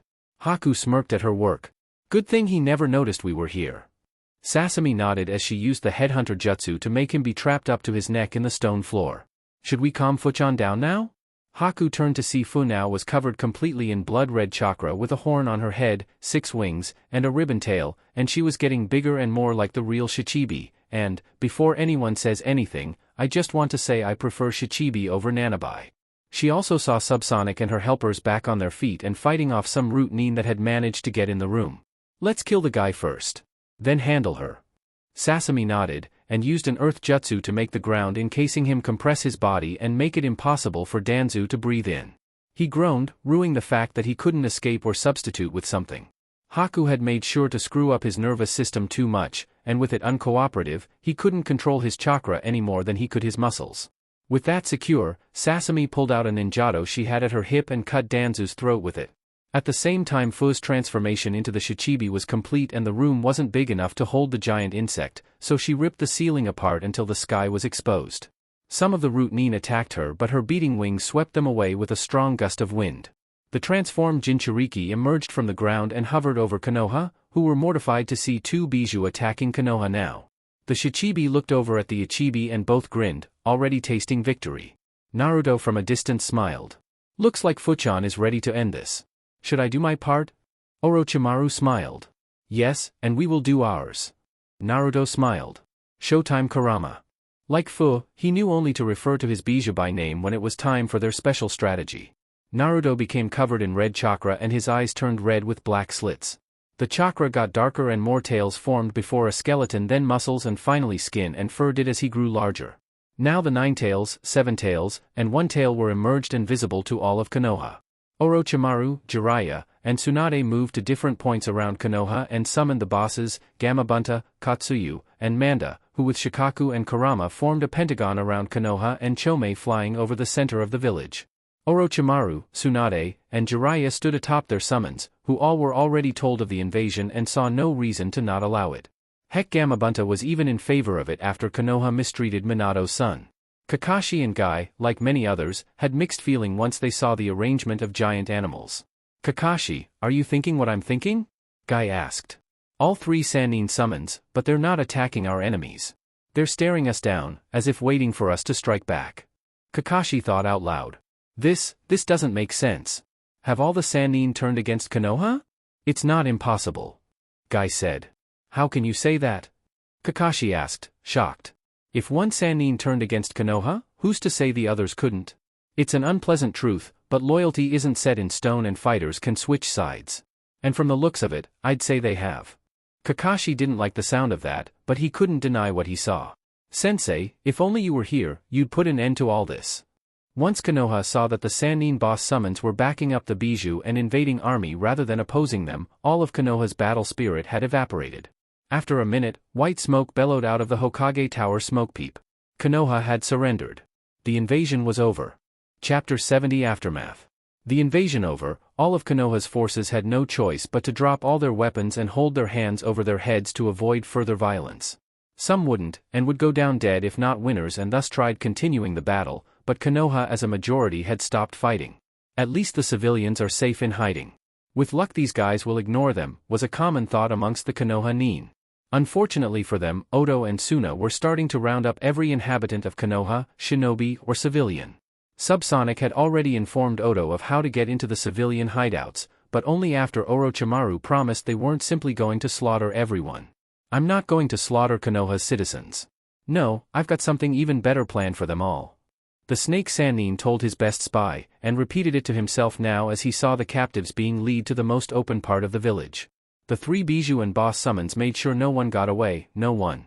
Atop the Hokage Tower were the 3 Sannin, arms crossed and staring down at the village they had been born and raised in. It was true that each of them couldn't avoid feeling a pang of unhappiness for things having turned out this way, but they refused to let themselves feel guilty about this. Konoha had gone downhill with no signs of improvement coming from within.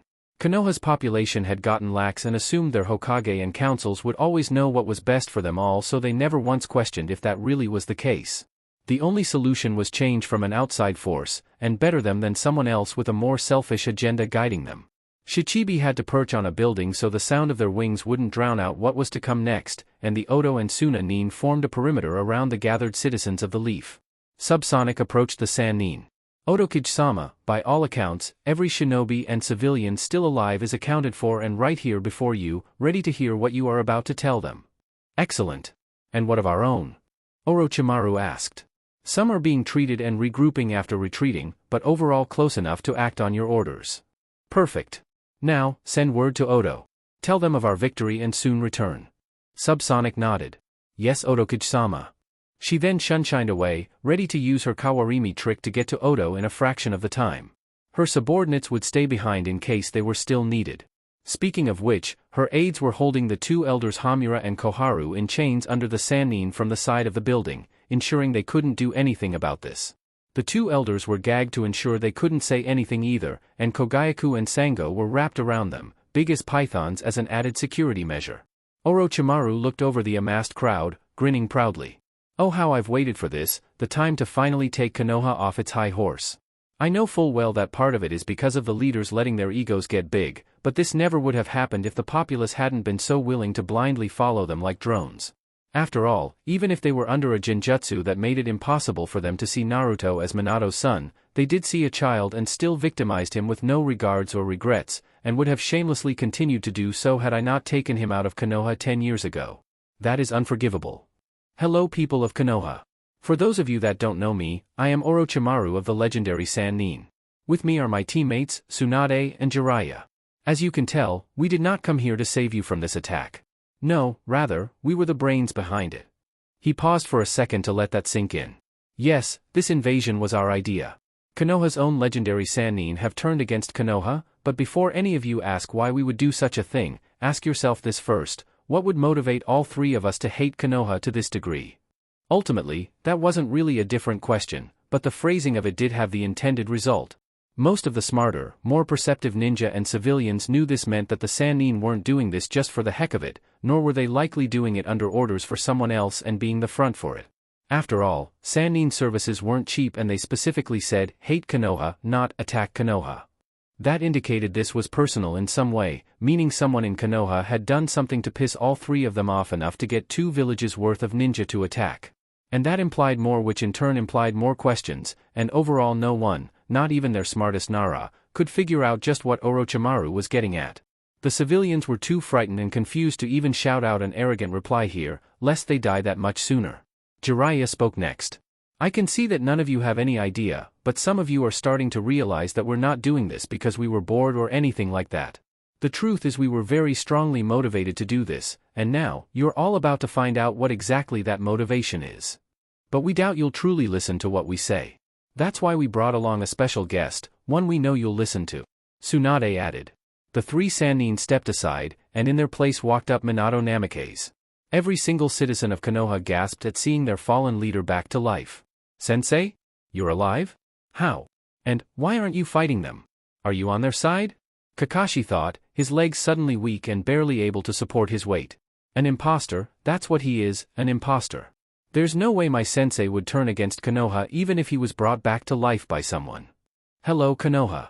Yes, I am Minato Namikaze, your yondaime. And to prove I'm no impersonator, he pulled out a trichonai clear for all to see and threw it down, where it landed right by Kakashi. A bright flash of yellow light later and the yondaime was right in front of his former student. Hello Kakashi. SSS sensei? It's really you. The gray-haired Jounin stammered out, now no longer convinced this guy was a pretender. Anyone else wondering that was now starting to seriously believe this guy was who he claimed to be. Minato picked up his weapon and held it like he was tempted to cut someone with it. I heard from my wife what you've said and done to my son. You sicken me Kakashi. You deserve to lose Obito's Sharingan. He then threw his trichonai back up where he had been and Hirashin it away. Now Kakashi collapsed. Sensei is disappointed in me? Why? Everything I've ever done was in memory of him. In honor to him. Wait, did he say my son? What did I do to his son? His son died 13 years ago, everyone who knew about him knows that. Back where he originally was, but now with Kushina beside him, Minato addressed the crowd again. Are you convinced I am who I say I am? I sure hope so, because I'd hate to have to kill all of you. And while some here in Konoha do deserve to die, the rest of you are mere victims of circumstance and deserve nothing worse than to be deeply shamed for your blind action and inaction. Again, no one was brave or foolish enough to call him out on this, but the collective concession was, what the hell did we do?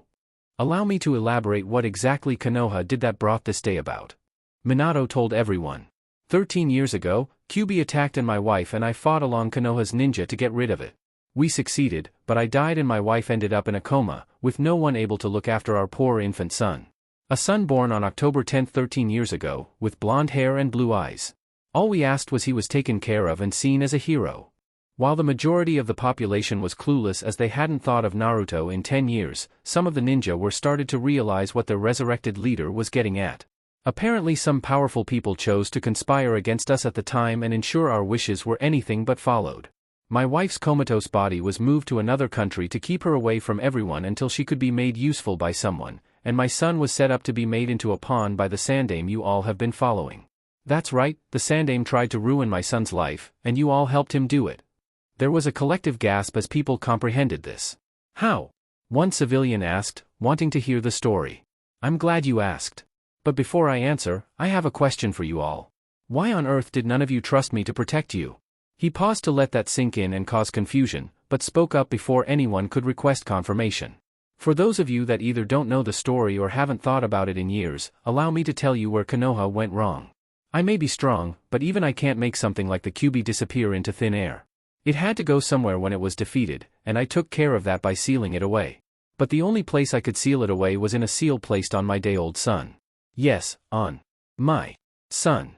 There were a few more gasps as the people who could remember Naruto back before he was 3 now realized the young boy had apparently not been a random insignificant orphan or someone their Hokage had no concern regarding the life of.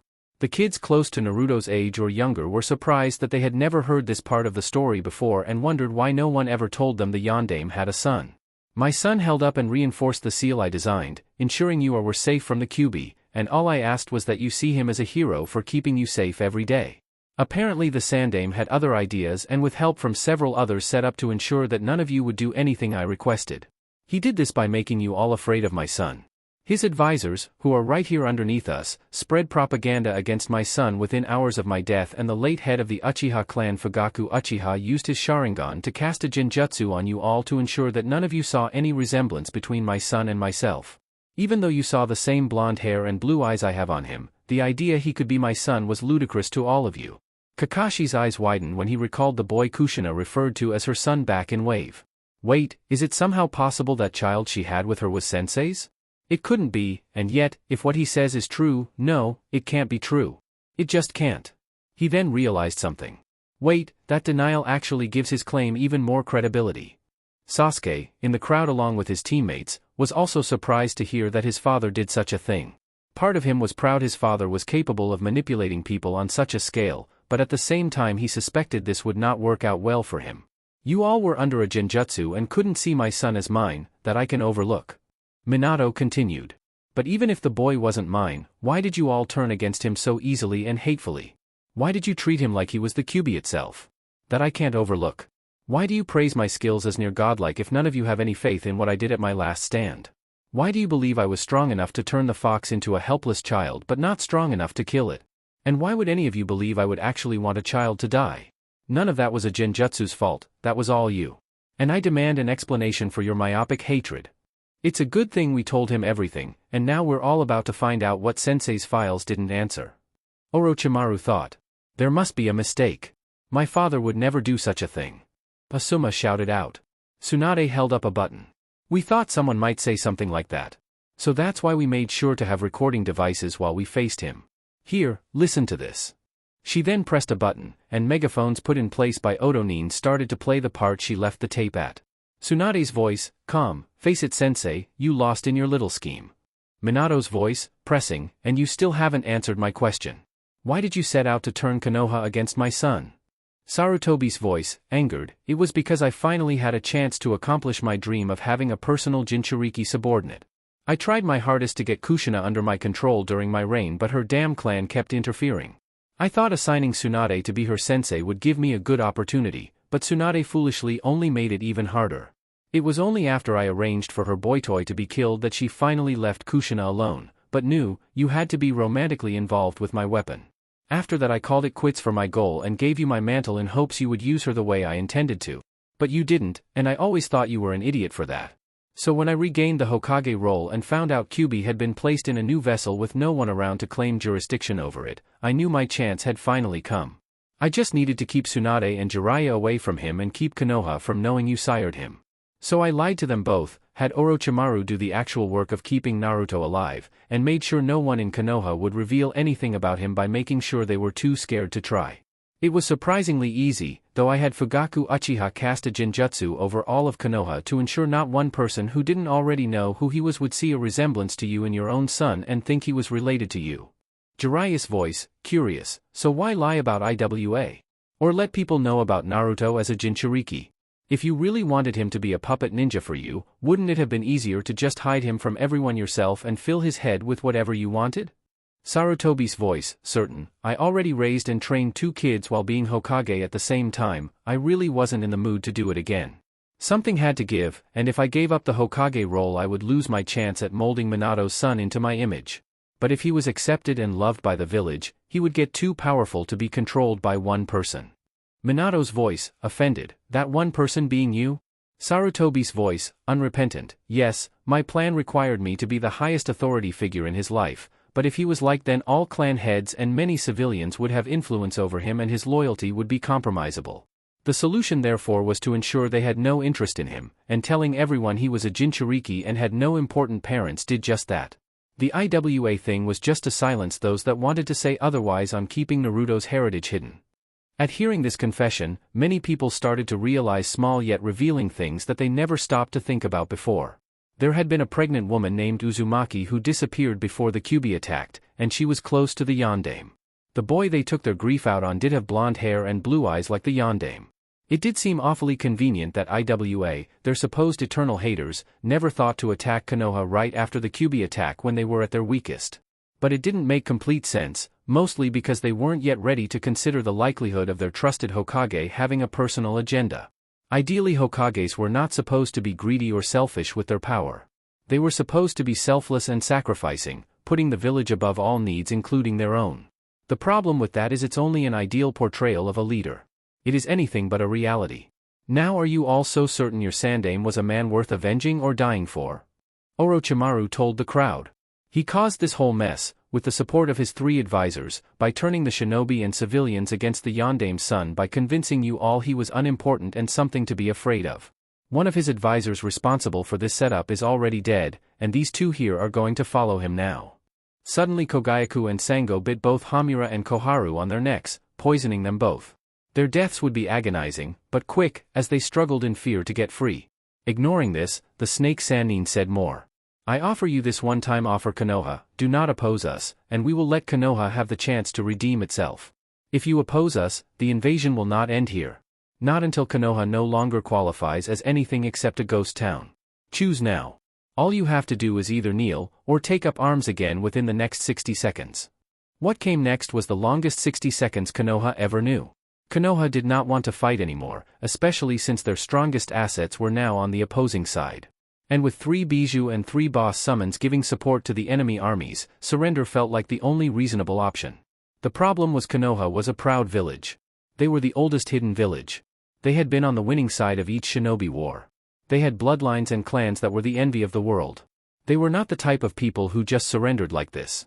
But fortunately the message was clearer than crystal, surrender or slaughter, and Odo and Suna had the strength to back up the slaughter part. In a way, this was more of a test of character than a test of resolve, and that's what Odo and Suna really wanted to see here. How could this be? How could Sensei's son still be alive without me knowing it? I'm his last student and one of our best ninja, I'm automatically supposed to know these sort of things. Kakashi told himself, currently unable to cope with the fact that he had been left out of the loop. Dear Kami, I called Sensei's son a bastard child with no significance back in Wave. No wonder he hates me. Sasuke frowned, but for once at himself. Father helped turn this entire village against a Hokage's son. Why? I mean, yes, the fact that he's not an Uchiha was bound to be part of it, but I doubt he did it just because of that. Otherwise he'd turn the entire village against every non-Uchiha and make people give himself the Hokage role. Were there limits on how much influence he could cause? Now that people have heard this, I wonder how they'll regard the Uchiha from now on. Sakura looked around the crowd noticing the various expressions. So many people look unhappy here. I don't blame them, since these awful people are trying to tell us we've been acting wrong for years. Who are they to tell us what's right and wrong? Besides, we're not wrong. We're winners and winners are never wrong. Obasan says so. Kiba kept looking over the crowd for his missing mother and sister, though his father was right beside him. Where are they? I hope they weren't captured or killed by these guys. Okasan and Nasan deserve better than to become prisoners of war. Gunma looked up at Minato in disbelief. Yandame-sama is turning against us? Surely he wouldn't do this unless he was completely certain what motivated this reaction was real. This must mean that we all mistreated his son without even realizing it. Shino was quiet, but mentally he hadn't a clue what position to take here. It would appear the leadership of Konoha was self-serving and manipulative, but this could all be a ruse to lower our guards. But to what purpose? They already have us outmatched. Why demoralize us further? There must be a hidden objective here I can't surmise with my current amount of information. Yakumo was a bit ambivalent. I know these guys did a lot of damage here, but still, it's only because of them that I managed to heal my mind. And so far it doesn't look like any of them really mean to eliminate us. I'll reserve judgment for now but remain cautious. Danzo-sama's will must be enforced. One way or another. Sai told himself, his expression blank throughout all this. Asuma was angry, resentful at this slander. My father was a great man. Everything he did was for the good of the village. If he did sabotage one child's future, it was for the greater good. These guys are just making it personal and taking it out on us. This cannot go unpunished. What's going on here? Ino questioned. Hokage-sama betrayed the Yandame and he's back for revenge from beyond the grave? How is this possible? Why are we being involved in this? We didn't do anything, did we? How troublesome. Shikamaru thought. It appears Konoha's governing body has been doing some shady dealing without full realization of the consequences and we all have to be part of the fallout too. Chuji had lost his appetite, but now his mental clarity. If I understand all this correctly, then Sandaime-sama set out to control Yandame-sama's son because he had some connection to the Kyuubi. And the Sannin didn't like that and took him away to keep him safe and have now come back to eliminate the threat. Now they're trying to gauge our reaction to see if we support or abhor the Sandaime's actions. For once, Guy was at a loss for words or energy. I don't understand this, but if the recording is genuine and so is Yandame-sama, then maybe Konoha really has been heading in the wrong direction and needed this to steer us straight. At least it doesn't look like they plan to wipe us off the face of the earth.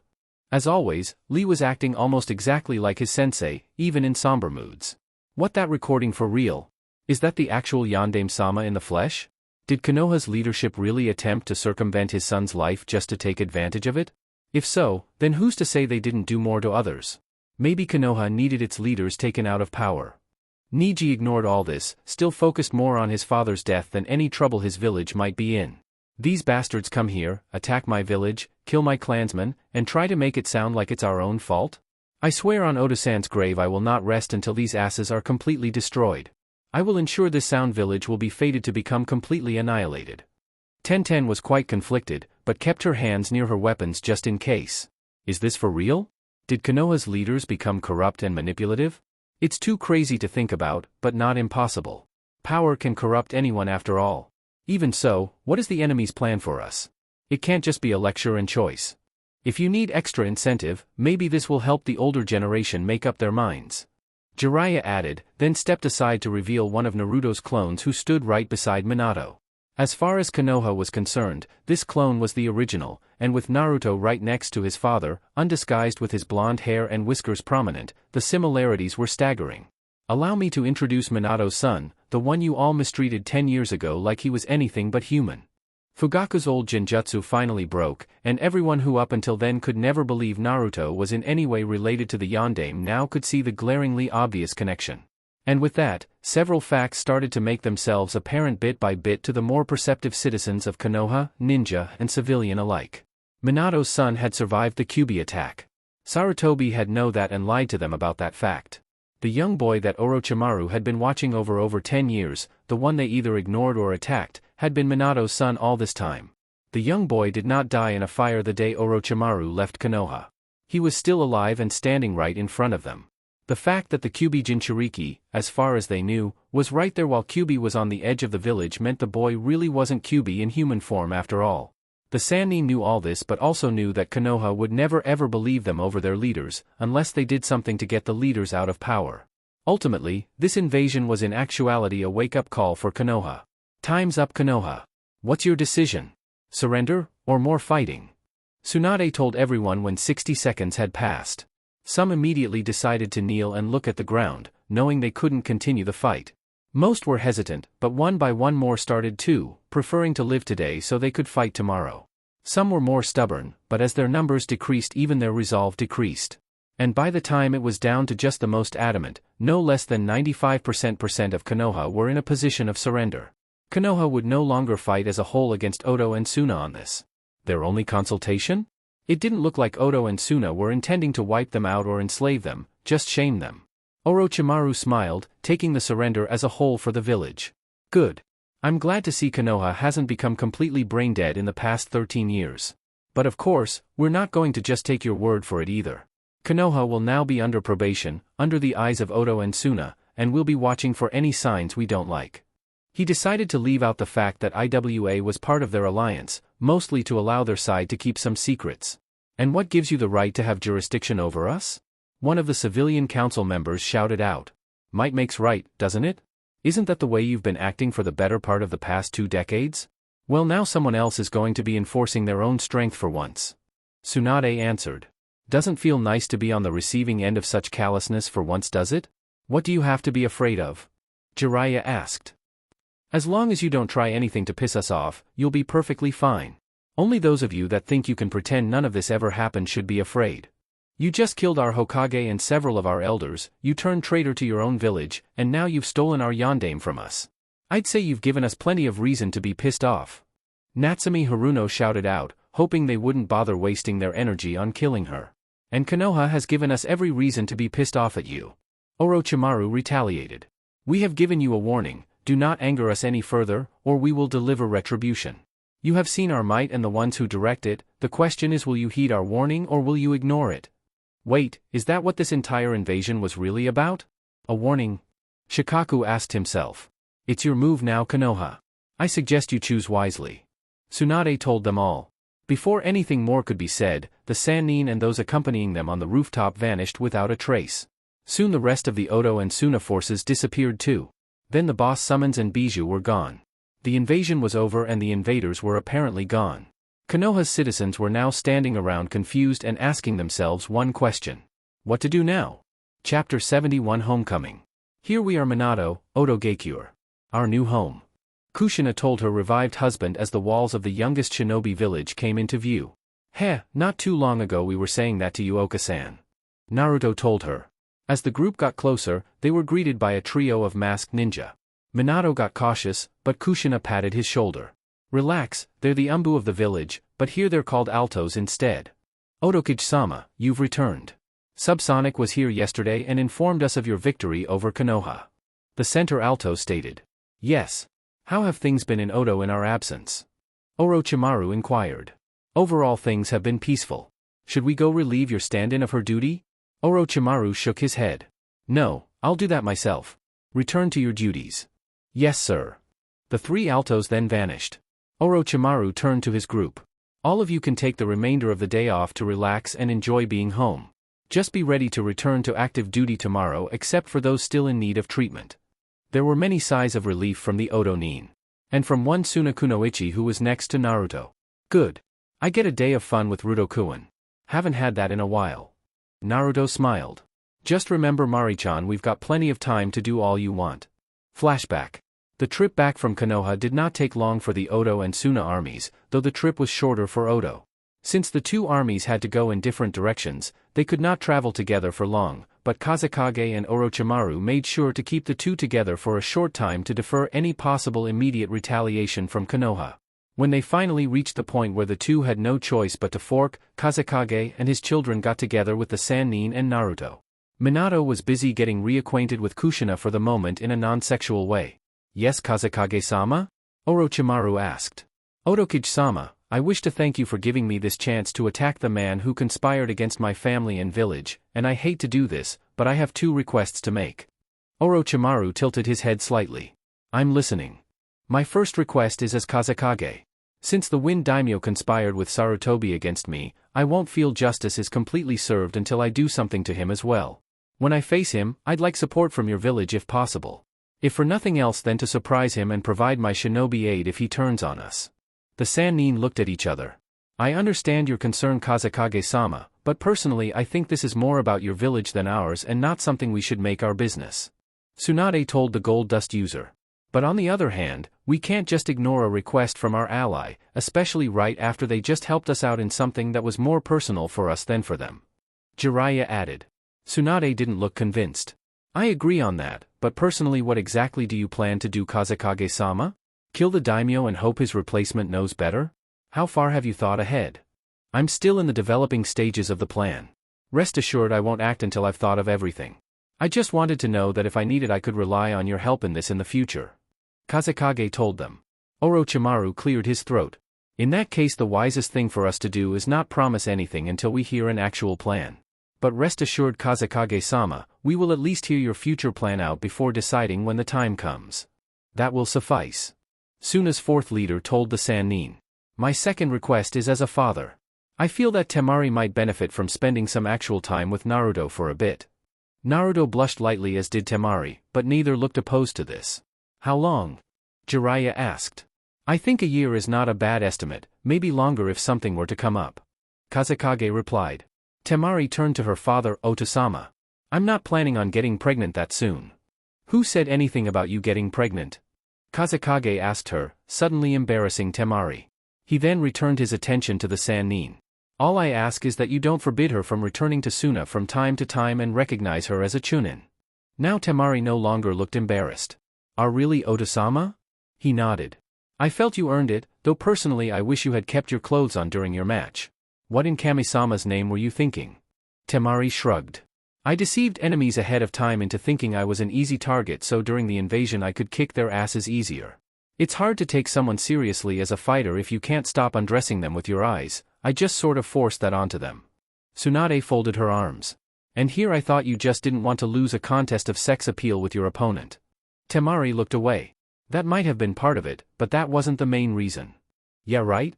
Kazekage looked at his only daughter analytically. Maybe I was wrong about you becoming chunin just yet. Or getting to be with a boy for so long either. Temari looked rather bothered. Otosama, I can handle staying genin, but you promised me I could spend some time with Rudokuin after our business in Konoha was done. If it makes you feel better I can ensure she is on birth control the entire time. Tsunade offered. I'd feel even better if she remained a virgin until marriage. Kazekage stated. Hold on, why are you talking like I'm going to jump her first chance I'll get? Naruto asked. You'll understand when you have a daughter. Kazekage answered simply. Temari crossed her arms firmly. Otosama, all you can get is our word that we'll do nothing until our wedding night. If that's not good enough for you, what is? A vow signed in blood. Not a bad idea. Fine, then write it up so I can sign it. Temari told her father, surprising him since he half expected her to resist such a requirement. Kazekage grinned and pulled out a rolled-up piece of paper from inside his robes. Already did. Just sign in blood both of you and the deal's done. Temari was more than ready, but before she could grab the contract, Naruto interjected. Hold on, I was under the impression that I could only officially marry one girl and the others would be included in my clan but not as legally registered wives. Am I wrong? Because if I'm not, then fulfilling this oath basically dooms Temari-chan to a life of virginity. Temari's eyes widened and she looked at her father, hoping he wasn't trying to trap her into something. To her relief, Kazekage looked unaware too. Wait, is this true? I was under the impression that any bonds would be legalized. Tsunade turned to Naruto. Naruto, where did you heard that? That's the way all the girls have been discussing it when we're together. How Hina-chan would be the one true wife and the other 8 would be like semi-wives or something like that. He answered. Someone must have misheard something or not bothered to get the facts straight. Jiraiya replied. Boy, in cases like Temari and Fu, the marriage would have to be legalized to settle any inter-village strife. In that case, why wouldn't the others be allowed to become legal wives too? Naruto was stunned. I didn't think of that. Orochimaru grinned. Trust me Naruto, in this situation the only reasonable choice is for 9 legal marriages to you. The only rank in wives here is whatever you and they impose on them. Which I don't recommend. Treat them like wives, not soldiers. Of course. Why wouldn't I? Naruto stated, without any doubt. Jiraiya held up one finger though to bring up a point. Although Naruto, you will have to pull rank once in a while. The girls are bound to argue with each other on occasion and it's your responsibility to ensure it doesn't get out of hand or tear anyone apart. Do what you can to please them as well as keep them from getting out of control, just like they'll be doing the same to you. Naruto nodded. Got it. Don't be spineless but don't be a dictator either. So am I going with Naruto-kun or not? Temari asked, wanting an official answer. Her father held up the written deal again. Sign this and you can. End flashback. Show me where the hot springs are Rudokuin. I want to spoil myself with some water. We never do that back home. Temari told him as they walked through the gates. Then how do you get clean? He asked, not sure what to imagine since water usage in Suna was greatly restricted. Temari grinned teasingly. Would you like me to show you? At his blush she giggled, then gave him a light kiss on the cheek. Isaribi walked up alongside them. If you want to know where the best water is, I'll be happy to show you. I even know where the co-ed places are and the best places to go skinny dipping are. Temari smiled. I'm listening. After all the ninja who survived the battle went home, Orochimaru went to his office. There at his desk was his fill-in, the head of the Altos, busy doing paperwork and not looking happy about it. Damn it, I did not sign up for this mind-numbing crap. The substitute told herself. Actually, you did. Orochimaru jokingly told her from the doorway. Immediately the seat filler looked up and smiled. Orochimaru-sama, so glad to see you. Subsonic-san already returned and told us the good news how Operation Burning Leaf was a success. Good. How have things been in my absence, Guren? The purple-haired crystal user stood up and stretched. Not bad. Nothing really happened, though I hated being cooped up in this office all day long. Was there really no one better than me to do your duties in your absence? My teammates and the Sound Five were with me for added measure. Without them, naturally the head of the Altos takes command. Who else would have fit this role so well? Maybe Tsunade-sama's assistant? Guren suggested. Orochimaru shook his head. Shizun-chan's not a leader. She's more suited to follow. Besides, she already had a duty she couldn't ignore. I bet she's as relieved to be free of it as I am. Guren added. At that time Tsunade was headed to her house, which as expected wasn't locked. Shizun? Oh good, you're home, Tsunade-sama.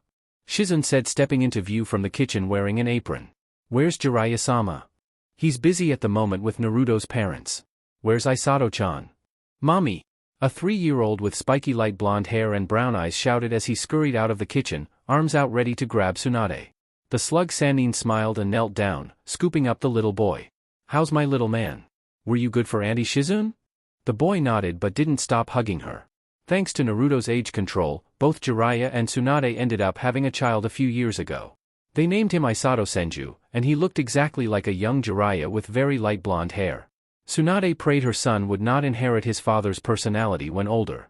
He was fine, though he kept asking for you practically every hour. Shizun told her mentor, wiping her hands on her apron. Your timing is good, I just made lunch. Well, for him anyway. I was about to make a sandwich for myself. Sounds good to me. Shizun smiled and turned away, but then stopped. Wait, Tsunade-sama, did you just say Naruto's parents? Yes. As in plural? Yes. How can that be? Tsunade smirked. Oh boy, have I got a story for you. Jiraiya was with Kushina and Minato in the room in the Odokage Tower given to Kushina by Orochimaru. Another time Orochimaru was grateful he had the architects design it as a residence as well as a place of business. Kushina and Minato were seated on her bed while Jiraiya leaned against the wall. Okay, I didn't want to go into deal about this around prying eyes, but now I can tell you, Minato, exactly how we managed to resurrect you as we did. The Toad Sannin started. Please do. I thought it would be impossible given the Edo Tensei wasn't completed in my lifetime. The alive-again former Hokage responded. Jiraiya nodded. It wasn't. But Orochimaru does wonders when he researches stuff. I bet if he had it in him he'd make books that would rival my own. Anyway, he did complete the Edo Tensei, but discovered it had specific conditions to work. For one, a living sacrifice must be made. A soul for a soul sort of thing. And the revived souls can be controlled, but that's not an automatic feature. Meaning the revived soul can turn against the jutsu user if not controlled with an add-on seal. So I can be controlled like a robot? Minato asked defensively. I honestly don't know. It is possible, but rest assured none of us have that in mind for you. Jiraiya told his student. Now, the effects of the jutsu are intended to never wear off until either the body is completely obliterated to the point regeneration is impossible, or the revived soul attains a peace it couldn't get in life. Like a dying regret being soothed, that general idea. But if none of that happens, then the revived soul keeps fighting until the user actually cancels it out. And the jutsu can last even if the user dies before canceling. So basically the jutsu on me hasn't been cancelled yet? Minato asked. Not particularly.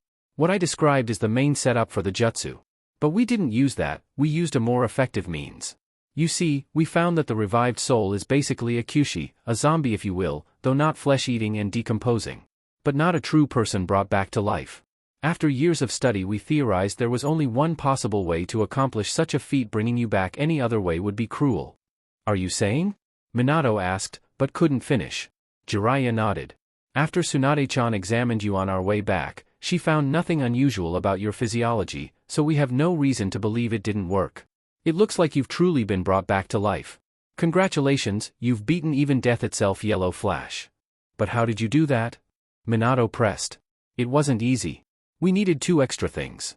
First, we needed a living sacrifice that was not only willing to be killed for this, but also dead for no more than 2 minutes. And second, we needed a fresh sample of your chakra. We got the first from a senior in Suna who was willing to be used, and the second was from the chakra you placed in the seal on Naruto. By getting all this done, we were able to bring you back to life. But without my chakra in his seal my son could dash, Minato started. Kushina cut him off and put her hand on his arm to pacify him. He'll be fine, dear. He and Kyubi are actually on tolerable terms. Nothing should go wrong. Besides, he doesn't have my chakra in him anymore. He used it to get me out of my coma. The former yondaime still looked concerned. Rest assured, Minato, that Naruto is fine. Jiraiya told him. He was even happy to hear about it and was glad to help out. He already got his mother back, and now he gets his father too. Well, I can't say I'm not glad to be back at least. Minato said with a chuckle. And the first thing you said to your dear wife was, "You've gotten older?" Kushina asked, not threatening yet not completely joking either. I wasn't serious, Koi. You look just like you did last time I saw you, except without all the baby weight. Minato clarified. Kushina smiled. It's okay. I was kind of glad to hear your old joke again. Made me know my husband really was back. Kushina and Minato had an old joke between them. One time a Chunin Minato had to go away for a mission that required him to be away for 3 months.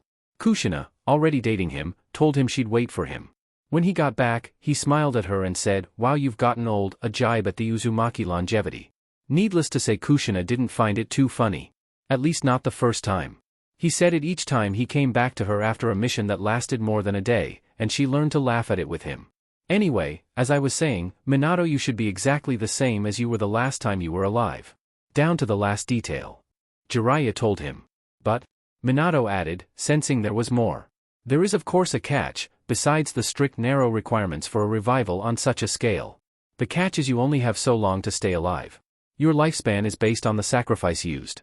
You gain the remaining lifespan the sacrifice had as your own, and when that's used up, you'll die of old age regardless of your own age. So, however long the guy who died for me was going to keep living, that's how long I've got left to live? Minato asked. Jiraiya nodded. How long is the estimate? Kazekage-sama and Suna's medic said that old guy had another 10 years in him or so. He wasn't a feeble old man or anything of the sort. He was just retired and he had no family remaining, so he figured what exactly would he be missing out on if he gave his life for this. But still, I'm alive because someone else died. I feel guilty somehow. Minato's aide, his hands lightly quivering. Your son is alive because you died for him. Jiraiya told his student. Like you, Minato, the man who volunteered had lived a full life and died without regrets, knowing his death would not be in vain. Are you going to make his sacrifice meaningless by not using the life he helped you acquire? No, I'm in no hurry to die again. 10 years is better than nothing. I just hope this jutsu isn't used all the time. Jiraiya-sama, I was wondering something. Kushina spoke up. Couldn't Naruto use his age control to make Minato younger and give him more time? I'm not sure. It might work, but it might also end up undoing the jutsu completely and we'd end up with a corpse. For now, let's not work about that. Maybe in a year or so we can try and see. Minato nodded in understanding, thankful that along the way to Oto they explained to him about Naruto having 9 Kekkai Genkai. Hey, if Naruto can control people's ages, why not have him make the old man from Suna younger so I'd have more time to live? Jiraiya was stunned silent, then smacked himself in the forehead. Damn it, why didn't I think of that before? Don't beat yourself up over it, sensei. Like I said before, 10 years is better than nothing. Hey, maybe I'll get lucky and live longer. Minato said with a grin. Jiraiya felt better. Now, I'll let you two have some private time you couldn't get on the trip back here. Just remember to be in Orochimaru's office this evening. He then gave his super pervert smile. And try to keep it quiet. People live here after all. Away from the girls for a little while, Naruto walked into Ichiraku's restaurant and saw Ayame and Tucci at the counter. Hey guys. The two chefs immediately perked up and smiled. Naruto. Good to see you. Did you make Chunin? Tucci greeted. Don't know yet. I probably won't for a day or two, he said as he sat at the counter, seeing the restaurant wasn't empty. A few other customers and staff members came over to congratulate him for being in the Chunin exams and asked him how it went. Naruto only told what he felt was safe to tell, since some of the information was confidential. Information such as Minato's rebirth. Well, we can't give you your promised free bowl until it's confirmed. Sorry. Tucci told his favorite customer. Wait, we get a free bowl if we reach Chunin? One of the academy students asked. That deal only works with our regular customers, not occasional customers. The old ramen chef replied, not wanting to make it sound like Naruto got special treatment here. Hey Naruto, where's your girlfriend? I am asked. She's with a few of our other friends right now, girl talk, she said. He told her. Like how to make a polygamous relationship work between themselves? I am asked. Naruto blushed. I think so. I didn't really ask. They just said they wanted some alone time for an hour or two. When I go back they'll probably want to tell me something. I hope they're good to you. Just because they outnumber you doesn't mean they can dominate you in the relationship. I am told him. But I shouldn't dominate them either. Naruto added, remembering what Jiraiya advised him not too long ago. I am smiled and nodded. Right. In a relationship power is shared, not monopolized. Anyway, I just want you to be happy. Enko's not the only one to love you like a sister. So Nei-san, have you found a boyfriend yet? The whiskered blonde asked. The brunette girl looked away. Not yet, I can't find the right kind of guy. But enough about that, would you like your usual or something different this time? So what are we all here for? Tayuya asked as she and several others were gathered in Hinata's bedroom. Because for once all 9 of us who want to be with Naruto are in one place at one time, and I think we should set a few ground rules while we have the chance. Hinata said, looking over Isaribi, Haku, Fu, Sasami, Kin, Tayuya, Temari, and Hanabi. Counting herself, this was Naruto's entire planned-out harem. Wait, then why is she here? Sasami asked, pointing at Hanabi. Didn't you hear? I'm the 9th girl in the group. You can't be in this group. You're too young. Kin stated. I'm only 3 years younger than you. Temari-san is 2 years older than you and Tayuya-san is 3 years older. Besides, I'm not going to be a kid forever and I don't see anyone else offering to join, do you? Actually, that's something I need to tell everyone about. Fu suddenly said, drawing everyone's attention. I've been thinking about it for a while, and I think we may have a problem here. What's that? Her teammates asked. The thing is, I have to be part of the harem. It's not just a matter of love, it's also a matter of my well-being. I care for Naruto-kun like no one else, since I share his situation. But this group is the only thing keeping me out of Taki. The green-haired Jinchuriki started. What do you mean? I thought that issue was resolved years ago. Hinata asked. It was put on hold, never resolved. Fu clarified. You know that the general population of Taki don't care about me one bit, but their governing body does see value in me by default because of my Jinchuriki status. They let me come here to Odo because they thought it would be wiser on their resources and time to have this village train me instead. They wanted you to be their weapon, but they were too lazy to train you themselves? Hanabi asked, not seeing the reasoning there. They were more apathetic than lazy. Plus I think they intended for me to be their mole, see what Odo and the Sannin have to offer, then take it back to Taki for their more favored ninja. Too bad they didn't count on me growing to love Odo more than Taki. Why would they think otherwise? Hanabi added. I was just a dumb, socially isolated kid back then. At the time I probably would have sold out Odo to get some form of respect back in Taki. But being around Naruto-kun and being treated like a human being rather than a bug, sorry Shichibi, it made me feel love. Love for this village. Love for the Sannin. Love for my team. And yes, love for Naruto-kun. I can't go back to Taki, but if I don't have something ironclad holding me here, Taki may abuse the law or ignore it to get me back. They've only let me stay as long as I have in hopes I have more use to them as a Chunin than as a Genin. Being part of Naruto-kun's harem would give you a legitimate legal reason to remain in Odo no matter what your rank is. Hinata stated. Fu nodded. Yes. If I become a member, then I belong to a clan and any actions done against me by Taki would be considered an act of war. With Iwa and Suna to back us up, Taki would have to be insane to do such a thing, especially with their greatest ally Konoha now recovering from its own attack. I wonder if that was also part of the invasion plan or just a side benefit. Tayuya wondered. I'm going to go with side benefit. We are on good terms with Taki after all, but Fu does kind of put that truce on a precipice. The issue was brought up to Taki in the last meeting between village leaders, which was at the time I became Genin. Shibuki-sama is on good terms with the Sannin and has a lot of influence over Taki's other leaders, so he was able to strike up a deal. If I get a husband in Odo by the time I become Chunin and he comes from a clan, I get to stay in Odo with my new family. If he isn't, I have to go back to Taki with or without him. Naruto-kun would be enough to keep you here. Sasami commented. Fu nodded. That's what Tsunade-sama told them. They knew he and I would be good for each other and wrote up a contract saying I'd get to be with him in Odo if we got together before I became Chunin. She then turned to Hinata. So on paper, I've actually been promised to Naruto-kun long before you were even engaged to him. Don't worry, I won't usurp you. You were his first choice after all, something I was prepared to live with. But then, all this time you were worried you'd be sent back to Taki because he liked me more? Hinata asked, shocked that this girl remained so calm. Why didn't you try to make a move earlier? I guess I love Naruto-kun more than I love Odo. I'd rather be in Taki than try and take his happiness away from him like that. Hinata shed a tear but wiped it away. Does anyone know how soon the results of the exam will be? Usually it takes a week to confirm. Maybe longer if something with higher priority comes up. Tayuya answered.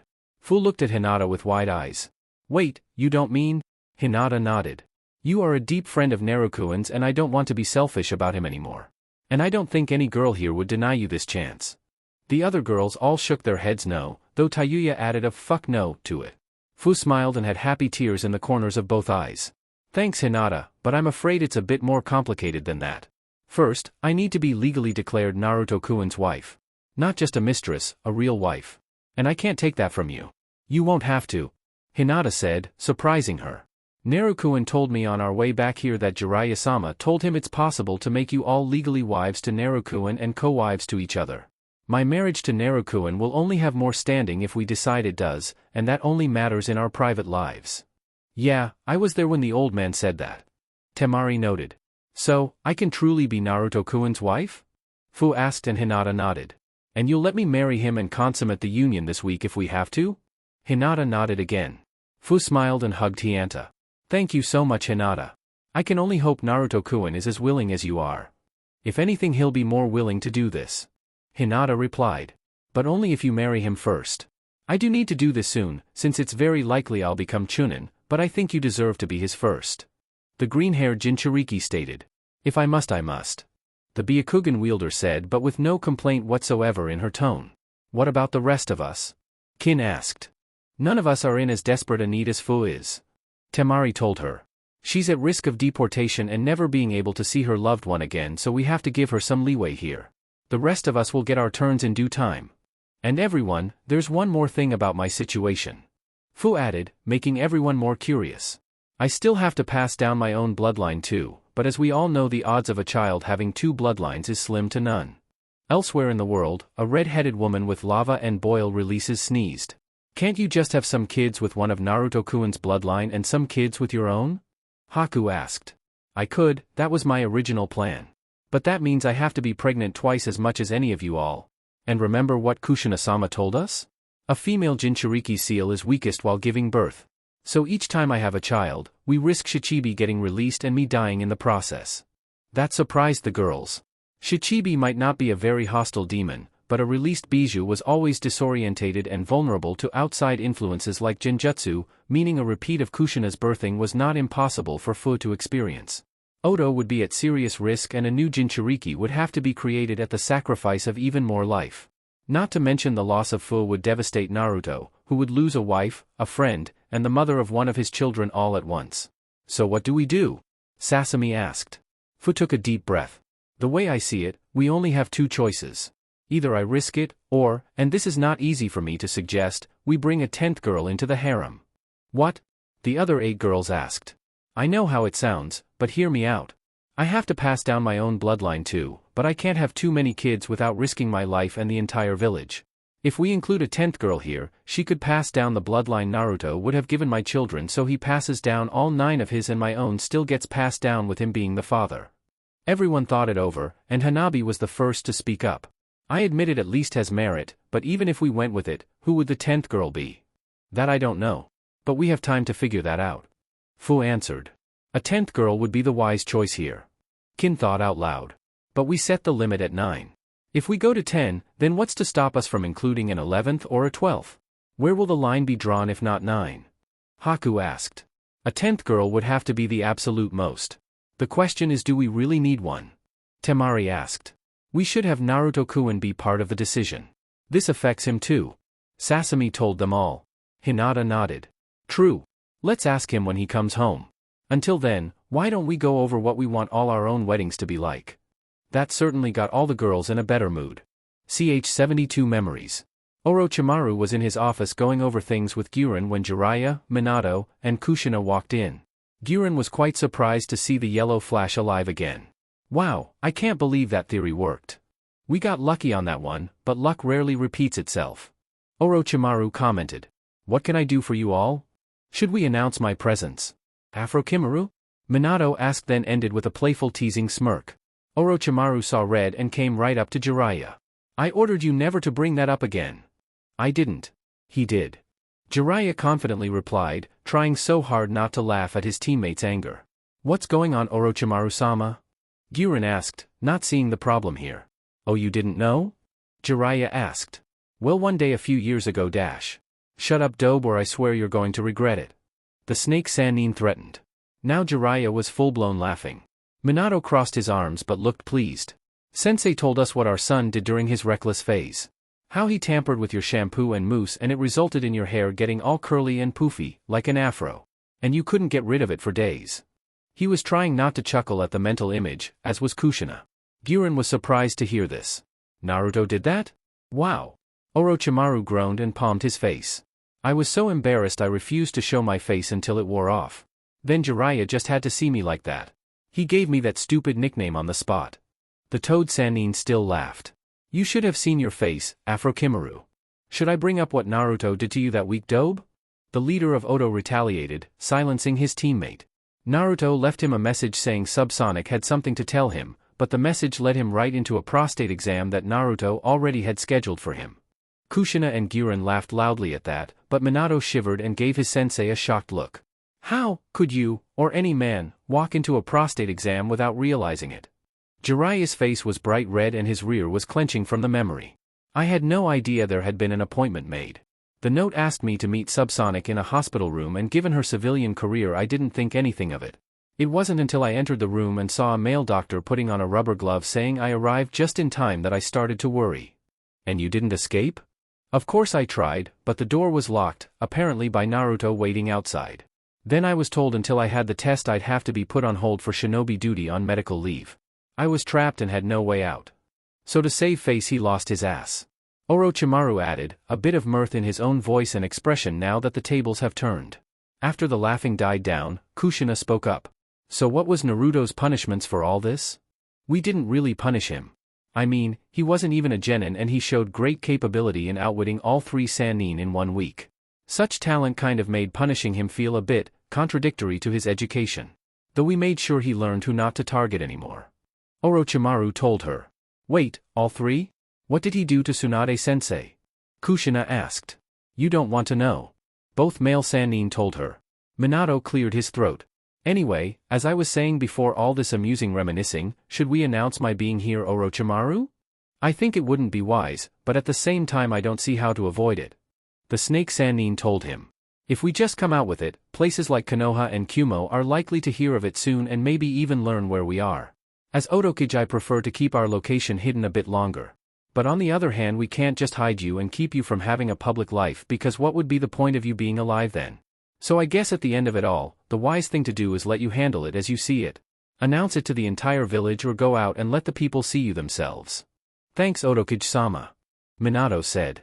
Minato, you're Naruto's father. You can call me Orochimaru when we're not on business like the others do. But don't you dare call me Afrokimaru again. Or what? The former Hokage asked comically. Done with his ramen and having nowhere else to be, Naruto returned to his room and laid down on his bed. It's nice to be home and able to relax. Though it's kinda boring not having anyone to do anything with. It's hard to have fun on my own anymore. Ever since Oto was founded, Naruto always had someone to spend time with. Be it to train, study, play, or even so much as walk, Naruto was rarely without friendly company of some sort. And when one friend wasn't available, another always was. Of course he did have his moments of privacy, but they were rarely involuntary. You know, maybe there are more benefits to this harem arrangement than I originally thought. he told himself. This whole time I've mostly been thinking about how it helps the village's future, not how it helps my own. Let's see.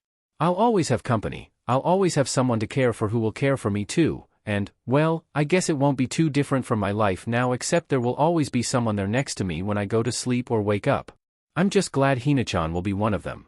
I'm lucky to have Hina-chan in my life. She's my first friend as far as I can remember and she more than anyone else shares my pain with Konoha. Except for Anko-ne-chan, Kurinai-ne-chan, Kabuto-ni-san, and Yamato-ni-san, Hina-chan best understands what Konoha did to us. Someone in her old clan endangered her and the village looked away. I mean sure, maybe they didn't know, that I can accept, but they tried to kill her mother for doing what any decent citizen would do, and that shows disregard for its own inhabitants right there. Hina-chan has always been there with me when I tried to do anything. From normal ninja training to Neo-Byakugan training. Heck, even when Ichiraku's reopened here she was the first to eat with me. And the time I broke my arm, she helped make it hurt less until Bachan got to me. I sometimes think Hina-chan and I were always meant for each other, which is why I can't be mad at her for what she was like when this whole harem thing started. If I had to share her with close to a dozen guys I'd probably be marking my territory too. Until she told me to stop like I had to tell her. There was a knock at his door, interrupting his train of thought. Yes? He called out. In walked Subsonic, unmasked and dressed in a casual red blouse and black dress. Hi Naruto. Subsonic, nice to see you. He told her. I'm off duty. You can call me by my name you know. Mikoto reminded him. Alright then. So why did you want to see me? He asked. No reason. I just wondered how you're handling the aftermath of what all you've been through.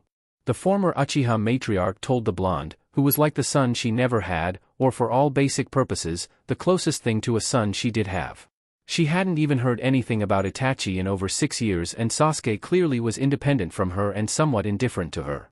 Naruto was sort of her surrogate son, and she in turn was sort of his surrogate mother until Kushina returned. I'm okay, mostly happy to be home. I'm glad to have my father back but I got most of the excitement of that out of my system on the trip back here. Now I'm letting them have some private time. They haven't had any in 13 years. Mikoto nodded. Yeah, and I suspect they'll go on a second honeymoon in a couple of days. Shouldn't they get remarried then? I mean, it's till death do you part and Oda-san did die after all. Naruto asked. Mikoto blinked, having not considered that aspect. That's a good point. But I don't think anyone would have the guts to challenge their connection, and even so we could just say they could get their vows renewed which would legalize their marriage again. Naruto nodded. That sounds good. Speaking of marriage, how are things with you and your future wives? So far I think things are going fine. Hina-chan was a bit too possessive of me for a time but I managed to get through to her. I'm not going to be a dictator to my girls, but I'm not going to let myself be henpecked by them either. Mikoto nodded in support. You'd probably lose a lot of appeal if you did, but of course you don't want to resist them too much. Women do like feeling like they have some control over the relationship. Eroji-sen warned me they like having all the control. Naruto replied. Some do, and some men like that. But for the most part he was just joking around. You'll find that most men you'll get advice from will joke just as much as they advise. But in all seriousness, I'd say let each woman feel valued but never at the total expense of your own. Sometimes you will have to make sacrifices for the one you love, but if they're right for you they'll make sacrifices too. Relationships are give and take for both, not one side gives and the other side takes. Anyone who thinks like that is better off not being in a relationship at all. That's going to be hard for me since it feels like I'll be given more than I'll give back. Naruto commented. I can see why you'd think that, given the numbers alone. But you'll be giving them everything they want Naruto. Love, fun, security, children, those are what they want right? Tell me why you think each girl wants to be with you and why you'd want to be with them. Naruto took a deep breath before he answered. Hina-chan's only ever wanted to share her life with me. We've always been important to the other, but never so important we forget about those around us. When she had to go away for a month to take those kunoichi-only classes to ensure the fangirls were weeded out of the curriculum, I was worried she'd lose interest in me. I was relieved that she didn't, that I wasn't her only reason for becoming a ninja. That's when I knew that Hina-chan was more than just my best friend, she was the one who'd make me happy, because she liked me for all the reasons I wanted to be liked by a girl. That's good. What about the others? Mikoto asked. Isaribi-chan's always been a good friend of mine, even more since we became teammates. She taught me how to swim and I helped her learn to get used to being around others.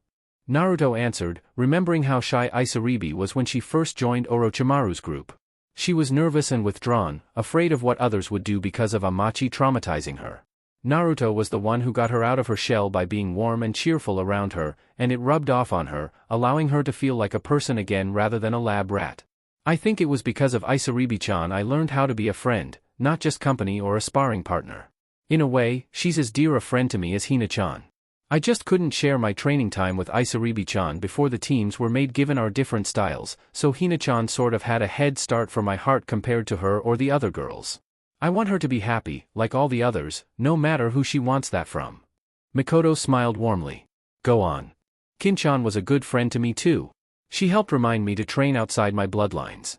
I mean sure, when the adults told me I knew it was serious, but when I was a kid it was kind of hard not to.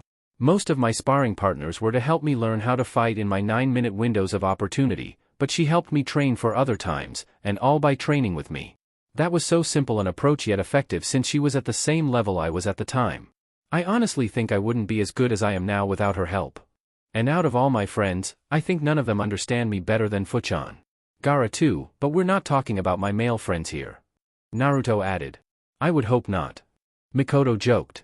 Anyway, Fu-chan gets me in ways even Hina-chan can't. Whenever we've had doubts about our humanity, we both remind the other who and what we really are. And we both know what it's like to come from villages that put a large burden on us then take us for granted. It wasn't Konoha that made you a Jinchuriki Naruto, it was your father. I know what they did was bad, but you should never hold them accountable for what your father did. Mikoto corrected. I know.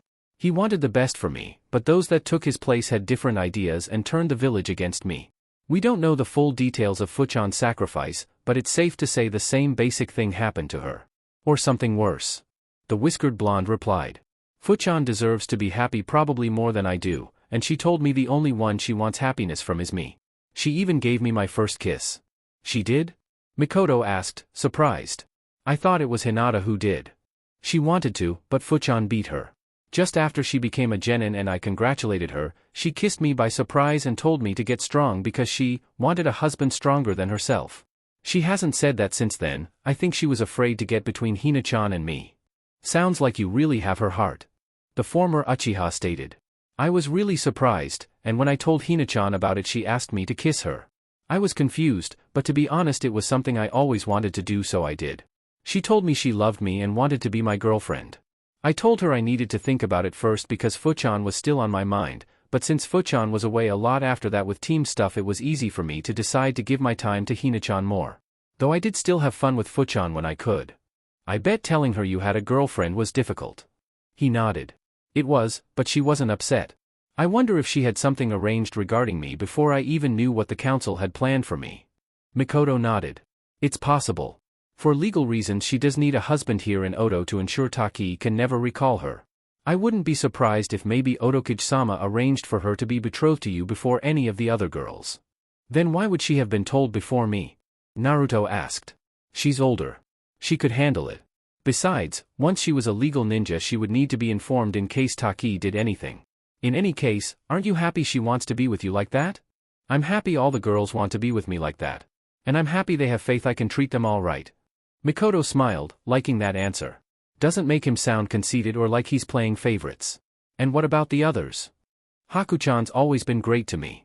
Like Hina-chan and Fu-chan, she understands what it's like to have a lot of people hate you for things you can't control. We didn't spend a lot of time together at first, until we started the academy and were assigned together to work on an assignment. We argued a bit because we were both too stubborn for our own good, and I think she said she hated me back then. Then later on when she was being bullied and beaten by older kids I defended her and even got her to use her bloodline for the first time. After that she apologized and wanted to be my friend. Wow, and now she wants to be one of your wives? Mikoto asked. It surprised me too. I just wanted another friend, not an enemy my own age. I don't know what I did to impress her so much, but to be honest I don't know that either with the other girls. Girls usually don't require so much from a guy at first Naruto. They do prefer a guy who's dependable and stable and can support them, but you don't have to act like a peacock showing off his feathers to get their attention. Mikoto told him. I'm sure you won them over by being yourself, though I suspect your Hayatan played a part in earning you Haku's affections. You know I actually picked that bloodline to show her I was someone she'd always be able to count on. She never really felt comfortable at school being one of the few in our class with a Kekii Genkai, so I wanted to make her not feel alone by picking that to be one of my 9. Then we trained together in it under her mother, and I think she finally warmed up to me as a true friend. Must be hard to make an ice user warm up to you, Mikoto joked. Naruto smirked but said nothing, just changing the subject. Sasami-chan was at first a regular sparring partner for me, as well as someone who helped me learn how to use weapons and tracking.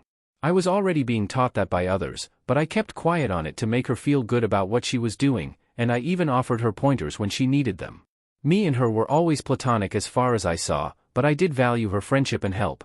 I have no idea why she's interested in joining. Who knows? Maybe she just likes blonde guys.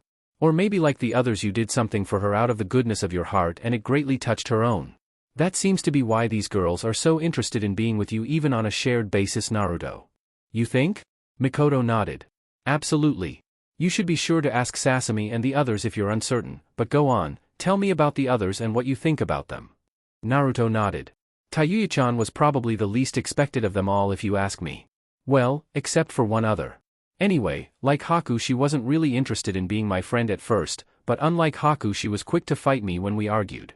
But she did at least tell me she admired the fact I didn't back down from her or go easy on her because she was a girl, and I told her why would that matter to me? I was surrounded by girls all the time, so why would I think of them as weak? It was a long time later when she answered that and I finally understood her more, and made an effort to at least be on non-fighting terms with her. She didn't say it, but I think she was grateful for that and enjoyed my company even if we did fight, though by then we did it for fun and laughs, not anger. Temari-chan, I figured she'd find someone back in Suna for herself. I like talking to her and playing games. She's one person I've never been able to defeat in a game, but I did get lucky in one spar and defeat her. Boy was her face red. I think her exact words after that were, "Now you're a man, Ruto-kun," and I was a bit confused but thanked her. Oh wow, Mikoto said. Naruto, most of the time when a girl says that to a boy, it means she likes him and hopes he sees her as a woman. Of course she is. I've always known that. Naruto objected. Mikoto shook her head once. No Naruto, I don't mean being aware she's a female. That's completely different. I mean, you don't think of Tsunade-sama or your mother as women, do you? Naruto did not know how to respond to that. You recognize them as females, but the word woman isn't one you'd use to describe them, is it? Not unless it was like older woman or something. The blonde boy answered. You see my point then. Anyway, when a girl refers to a boy as a man in a positive way, it means she respects him and in some cases finds him appealing. And in almost all cases, it means she hopes he thinks the same about her, that she's a woman he respects and finds appealing too. So I impressed her and she decided that she thought we could be more than just friends? Naruto clarified. More or less. I'd say she just wanted to know she had a chance with you, and she's happy to get it. She is here after all, that must mean something. Naruto slowly nodded in understanding. In any case, I don't know what I did to get them, but I'm grateful all of them like me enough to try, and I just pray I never disappoint them when they do become my wives. Naruto, I've got to warn you, there will come times when you make mistakes. Everyone does it, be they husband or wife. There will come days when you displease one or more of them and they'll do the same to you. Sometimes they may punish you for offending them, and sometimes they won't even tell you what it was you did, and sometimes some of the other girls may join in on it. It's possible there may someday come a night where you have to sleep alone. However, while sometimes you should take it like a man, if it ever looks like the girls are too comfortable punishing you, that's when you step up and remind them love is give and take. Naruto sighed as if defeated. Why is it almost everyone I get relationship advice from makes it sound like the girl's happiness always takes priority over mine? For you Naruto, it should. A boy should prioritize how happy his girlfriend or wife is, but at the same time a girl should prioritize how happy her boyfriend or husband is. I'm not saying forget about your own and never do anything for yourself, just don't expect to get away with it all the time. Let the girls do it once in a while too, and you'll find most of them will prioritize your happiness as much as you prioritize theirs. Basically you give, and you get to take. Naruto nodded. That makes sense. But luckily I've still got a while to learn everything, right? As far as I know. Though don't assume once you're married you're done learning about relationships. You'll just be learning on new terms. Mikoto told him. And that was only 8 girls. You don't have all 9 selected yet? Naruto now looked uncomfortable. Well, technically. Technically? Hina-chan kinda made a deal with her sister Hanabi-chan. For the time being she's considered the 9th member.